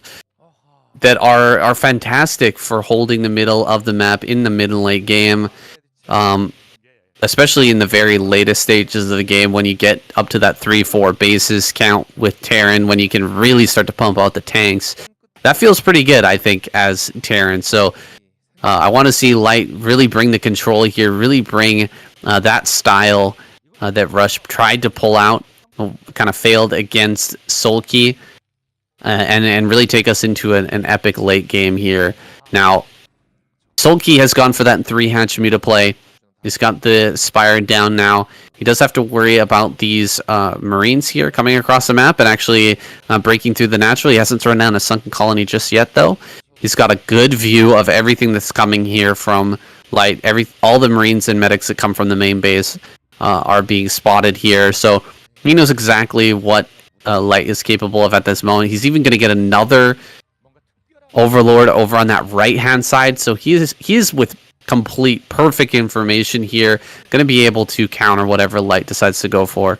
Yeah, and Light's really respecting the possibility of a 3-hatch all-in Ling here. He stayed in his base for so long with these huge flood of Marines, only just now starting to come out, which means that Sulky got away with making no Sunkens for such a long time. And little Ling run by as well. These 4 Lings going to be maybe catching one of these SCVs before rotating into the main base. Didn't quite kill that SCV, but it doesn't matter. He's still being super annoying right now while he's morphing in these Sunkens. But the Marines of Light might just barely get there in time. The drones are coming off to try to deny this SCV getting too much damage onto these forces, but now Light comes in just as the Sunkens are morphing. Maybe Gabriel at the snipe, starts target firing down the Lings, gets those, now goes on to the Sunken. One of the Sunkens goes down, 2 medics healing right now, drones off the line, trying desperately to try and clutch on to any kind of defense, but not able to do so right now. Light looking in a good position, but has to back away, eventually deciding not to commit to killing that Sunken colony there. I felt like he could have buzzed that Sunken there for a second. Maybe he felt like the damage calculation wasn't good enough, even though he would bust through the Sunken, maybe not ending up with enough Marines left over. Bit of a stranger one there. I'm not quite sure how he calculated like exactly why that was not a good idea to commit to that there, but maybe there was something he saw that I didn't. Yeah, I think he decided to just get more ahead. That was the calculation. Try to win instead of trying to win right there. He decided to right-click down as many drones as possible, get rid of those drones, lower that count, and win with a follow-up attack. There's quite a few Mutalisks here, and they're actually getting some great first swipes because these Marines don't quite have that range just yet. He's going to get some good kills here, really reduce this bio count, and this is an opportunity for Sulky to make a comeback here. He loses one of his Mutas, though, and that count has been reduced. He's still got enough to one-shot, but now he doesn't. Okay, still some of these Marines are quite low, and the medic energy is pretty deeply low right now, so he doesn't have enough to actually heal these back up. So actually, Sulky not the worst. He does manage to clean that up. He can re-drone, he can get a 3rd base going and take this into a longer game there. It was looking a little bit dire, but you know, he's managed to stabilize here, and he will be getting that 3rd base momentarily. Yeah, he's squeezing out a few drones right now and resaturating this natural expansion. He's not currently mining gas in his natural, so he's a little bit suboptimal, not banking up the gas but he would like to. Doing a little bit of a pressure play here with the Lings, trying to snipe this turret and coming in here and taking out a few Marine kills here is Sulky. Trying to be as annoying as possible, maybe taking out this supply depot for his efforts will be a little bit of a annoyance for Light to have to deal with, but really not too much of a big deal for Light here. He's in a great position against Sulky. With this 3rd base coming online, if Sulky is able to maintain map control with these mutas long enough for the transition, then I would say that we will see a fairly late game here. But there is a window here where there's a bit of vulnerability for Sulky. I fear that he hasn't quite got the muta count that he needs to like be able to dominate Light right now, but he's doing such a good job of just swinging around the main base of Light, taking out SCVs and denying depots being made and supply blocking him momentarily, and being annoying as possible to buy himself as much of a breathing room and comfort to build out these drones, get this 3rd base online, and actually make the tech switch. I think maybe Sulky's in a pretty good spot here, Sam. You know what's kind of interesting here is that Sulky's decided to take the base that's right outside of his natural, whereas last game he actually went for against Rush, he went for that 4th location as his 3rd base so that he could defend that a little easier with the lurkers, but Rush still managed to break through that. So maybe he's decided, you know what, screw that. I'm just going to take my third right here, right outside of my natural, and I'm going to use lurkers and reinforcements to hold that base, rather than trying to hold like this outpost location at the fourth. I don't know if I like this play. I feel like the fourth base location would have been is good enough with just maybe a sunken colony mixed in there as well. He should have been able to hold that, maybe a better spread with the lurkers, but he's decided to change it up completely here and take this third, and that's going to be really hard to hold, I think, against this Marine Medic force that's moving out on the map right now. Yeah, I think you're right about that. And we got 2 vessels going to be on the way. A little Ling counterattack in the natural expansion going to be softening up some of these turrets, maybe if he doesn't repair that shortly. And we have two port vessels coming out about 9 minutes right when the hive starts. So the vessels line up with the defilers really nicely. So Light's going to be able to have quite a significant portion of irradiates to fight these mutas to come out onto the map, and then have enough additional irradiates following up to start putting pressure on these lurker positions going forward. So right now Sulky needs to be very active with his mutaling and keep this bioball just dogged as much as possible, and coming in for small counterattacks and Ling backstabs to try and really put the pressure on Light here. If he doesn't have a bunker with Marines in it, he needs to keep coming in and putting pressure on Light, and he is doing so, coming in the Lings yet again. There's no bunker in this expansion area, so able to come in here for free with these Lings and cause absolute mayhem in the natural expansion, forcing Light to multitask, but now nothing at the third base for Sulky. All these drones are kind of boxed in and exposed. If Light's paying attention, he can come here and kill so many drones, but instead he's just going to focus down the hatchery. Here come the lurkers to come and clean up all of these bioforces before losing the hatchery, so didn't lose any drones or the hatchery. Best case scenario for Sulky here, saying. Wow, was that an overstim from Light? His Marines were so low HP, just one volley from all of those mutas just wiped that Marine force clean. That was kind of crazy, actually. Did you see how low those were? Right, yeah. Marines didn't have any HP. He just flew in, killed them all, and then he's barely held on here, but barely holding on is actually better than not being attacked at all, right? If you just barely manage to stop the Marines from breaking you, you're going to be in a better position than if they didn't try to break you in the first place. So Sulky here, he's just held on by the skin of his teeth. He's still got lurkers out on the map. He's got some Scourge here. He's going to look for some snipes. Getting the first couple snipes on the first couple of Science vessels here is a possibility right now. If he tries to run forward with all of his lurkers and Lings and mutas, try to snipe those, that could be a big win here for Sulky's, adding on some sunken colonies here as well, and really battening down the hatches here for the pressure that's going to be coming from Light over towards his natural and his main. Light running forward, hits the stim button. He's going to try and get into a good position, but this is great. Lurkers coming up, and all the Scourge are going to connect. He gets one of these Science vessels. The other Science vessel does manage to survive. A lot of the Lurkers have been killed. We've still got a few more Lurkers here on the left-hand side. The Marines are kind of pushing through, though, right now. Lurker's going to burrow once again. I don't think he can actually break Sulky right here, right now, but this is really, really dangerous territory for Sulky at this moment. He might be losing his natural. Natural is going to be attacked here. 2 more irradiates come down. There's the first Defiler. He's going to kill the sunken colony here, and the Defiler just doesn't have energy. It doesn't have consume. Lings and mutas are all that's holding on here. Light is just moments away from breaking through. There may be just barely enough Lings to break this, but actually the Marines are going to win this fight, it looks like. Hydra's coming out. One more Marine, it dies. He holds. He holds. Sulky holds, but hold the phone. It's a dropship in the main base. Light's not done with him yet. Here comes a few Stim Marines making their way into the mineral line. Drones being pulled desperately, trying to protect them, as Light now comes with the 1-2 punch in the natural expansion after Sulky's forced to respond into the main, starting to take out some of those drones. There's another Defiler setting up another Dark Swarm, but there's no units underneath it, Saiyan. Defiler mounts going down, drones being absolutely destroyed in the natural expansion, and Light racing ahead in supply 105 to 50. Has Light done it? Has Light taken out Sulky? He's absolutely all over him right now, Saiyan. Yeah, just non-stop attacks here from Light. He's going to come over and break through this third. It's looking like, oh, some lurkers are coming up. The Lings are trying to actually block these Marines from escaping, and he does a good job of it, killing off all of these Marines. Wait a second. Damn, Sulky is slick with it, man. He's actually managed to keep himself alive after all of that. Managing to stay alive here in this game is just so shocking. kind of at a loss for words right now. Really, Sulky is actually going to have a chance here? Maybe. That's quite a few science vessels coming across the map with a really good supply of Marines, and no damage has been done to Light whatsoever. So he is in a great position with just 59 supply left over. Can Sulky hold on? He's kind of past the point, the kind of breaking point for Zerg, which is around that 70 supply mark. If you drop below that, you're probably going to end up losing that game. Oh, so many irradiates here. This is so frustrating right now for Sulky. He's got almost nothing, and now he's just been reduced once again. So many lurkers go down there. Another dropship out for Light. He's going to load up 2 dropships and go for the main. This pressure is looking to be too much for Sulky to handle.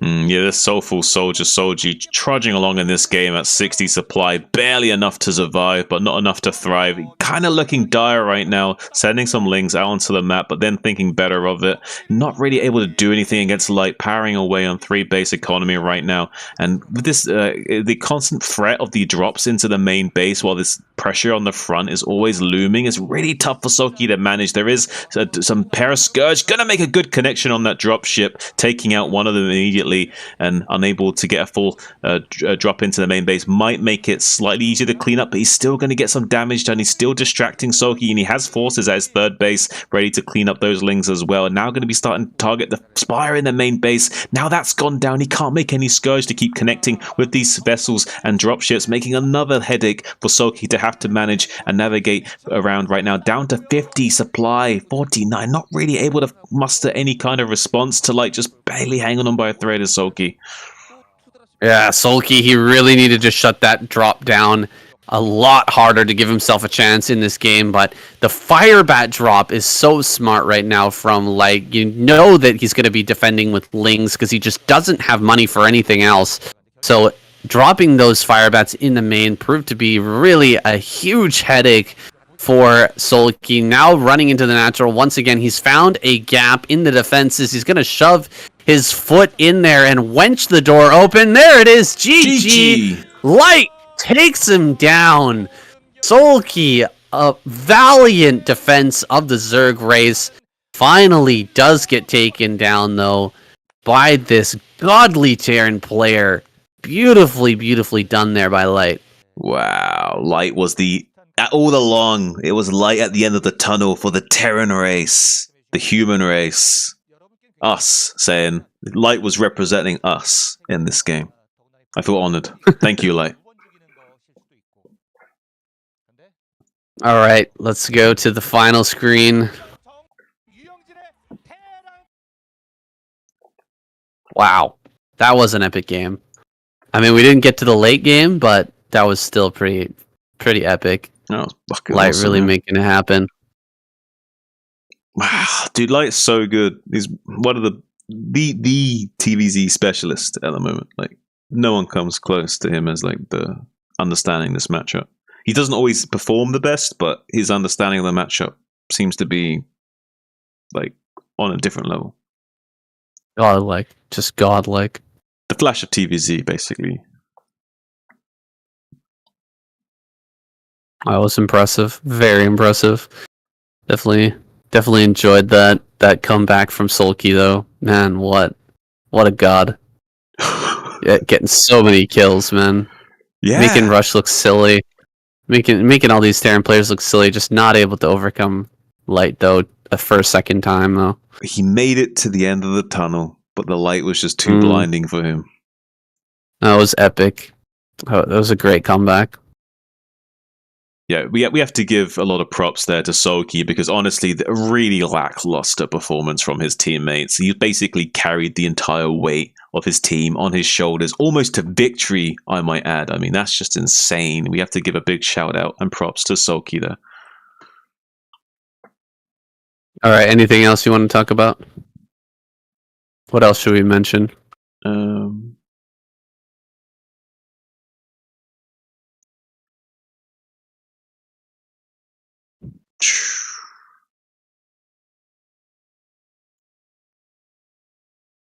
trying to think what we didn't mention.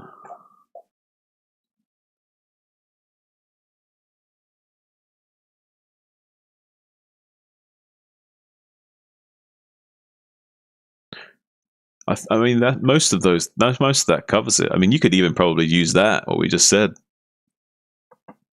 And then we can add a few extra bits on top of what we just said and edit that together. I wasn't recording. Oh, you weren't recording? I thought we were just. Oh, I thought we were just discussing. But most of those points, though, most of those points are the points we should talk about. I can't think of anything else point wise to talk about.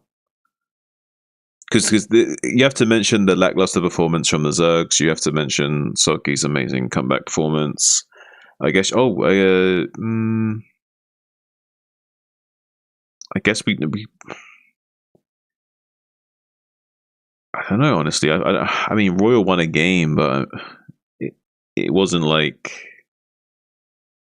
I don't know if we should be necessarily talking about it. I think the other points are like more prominent. That was some filth from Royal to take out, or no, for Light to take out Queen. That was nasty.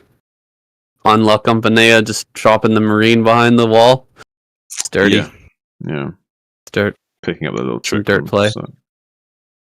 From Sark, yeah. Unless Light created that idea and gave it to Sark. Who knows? That's also possible. Who knows? True. That might have been Light's brainchild from before. Yeah, it's hard to say. Well, one thing's for sure. I don't think anyone comes close to Light's TVZ ability. When he's playing his best. No, it's definitely looking like that. This guy's well prepared for any TVZ in ASL, man. And that's huge. Because we have so many Zergs in ASL right now, it's crazy. Yeah.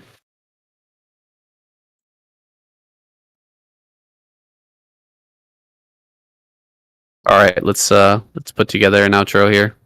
Okay.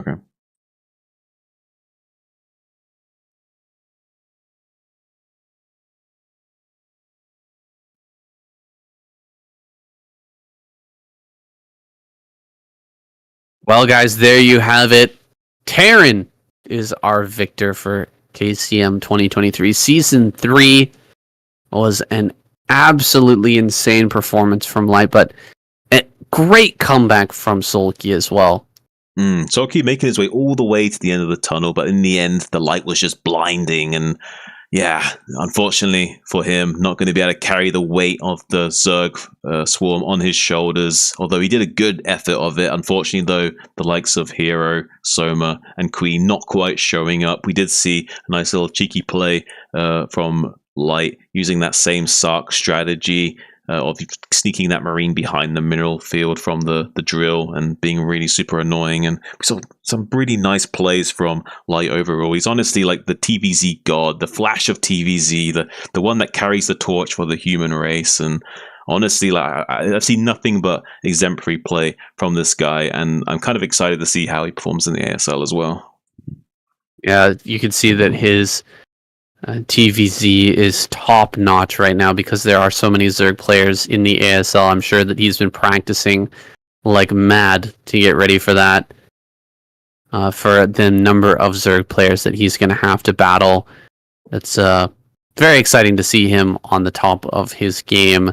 Solki as well, he did great. I'm sure that Queen is pretty salty about that loss on La Compañía, as you were saying before, doing that cheeky strategy, jumping the Marine over the wall. It seems just a little bit too good against Zergs. We're going to have to see more adjustments from them to block that in the future. But Light played great. Solki played great. Most of the other players didn't really show up today. But it was an excellent back and forth between Solki and Light. All the games between the two of them were fantastic. Honestly, I think the solution to that little Marine thing is just anticipating that timing and simply making a single pair of Lings that are waiting at that time to block the Marine coming in, and that's the way you deal with it. And you just take that cost of making that pair of Lings at that time, because you know that not doing that means you're going to lose a lot more in the long run if you don't do that, right? Yeah, there's no way that they can try to jump the Marine over while you've got two Lings hitting them. That's just not going to be viable. So we should see that adjustment come out of these Zerg players. in the future. Guys, that's it. We are done. The season, this season, season 3 is finished. We're going to be taking a week break. That's the way it is here at KCM. But we'll be right back into season 4 here to round out 2023. It's been an absolute pleasure, Shun. Had a lot of fun this season. Thank you for joining me. Pleasure's all mine. Thanks, guys. Really appreciate you all tuning in. Yeah, make sure to head over to the KCM channel. Make sure to like the video and leave a comment as well.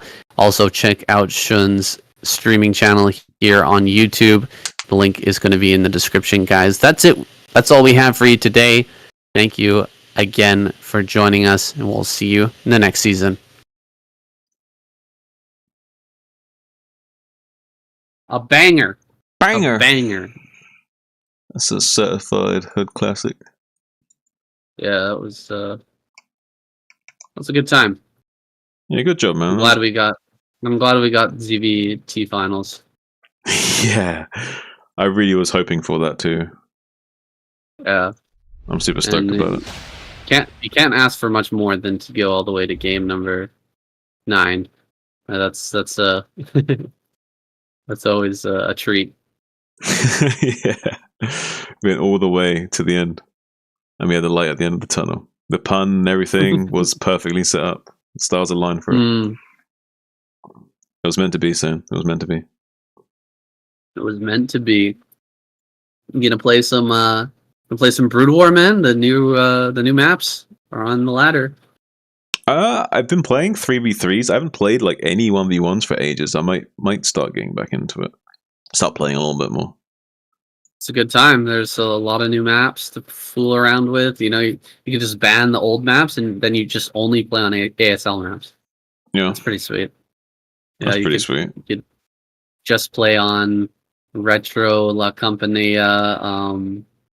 You'll get some Apocalypse games as well. Apocalypse it's a good map. It's a really good map. Well, you're making me want to like binge watch the ASL and like play some 1v1s in between. Might be doing some of that stuff. If ASL doesn't make you want to play some 1v1s, I don't know what will. Yeah, right. Whenever I watch the ASL, I'm like, let me just load up a ladder game. Even though I'm nowhere near as good, not even close. It just the enjoyment of watching the competitions, like, yeah, I just want to play some ladder, man. I just want to get in there. Try some of these builds, you know, checking out the builds on ASL. You want to try them yourself? You know what I'm talking about. I know what you're talking about. All right, man. Well, I'm gonna put this video together. I'll make sure to tag you. I put it in as like a default upload so that I would always be tag you, and then I would just delete it when I was doing my replay cast solo. But I guess it doesn't work as a default. I need to like type it in every time. Oh, that's kind of lame. Oh yeah, I guess that makes sense though, because it's like you have to. It needs to detect the syntax manually rather than automatically for it to activate the link. Yeah. So exactly. It makes sense. Yeah, it's annoying. It's frustrating though. Yeah. Oh well, I'll make sure it happens this time. I appreciate that a lot. No worries. All right, man. You have fun. Have a good day. You too. And listen, it's been really cool casting this of you, and we need to play some like tower defense and shit sometime. Sure. Yeah, I'm down for that. Got tower defense. GTB. Yeah. All right. Sounds good. I made it to like level 75 or something like that now. Damn. Got pretty high. You're killing it. Like, that's hard, man. That's really tough. I'll probably struggle to get to 70 when I first start playing it again with you. Yeah, I played a few recently and didn't get to 70 either. There's a lot of luck involved too. Like you got to get the gods early. You got to start like hitting those gods pretty quick so that you can get to the max level boss ASAP. Like, if you get an early god, like if you get an early Reaver god, oh my goodness, you can get away with so much because you don't need to build anything else for so long. You can just get all your probes out and just keep hammering that last level boss. Yeah, because all you just do is you just target the boss, and Yep. then everything that walks by it just dies. Yep. The splash just kills everything, and you just keep. That's my meta. Yeah, just get like a splash bot, a splash god early, and then just use like the second or most highest level boss, and then keep just target firing it like that. It's so efficient because it actually increases the DPS output by doing that as well. Yeah, increase it, like the attack speed is higher, I think, for the Reaver. Yep, that's a fun game. We'll play some a little later if you want to. Yeah, man. Maybe tomorrow or tonight. I'm all good. All right, I'll talk to you later, dude. I'll talk to you later, bro. You take it easy. Bye, chat. Chat says bye, Sam. I said bye for you guys.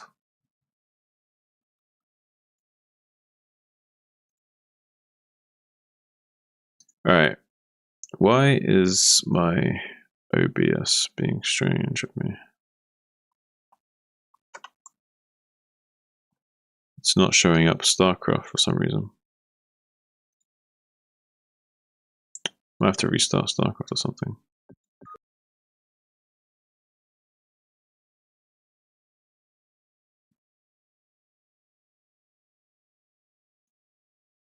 Try relaunching it.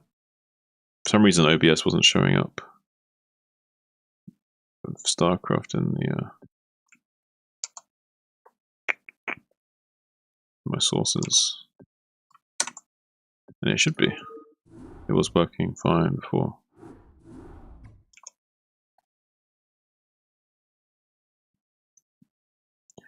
Oh, why is it doing that?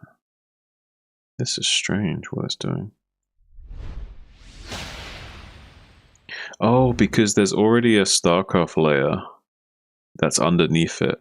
So it's prioritizing using those other StarCraft layers rather than my new one. So yeah, that makes sense now. Suddenly it becomes so clear. Alright, let's look at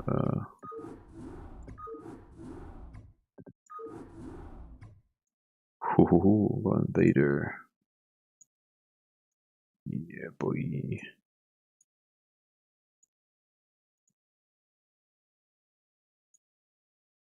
These are some interesting maps.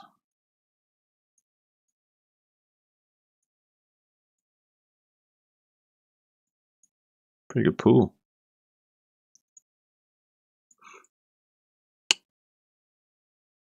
Yeah, kind of interested about this pool actually. If you wanted to, you could ban a few extras or make it more ASL only or whatever you wanted. Even just that would be good. Oh, I've got it now. Only taking out Flying Spirit would be a pretty good pool. I'm not sure about the Zerg for some of these other maps though. I kind of feel like I'm not sure how I feel about Invader, for example. For Z. I have to think about it.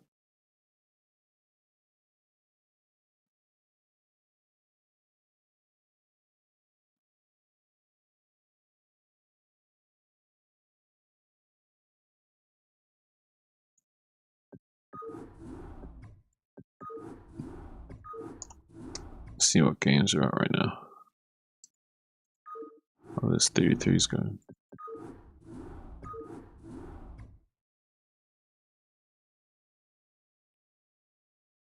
Sandcastle.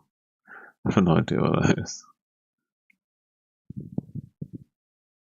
Some sort of tug of war map.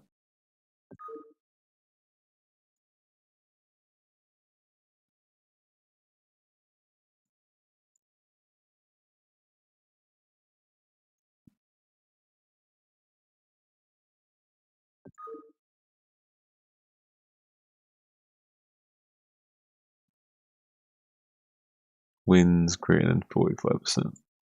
That's kind of reasonable, saying 45% instead of 50%. Given some lenience.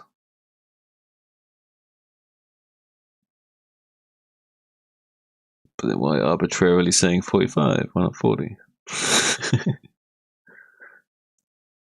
you draw a line somewhere? This looks still slightly elitist.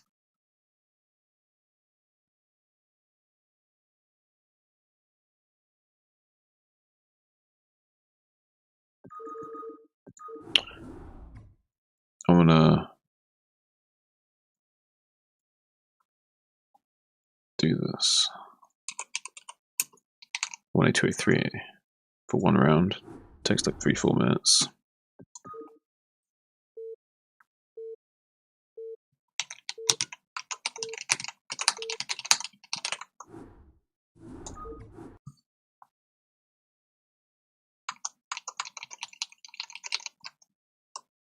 Where's the browser window? There you are.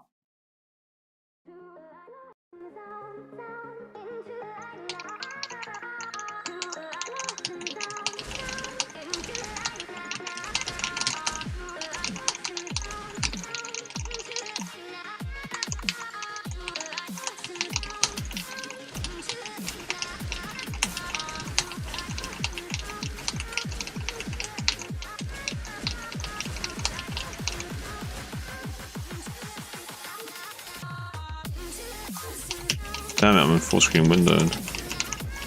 Why am I in full screen windowed?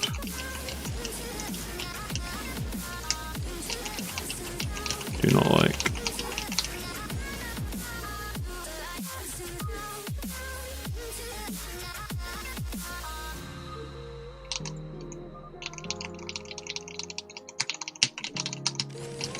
Alright, that's better.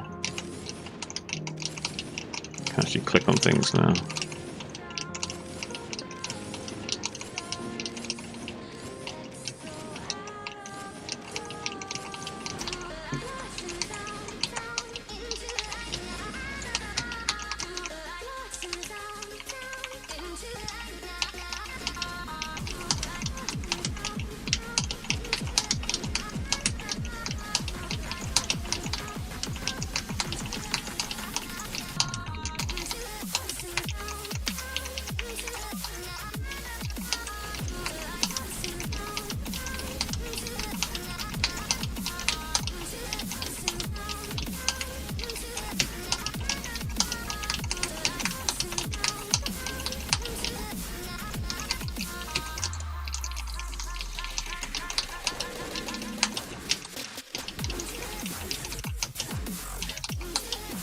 Doing a little bit of practice since we've like not been playing much, so if we want to think about playing 1v1s again soon, we're gonna have to start doing some drills. We're gonna have to start doing some drills and start shaving off that little layer of rust. Polish off a little bit so we can actually click on things and you know what I mean? We've been playing 3v3s a little bit here and there, but it doesn't really compare to 1v1.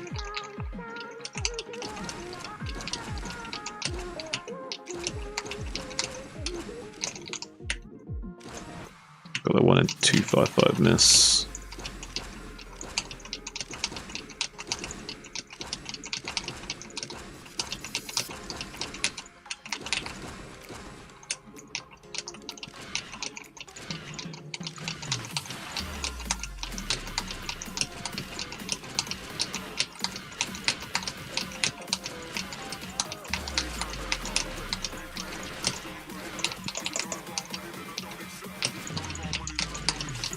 Scourge are the hardest while I'm rusty.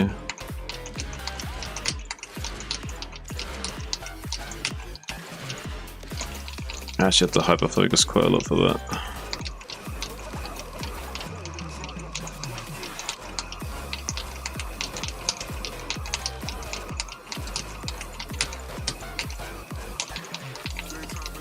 Okay, this is the last stretch, last level. All about conditioning and stamina now. Nice. Perfect. Smashed it. Okay, okay. This is good, this is good. Feeling good, feeling good. Okay, let's do a little bit of micro drill. Another good practice map.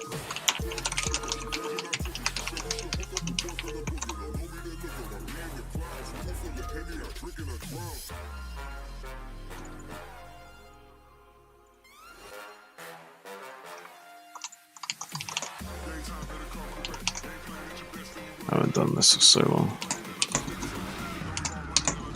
Whew. We could do it a lot cleaner than that, surely.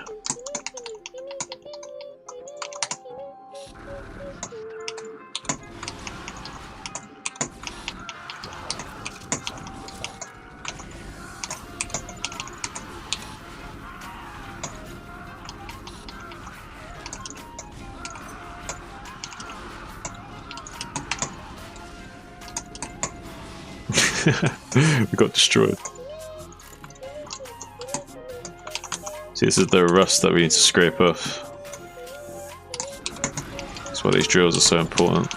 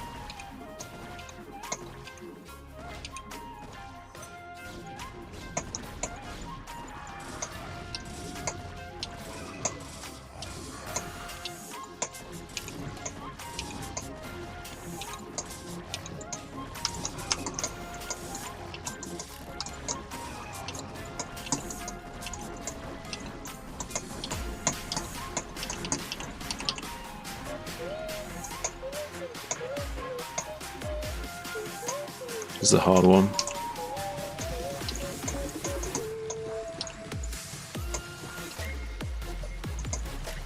Ah, man. Messed it up big time. We've probably done it.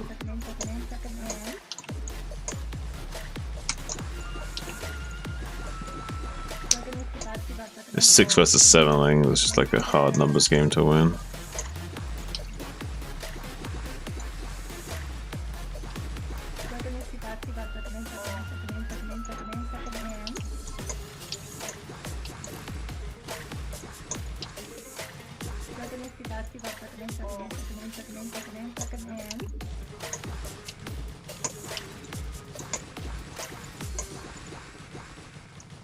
It's one of the hardest ones to do, to especially do reliably.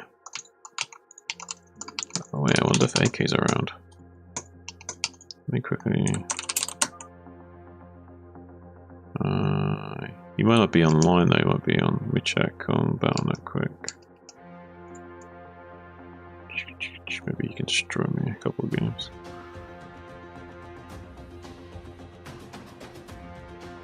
Okay, are you on?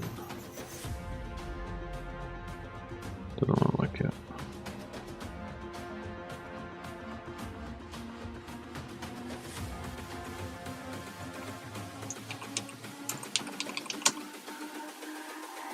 It's all about humanity.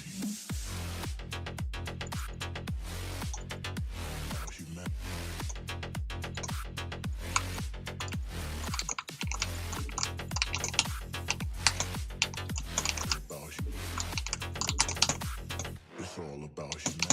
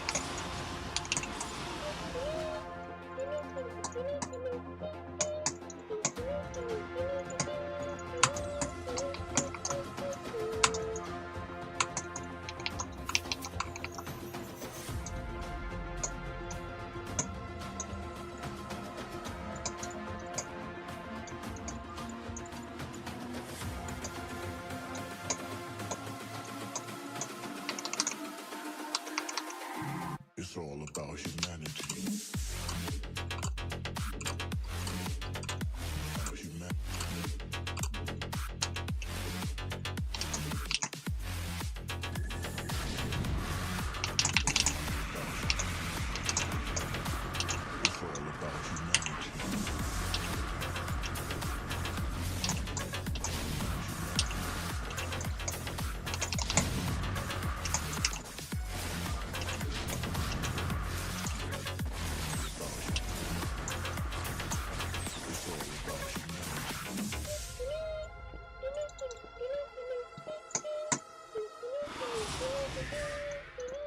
Ooh.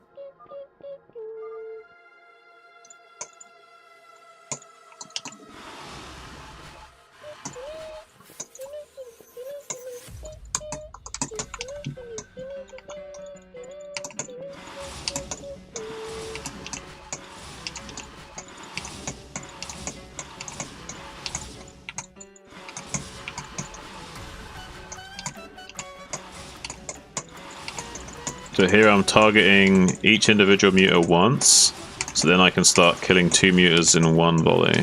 So I'm using 3 volleys to kill 3 muters. 3 volleys to kill 2 muters, ideally.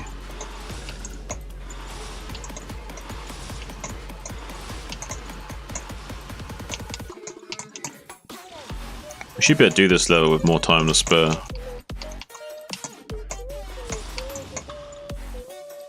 Let's see if I can do a speed run on this level with lots of time left. It's not easy to do.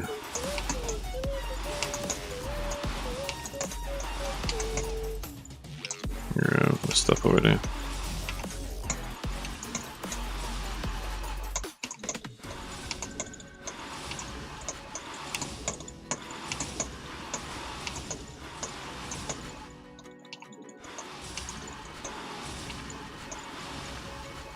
Messed up a little bit.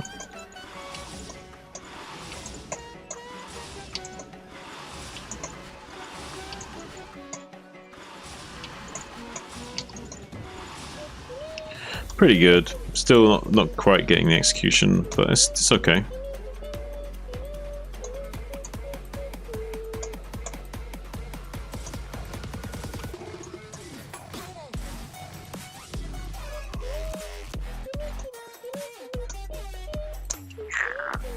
Don't need those levels, that's too easy. Where's...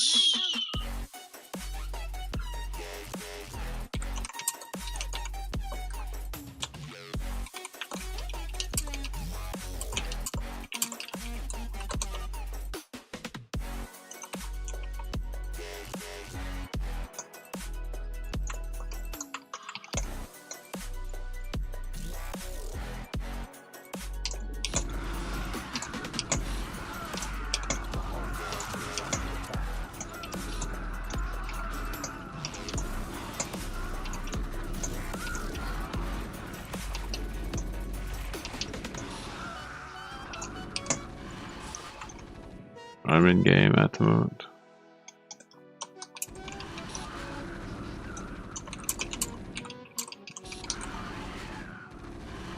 Our forces are under attack.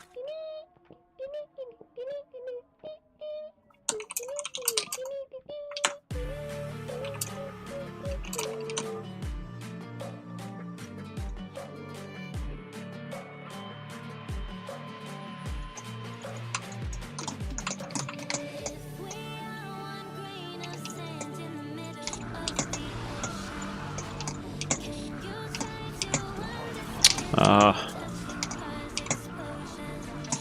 not good. Try and recover.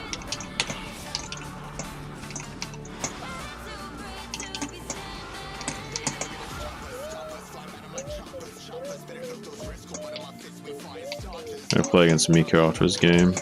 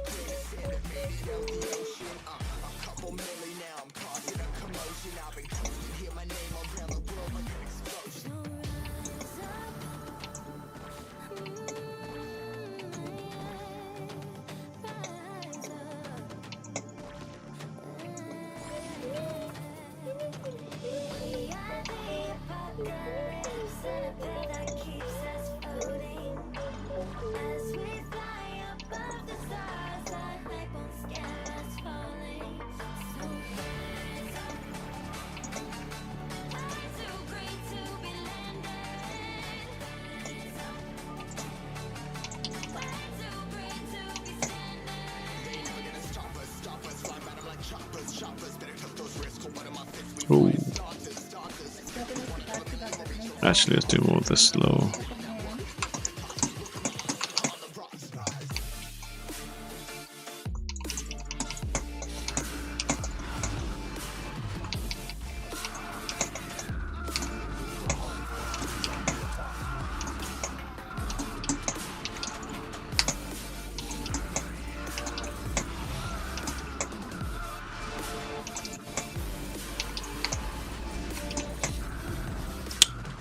Definitely lost that one.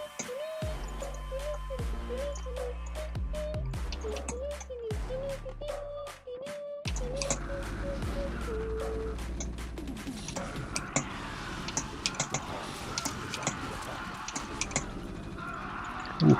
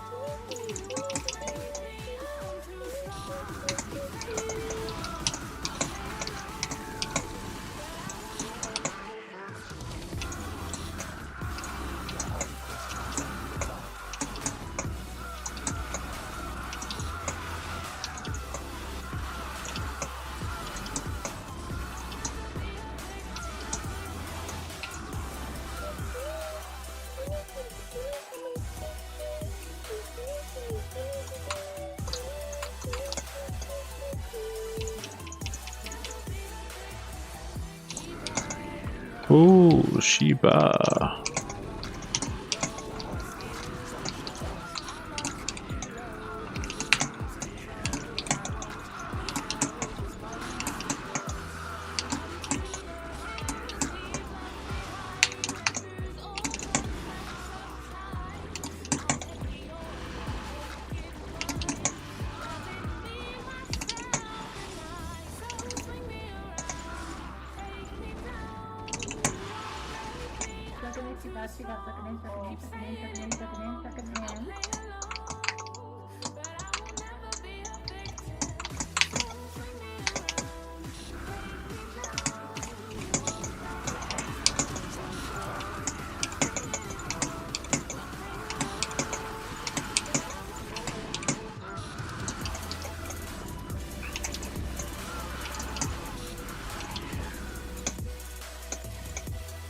Good meter micro is so hard.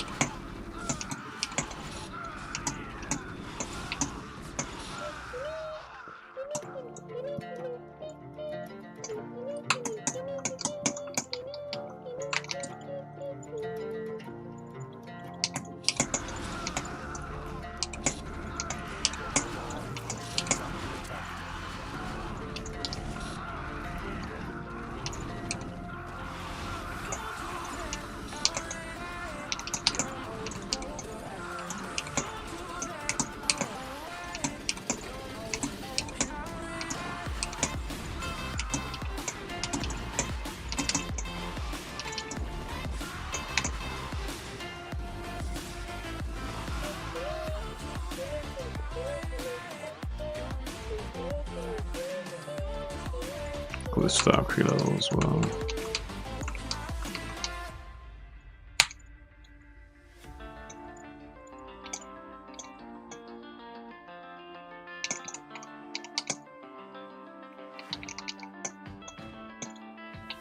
If you go in like this, it's a bit hard.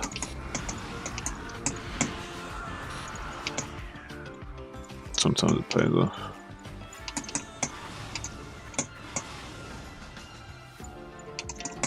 Whoa.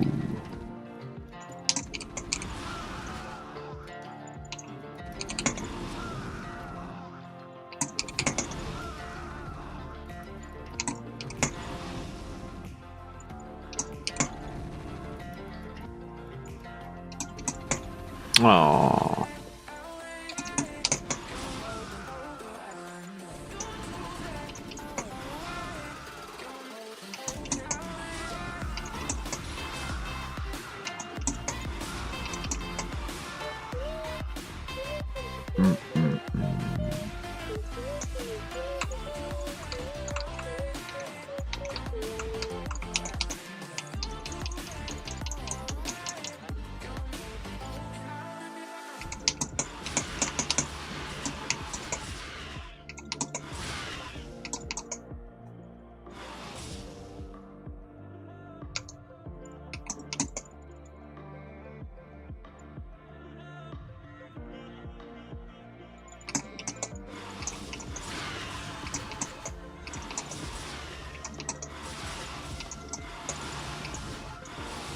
Forces are under attack.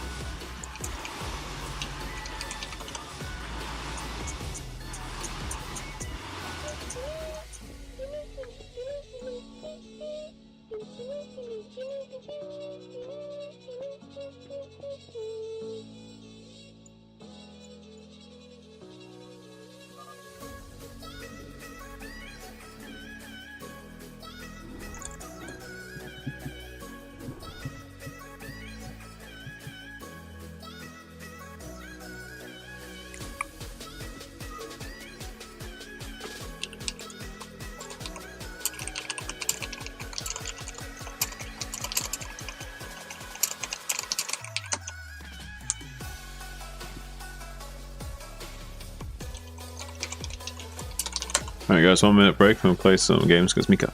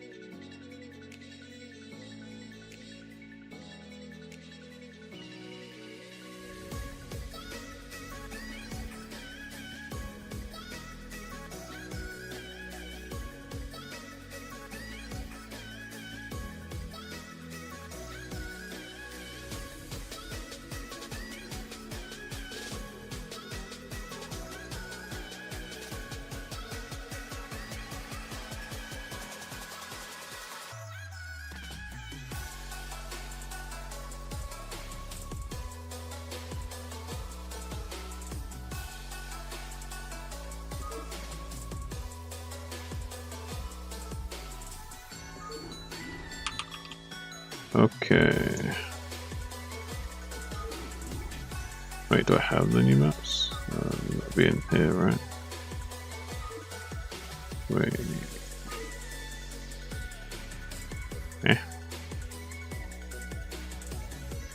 Wait, where are the new maps? Shh. Say I make you nervous, a tragedy, I'm a beautiful disaster, a reckoning, you wonder how I got this way. Think I'm someone to be saved, someone to clean up and tame. Oh, some things never change, never change. Oh. You think I would look pretty on your arm once you cover up my bruises and battle scars, but it always ends the same. Can't bear the things I've had to face. Got you crying on your knees in pain. Oh, some things never change, never change. Oh, you break your back to make me feel it. Yeah, it's unfortunate. I don't have the map for.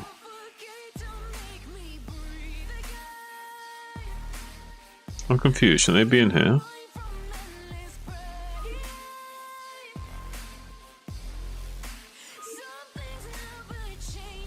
I'm so confused why they're not in here.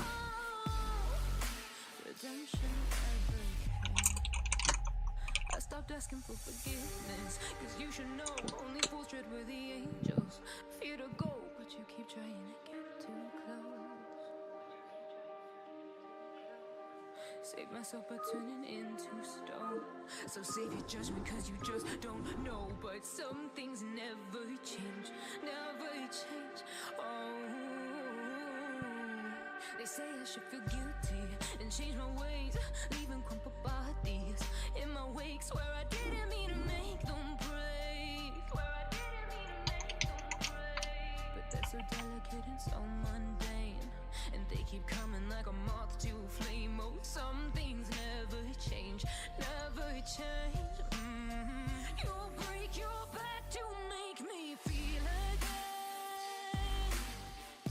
Suffocate to make me breathe again. I feel comfortable on this map as a guitar.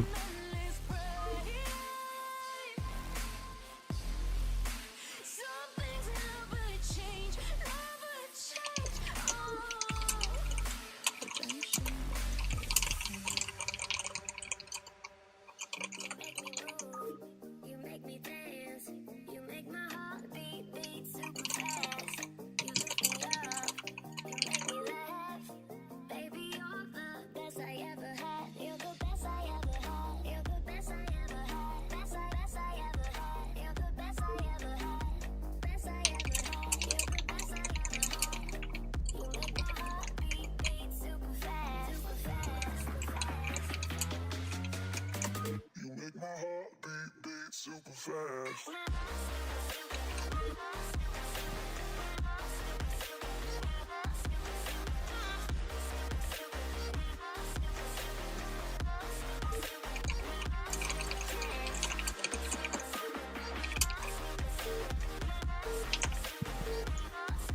I know what fucking put my overlord dude here, right?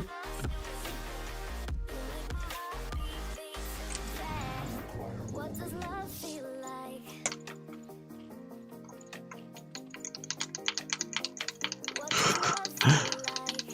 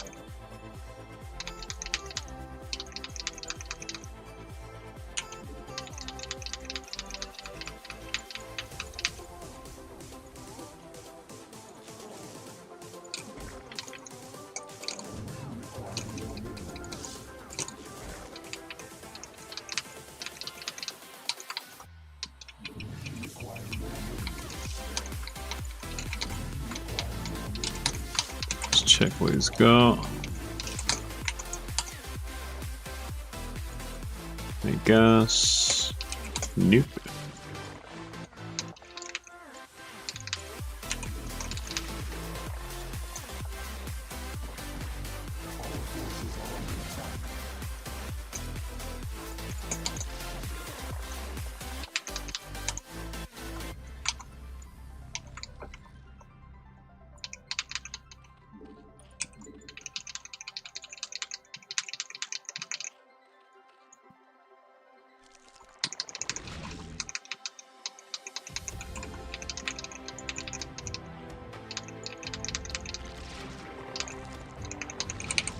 Ah, should have made it a little bit later.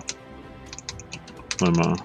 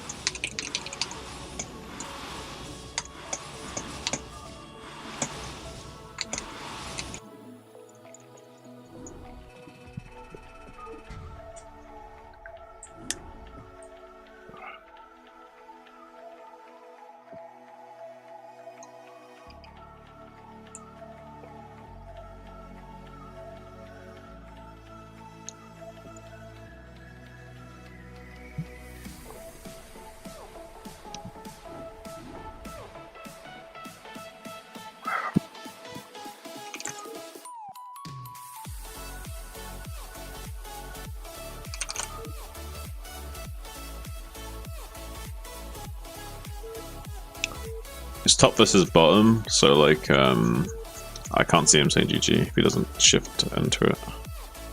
You probably just say GG last game.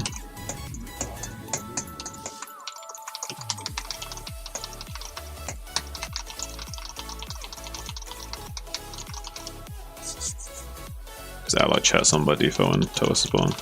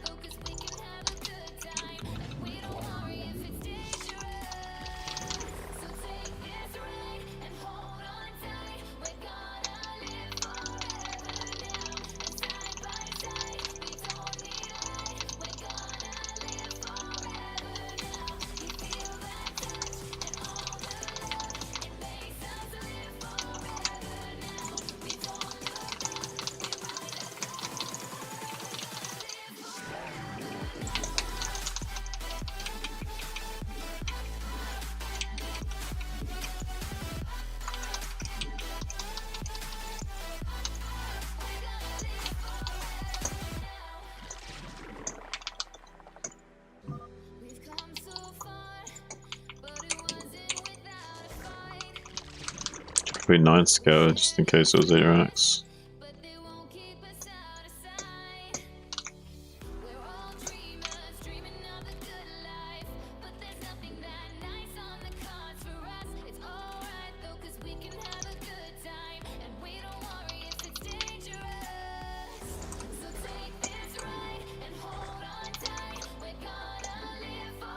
So he is 8x.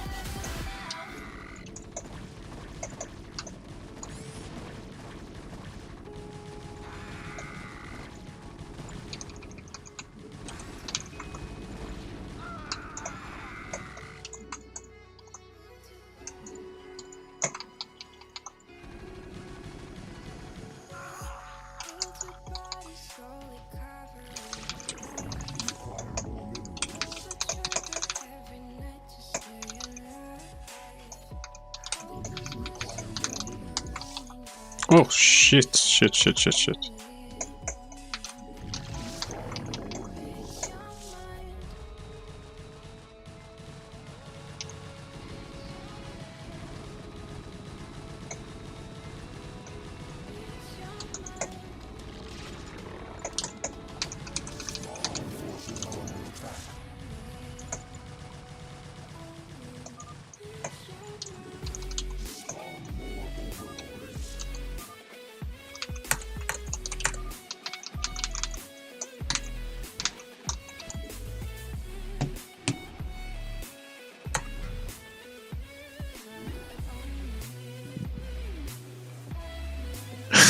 We fucked up at the start as well a lot. This is so not clean. We should not have let that Marine get into the bunker. And when we did let the Marine get into the bunker, we probably should have just ran away and not lose the drones. That bunker was like aimbotting on our drones.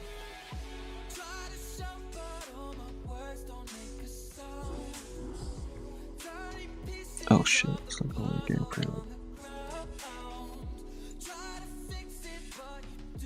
Okay.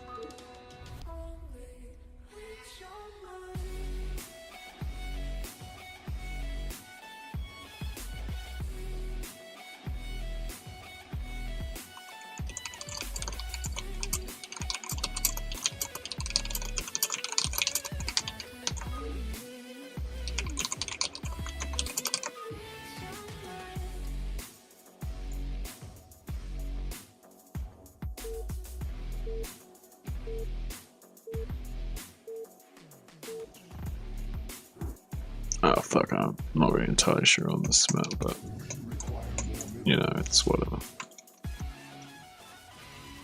I don't even know where to put the overlord. It's really bad.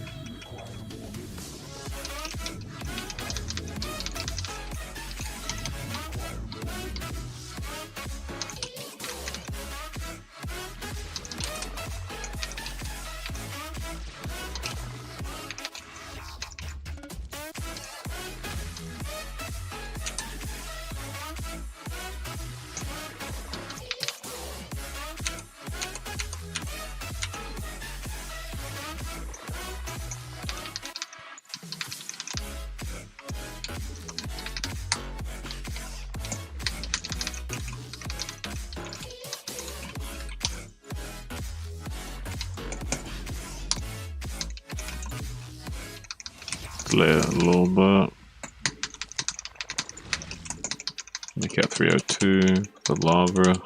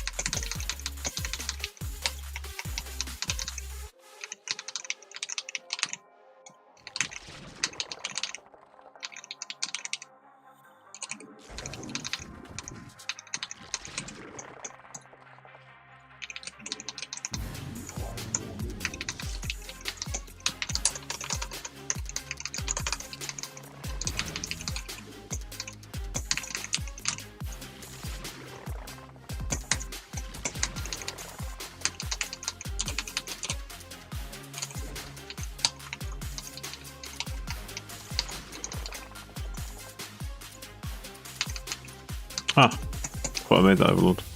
I only made one. Shiba suboptimal.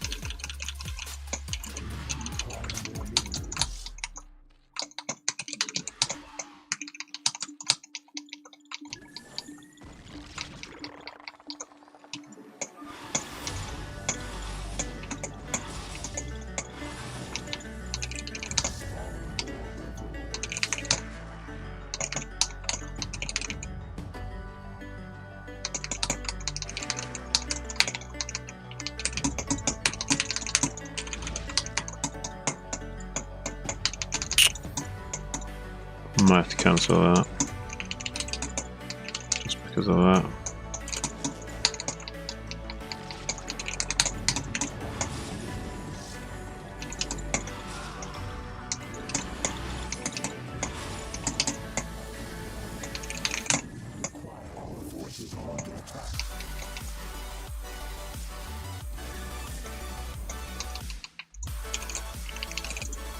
Ah!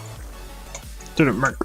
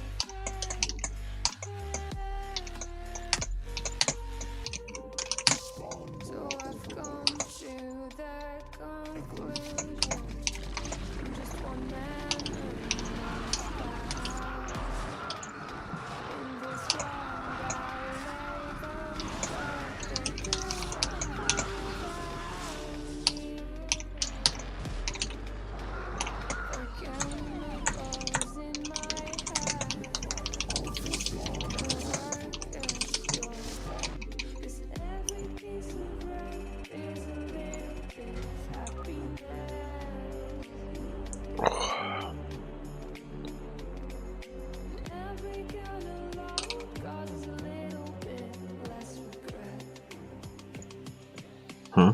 Channel's just.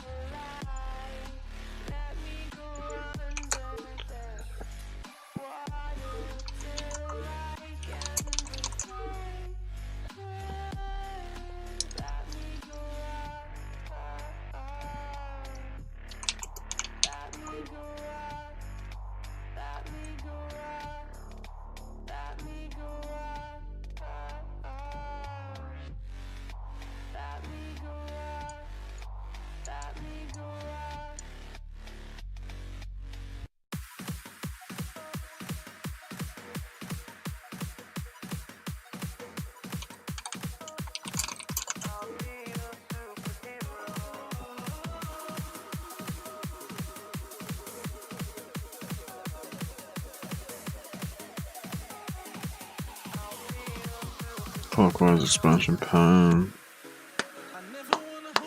Okay. Okay. I'm afraid if our love collides, you'll leave me alone tonight. 'Cause I'm changing and I'm breaking. Is this over? I'm scared to ask these questions, 'cause I know that you'll reject my love. Moving slow, frozen to these pieces without a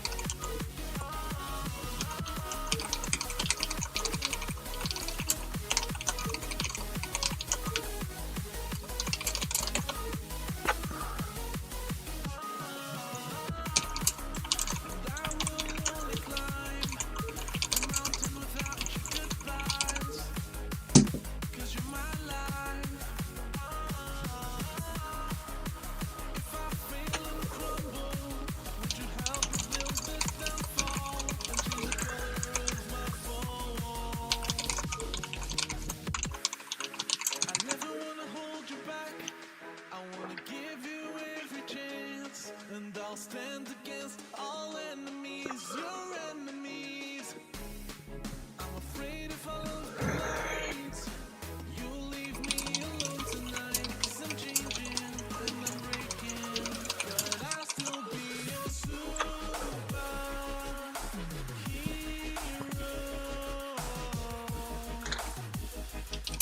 I'll be your superhero.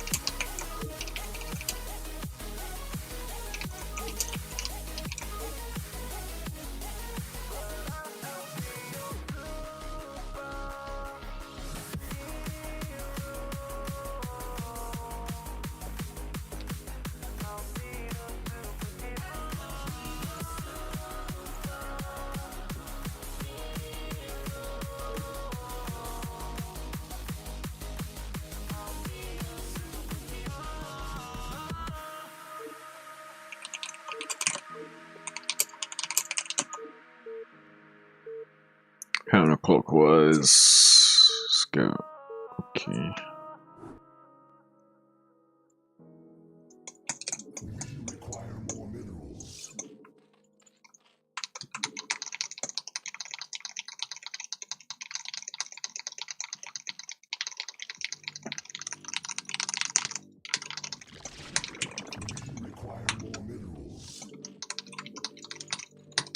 Hope you guys have been enjoying the stream. Had a really exciting KCM finals. Hope you're enjoying watching me play a little bit of StarCraft. We're pretty rusty. We've not played 1v1s in a long time. Played a little bit of 3v3s here and there. But overall, pretty rusty. If you have been enjoying the stream, would appreciate a like and subscribe. Especially the sub. Got a long way to go to get that 1000 master. But we're going to be pretty actively streaming. And soon I'm going to be putting out some additional content just in the way of like edited videos. Chopped up VODs kind of thing. Some other bits and pieces.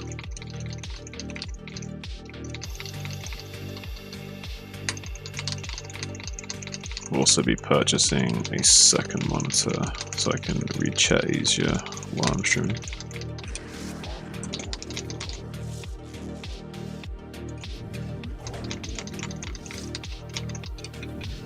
We do 11 pool this game.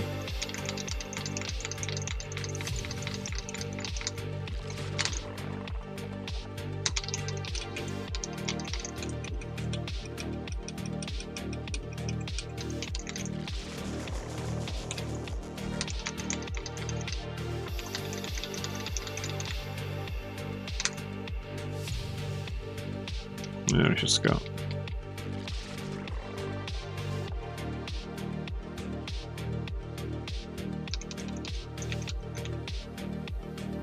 Wait, where's the drone gone? Shh, made a mistake here. That was a bit of a mistake. But it's not the end of the world. I just can't remember how to do this build order exactly. Oh man, I messed up already. Made one lane, one drone, rather than 2 lane.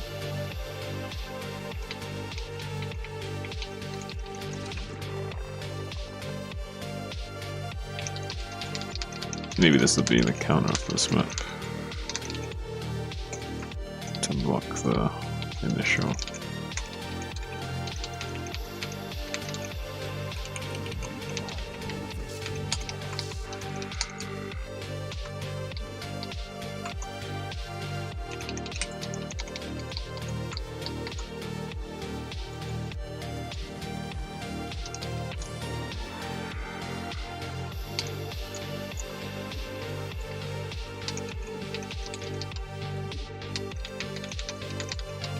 I wonder if it's like delayed layer, like fast link speed, then delayed layer.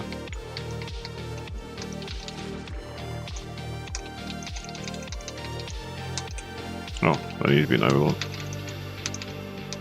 Suboptimal. Got link speed on the way, but.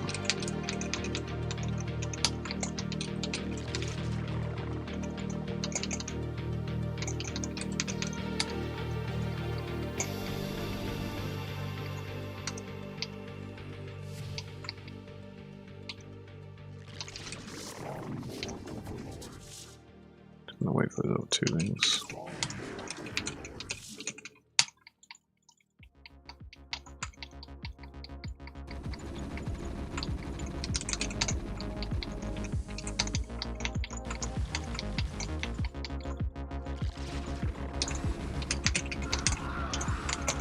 It's a little trick.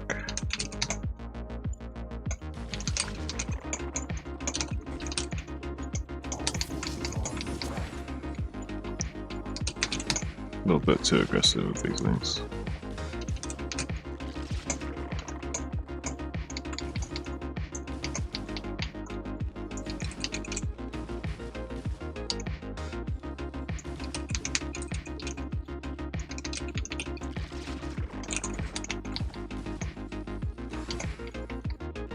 It's a lot of lost mining time for him.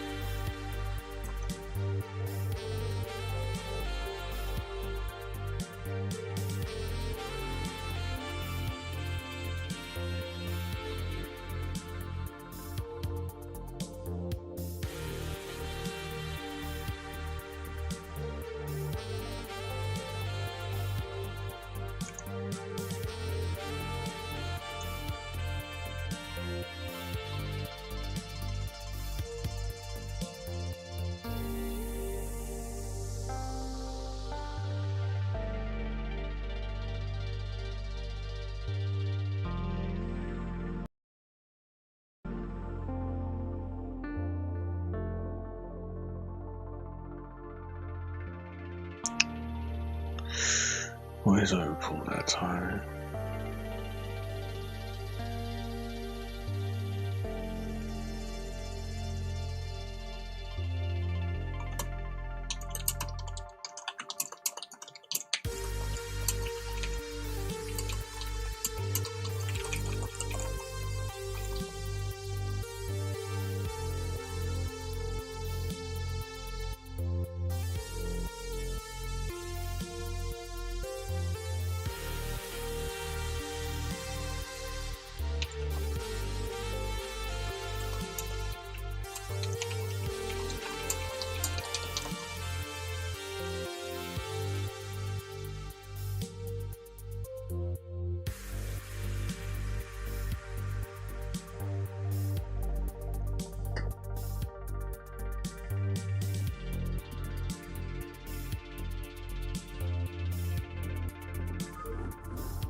Soviet Kingdom.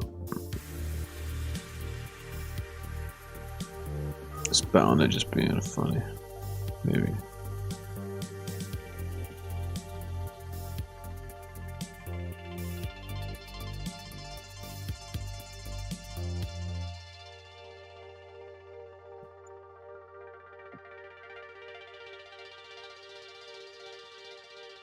Alright guys, well thanks for tuning into the stream. I appreciate you a lot. We're going to be coming back for more action soon. Hope you guys come back and check it out again. The finals was epic. It was everything I'd hope it would be and more. We got all of the games played. Rather epic result. I'm really happy with it. Appreciate you guys. Hope to see you again soon. Catch you on the flippity flip.